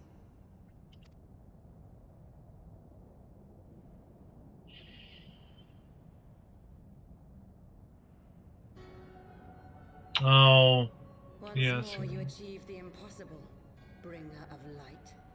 But with every mortal heart that succumbs to fear and fury, another voice is joined to the chorus, beseeching divine succor. At their bidding, warring gods will shake the firmament, and your world will be consumed in the swelling storm of chaos. Sucker.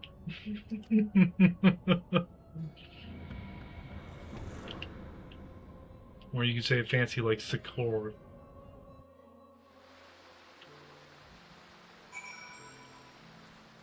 Or if you have a British accent, you say it like sucker. Yeah.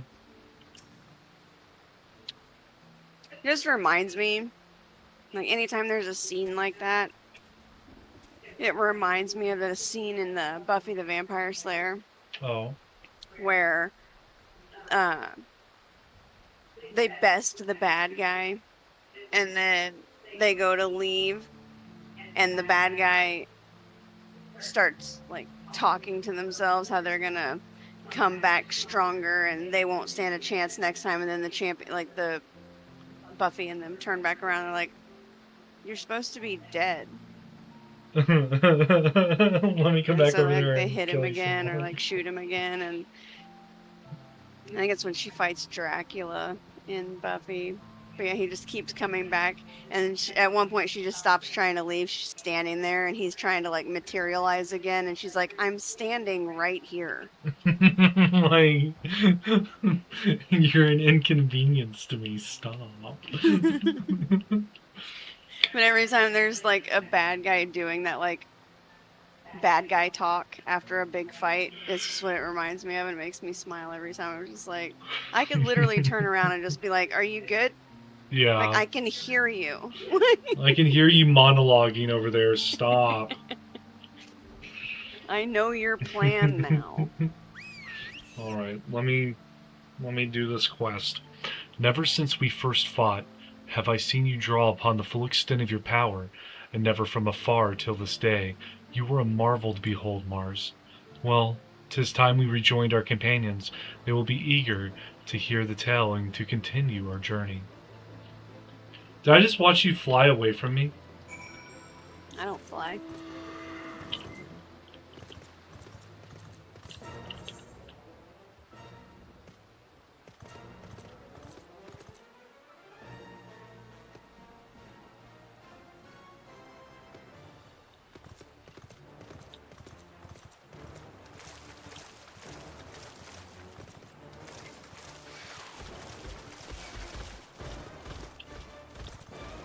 I don't like the long trek to get back to where we were.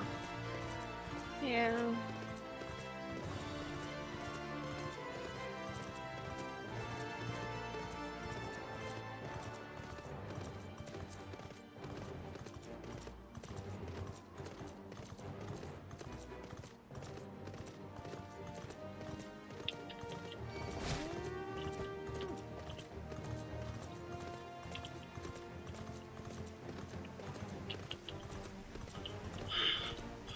I will also say that another thing that I find to be funny in this is going to Solmau. You are told that you cannot come in. That that big dragon is like, will not let you. Heavensward or whatever his name After is. after the cutscene ends, you can walk in there and get the aetherite.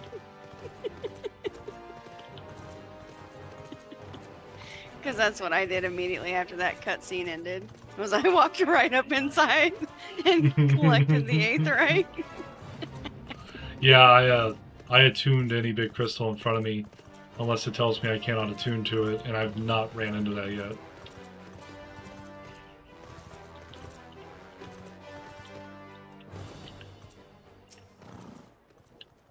Ooh, Ooh, Alphino, what do you have to say? I'm excited for chili. Do we have Fritos? Yeah. Mars, Lady Azelle, thank the 12! We killed Ravana. What have you been doing, Bob? Lord Ravana, you say? How curious that the Vath never mentioned his name, and you are quite certain he will keep his word. There was honor beneath his savagery. That we survived the encounter at all was a miracle I must attribute to Mars. Never did I doubt you, Warrior of Light. Unlike some, you were gone so long that Master Alphino here nigh lost his wits with worry, fretting like a maid for her sweetheart he was. Estinian, was that truly necessary? Not truly necessary, but certainly true. Ahem, what matters is that the primal is banished and our promise fulfilled. We should return to Vidafnir without delay. Lest you forget, this was but a means to secure an audience with the worm Hraesvelgr. Nidhogg's minions will not be halted by idle chatter. Come, now we must make every moment count. You are unkind, Estinian. For all his experience and intellect, Alphino is still but a boy.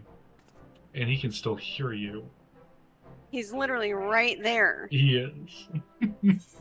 You can tell that he's like got his ear tilted that way to find out if there's still shit talking.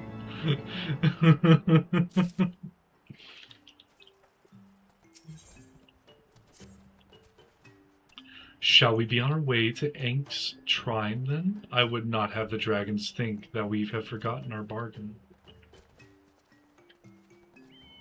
There's another blue quest over here. The naming of Vath. Doesn't say it gives me a Aetheryte. No, it's unlocking the beast tribe. Oh. I have one left. For the Forlands. I have a teleport that I can take over there without having to run all the way. I thought you said you got the crystal. Are you what? You were unable to teleport with me? I was casting it at the same time as you. Wow. Vidafnir. Thou art returned, little one. Hast thou abandoned thine ill-conceived contest with the Nath? Nay, my friend, we return in triumph. By Mars's hand was the beastman's god. Lord Ravana laid low. In his overconfidence, the primal swore to withdraw his followers from your lands in the event of his defeat, a promise we believe he will keep. The Nath shall trouble you no longer. The deity is slain, then. How didst thou contend with his biting blades? But the particulars matter not. Thou hast fulfilled thy promise, and I shall fulfill mine. Attend me, mortals. Hie you unto the deepest reaches of morn, and there you shall find Halo, the altar from which you may begin your ascent to the summit of Somal. But be fairly warned, the minions of Nidhogg shall not lightly suffer your presence on that sacred mount. By your struggles within the cavern shall I judge your party possessed of sufficient fortitude to proceed. We shall not disappoint you, Vidafnir. If memory serves, the caverns of Morn is entered from the second floor of the central tower. Let us begin the climb. I think I've already went down there. I got a ether current. I think I know what he's talking about. So what, are we just about to do Somal? Because there's a dungeon back here.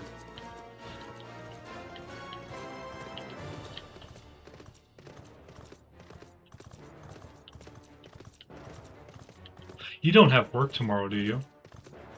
No. Good, good. Oh yeah, you're off till like Tuesday. Never mind.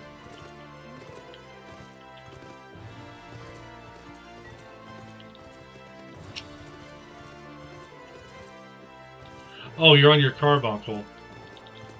You're what I've been seeing run around in bright lights.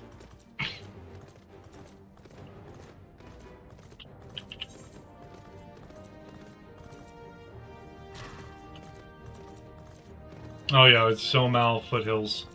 is the, we're doing that dungeon.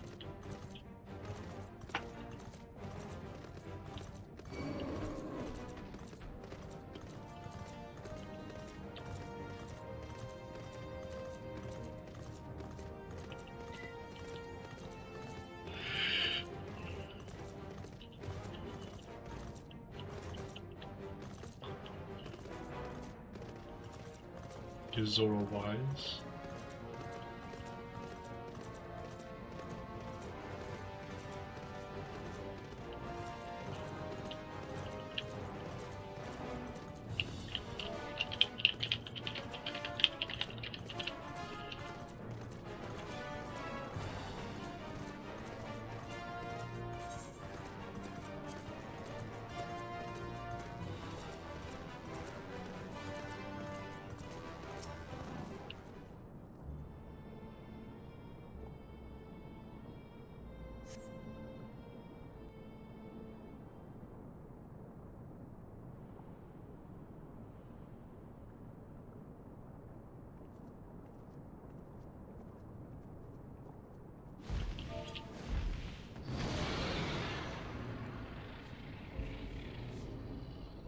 Well done, little one. As promised, I shall open the way to Som Owl's summit for thee and thy companions.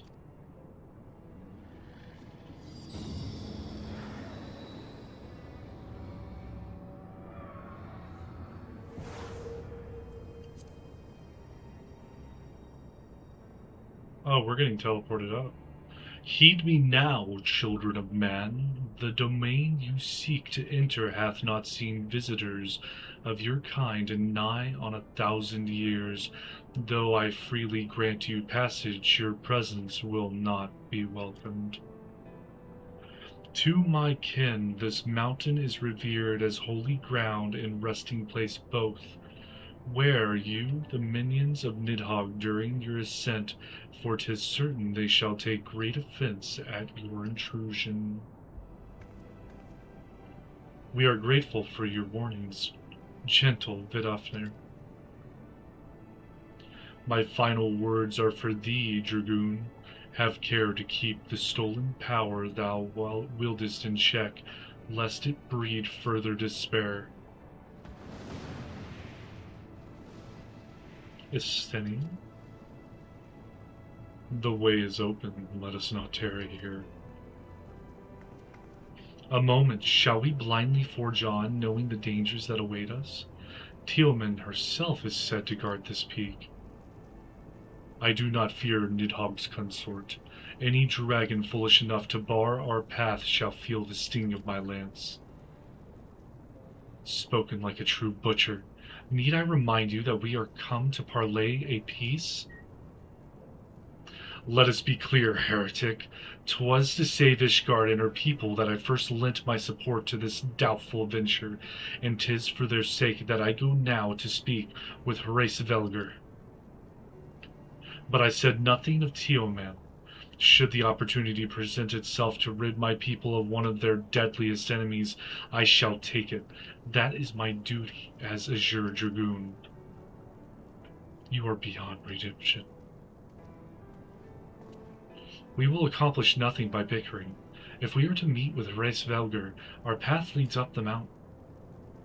We shall defend ourselves if attacked, but avoid conflict wherever possible. What other choice do we have?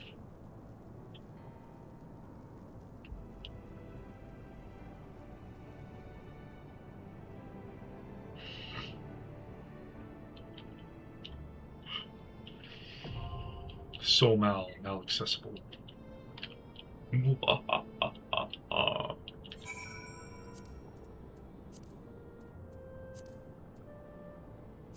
Are you ready, love? Or are you in a cutscene? What? He said yes. Okay, I didn't hear you. Calm down. Well, Relax, chill. you. Don't take the pill, just chill. No. Okay, then take the pill. Shit. You should pray in front of this thing. I did already. Okay.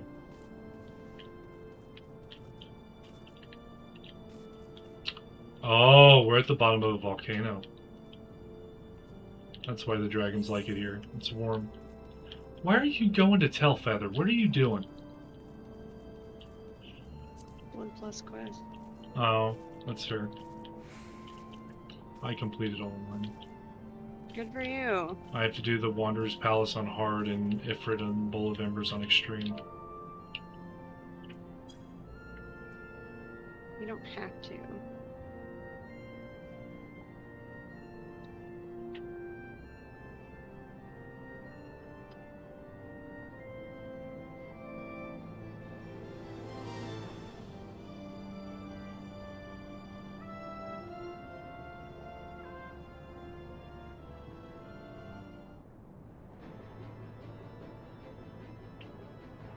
Why in the journal you can put a red circle with a line through it over those.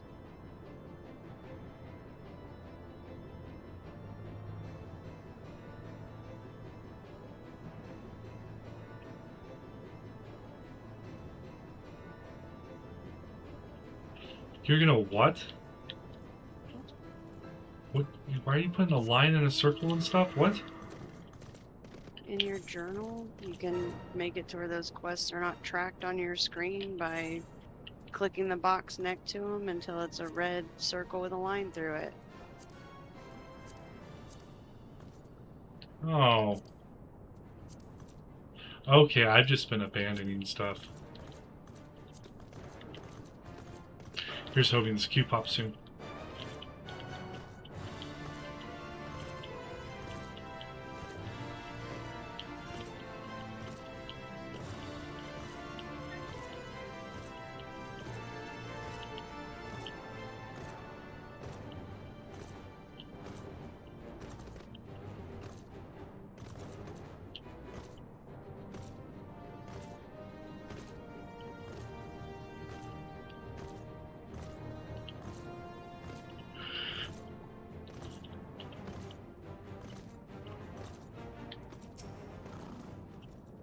Burn it down.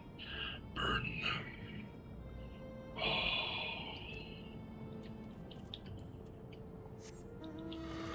Ulka is in the middle of a very intense stream. He's literally snoring while saying, burn it down, burn it all.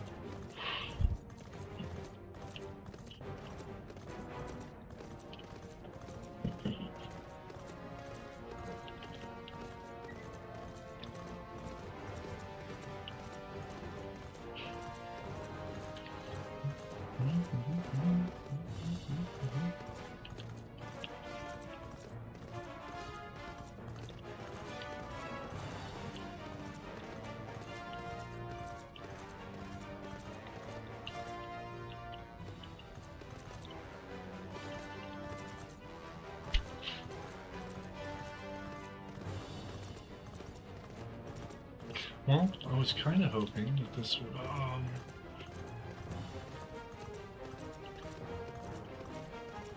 pop soon.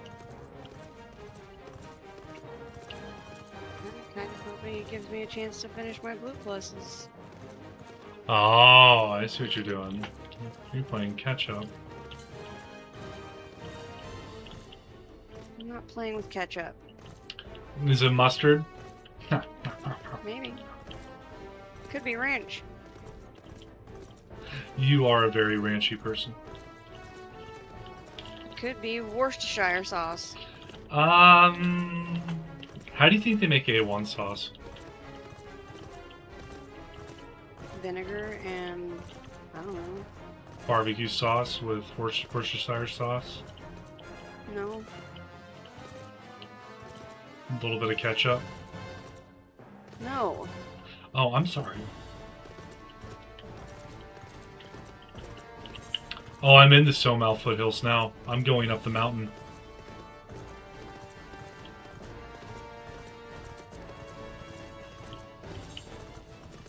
I found a way up.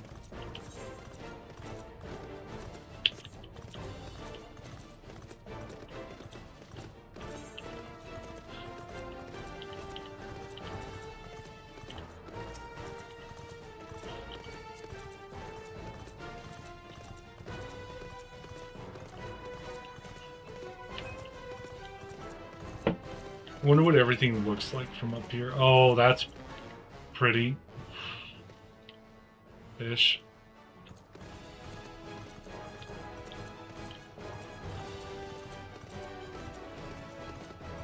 Why is there a tree blocking the road?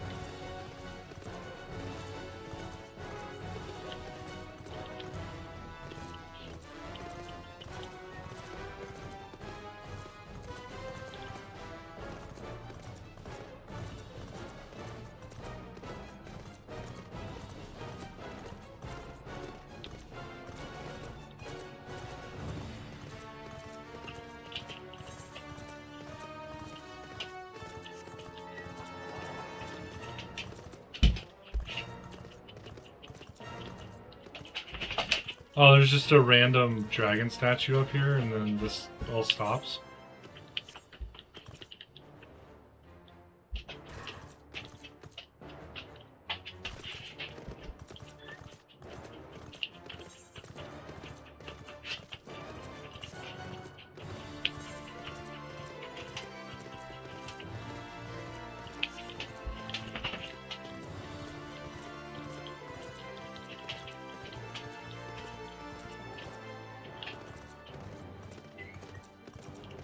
What is this? Little stone hut?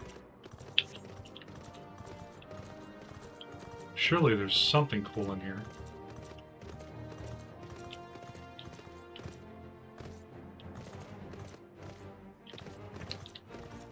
Surely I'd be wrong.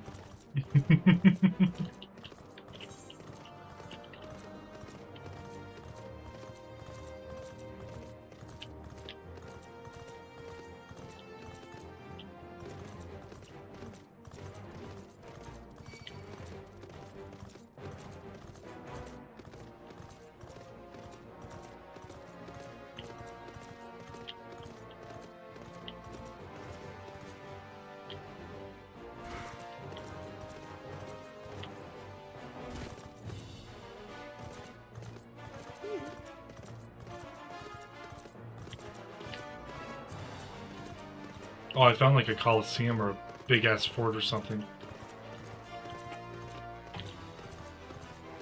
Definitely used to be a castle.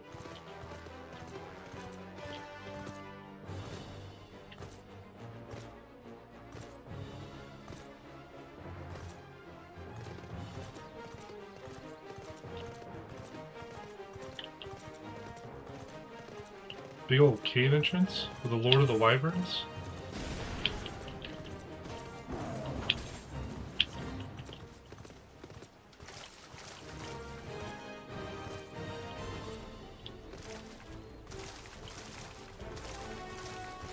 The Iron Feast. Home of the Thunder Dragons.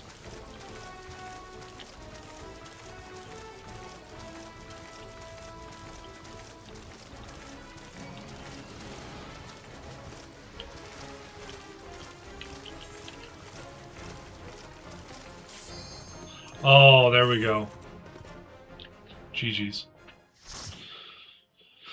Oh, man.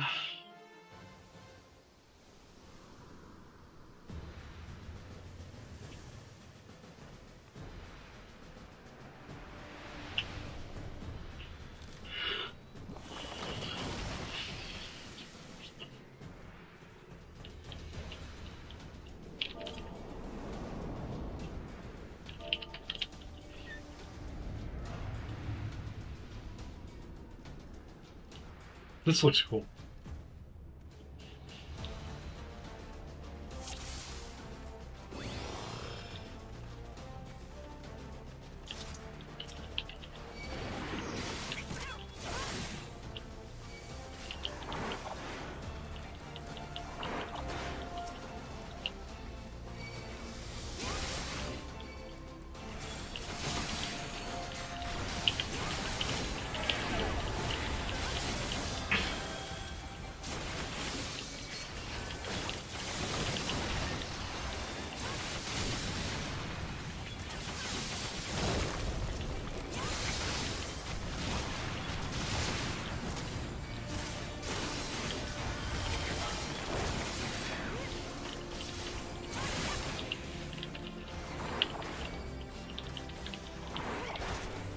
why they made that one sound like a hurt cat when it died. I think it's a Gellicat.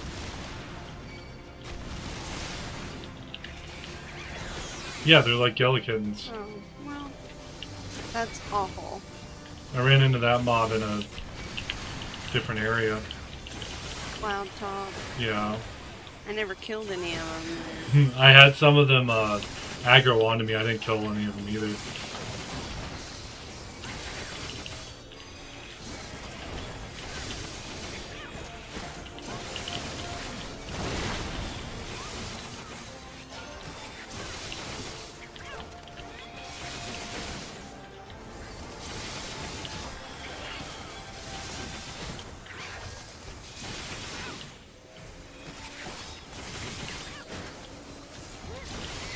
I don't. Oh my god.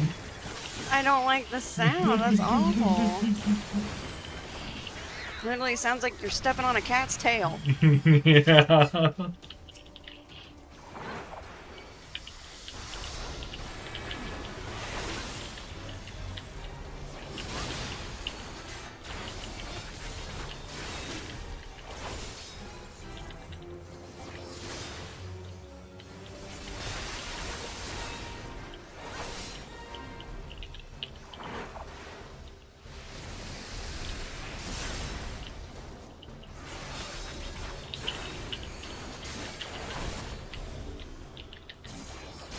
Oh, we got hornets.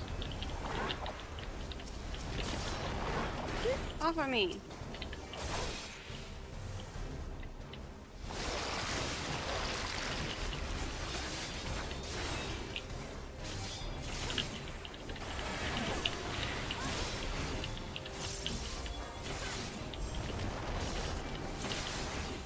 I don't want to. I want to kill the hornets.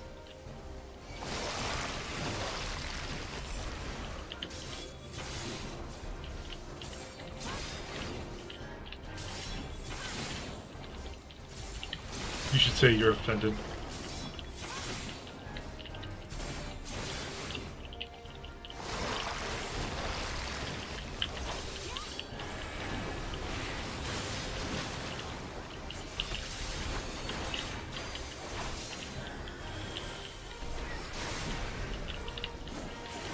Is that like miasma coming out or something? That's some Inuyasha level stuff. The infamous miasma that causes demons to come.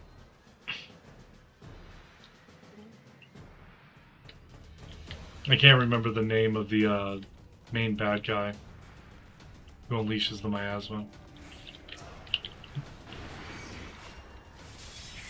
I want to say his name starts with an S.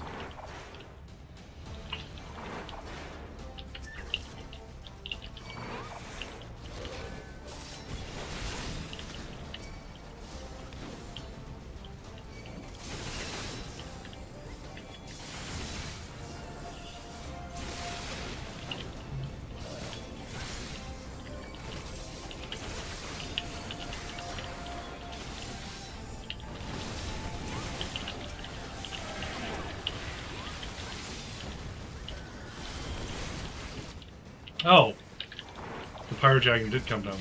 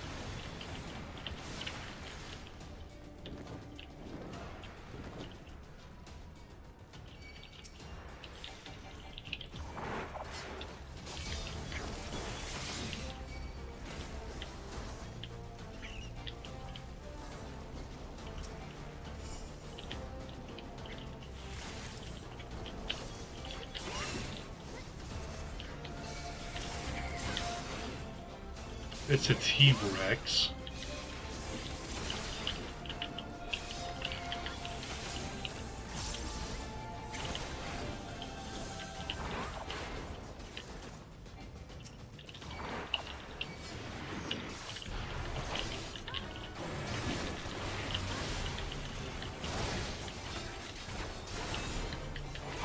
I don't like the T-Rex's mouth.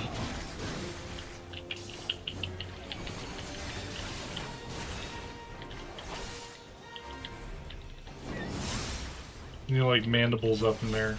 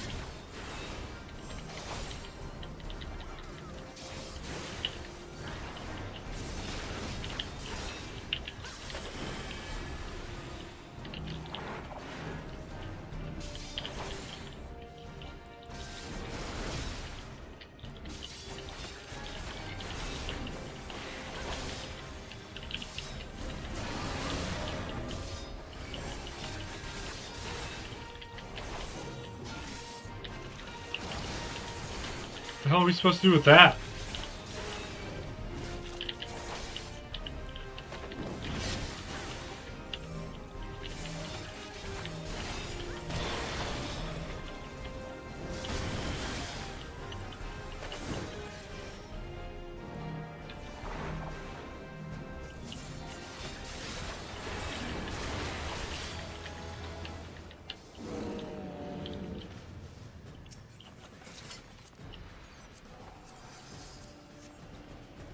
Maybe taking that damage was better than... Maybe that was like a raid wipe or something, like a DPS check.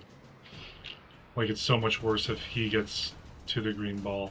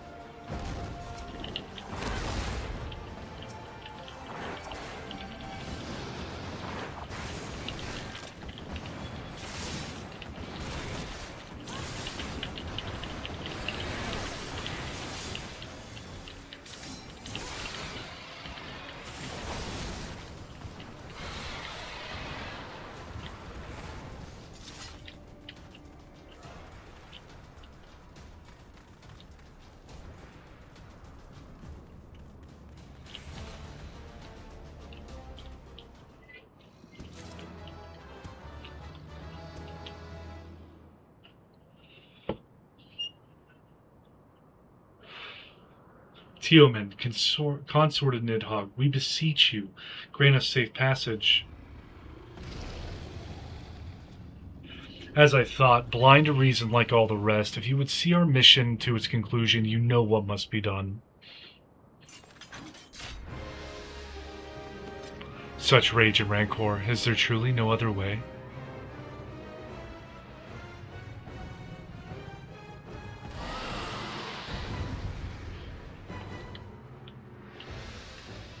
It was a very, very upset dragon.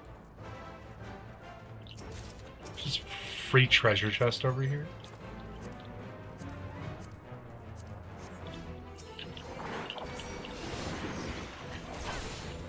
This is a proper dragon too.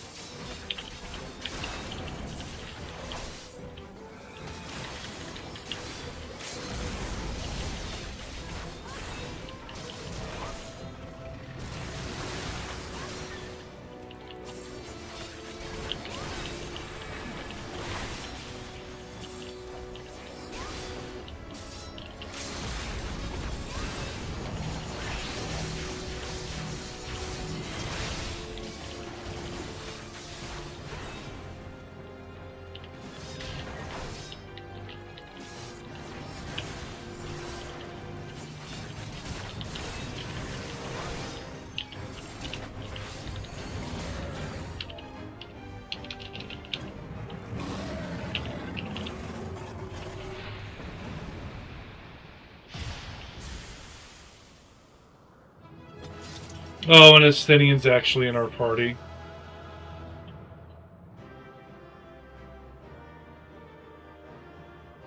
That's cool that he got to partake in a fight.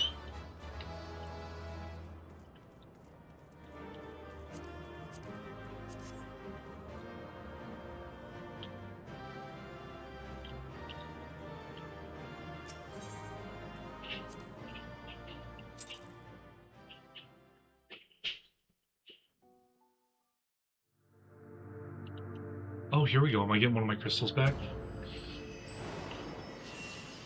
Oh, yeah. I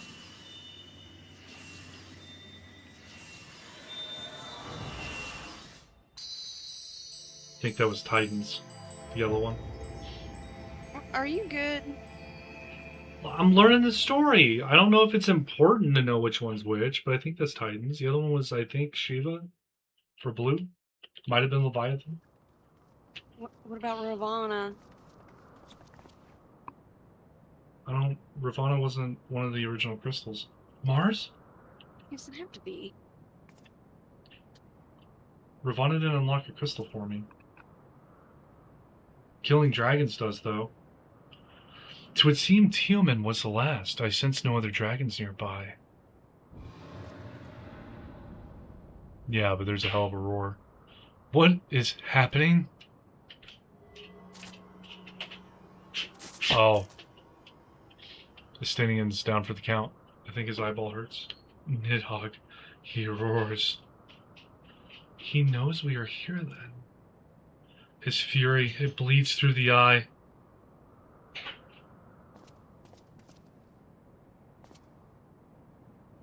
Fear not, I am yet my own master. But that damned worm's wrath burns hotter than flame. Come, the heart of the dragon's homeland yet lies before us.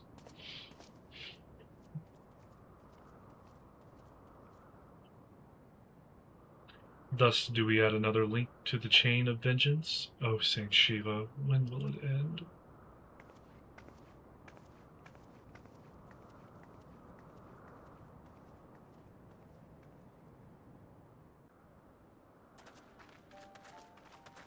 To the peak of Som Al, at the end of a perilous mountain path, whence could be seen a string of pearl-like islands floating impossibly atop a sea of clouds. To a domain where dragons and men had once lived in harmony, whose majesty no mortal eye had glimpsed for nigh on 1,000 years. They came. The churning mist.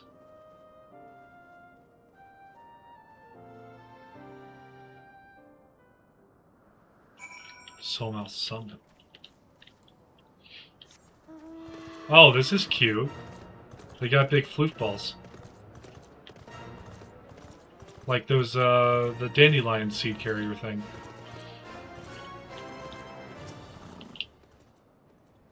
We have reached it at last, the peak of Somal. 'Tis said to be the highest mountain in all of Eorzea. You know, I thought it cold in Korthus, but the air here carries the chill of a dozen winters.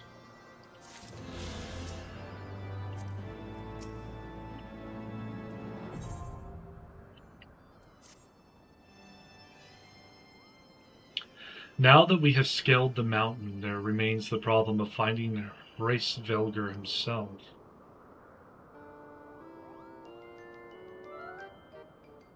It's a little Moogle.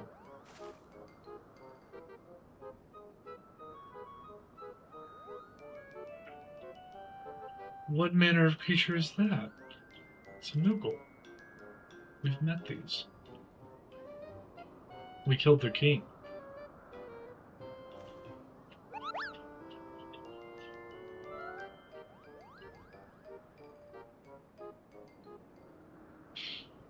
Mars, do my eyes deceive me, or was that a Moogle?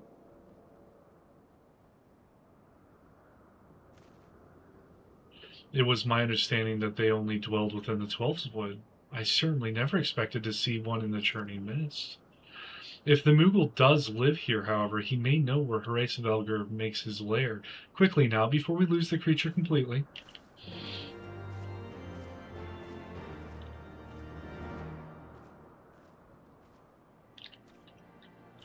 Ooh, Aetheryte. I think I'll call it quits here. If you all enjoyed the stream, please subscribe. Really helps me out. And if you want to enjoy more MSQ content, that is about the only way that you will be able to see me at least go live. I don't know if your other favorite creators are also doing the same thing. But you all have a wonderful night and an even better morning. Bye-bye.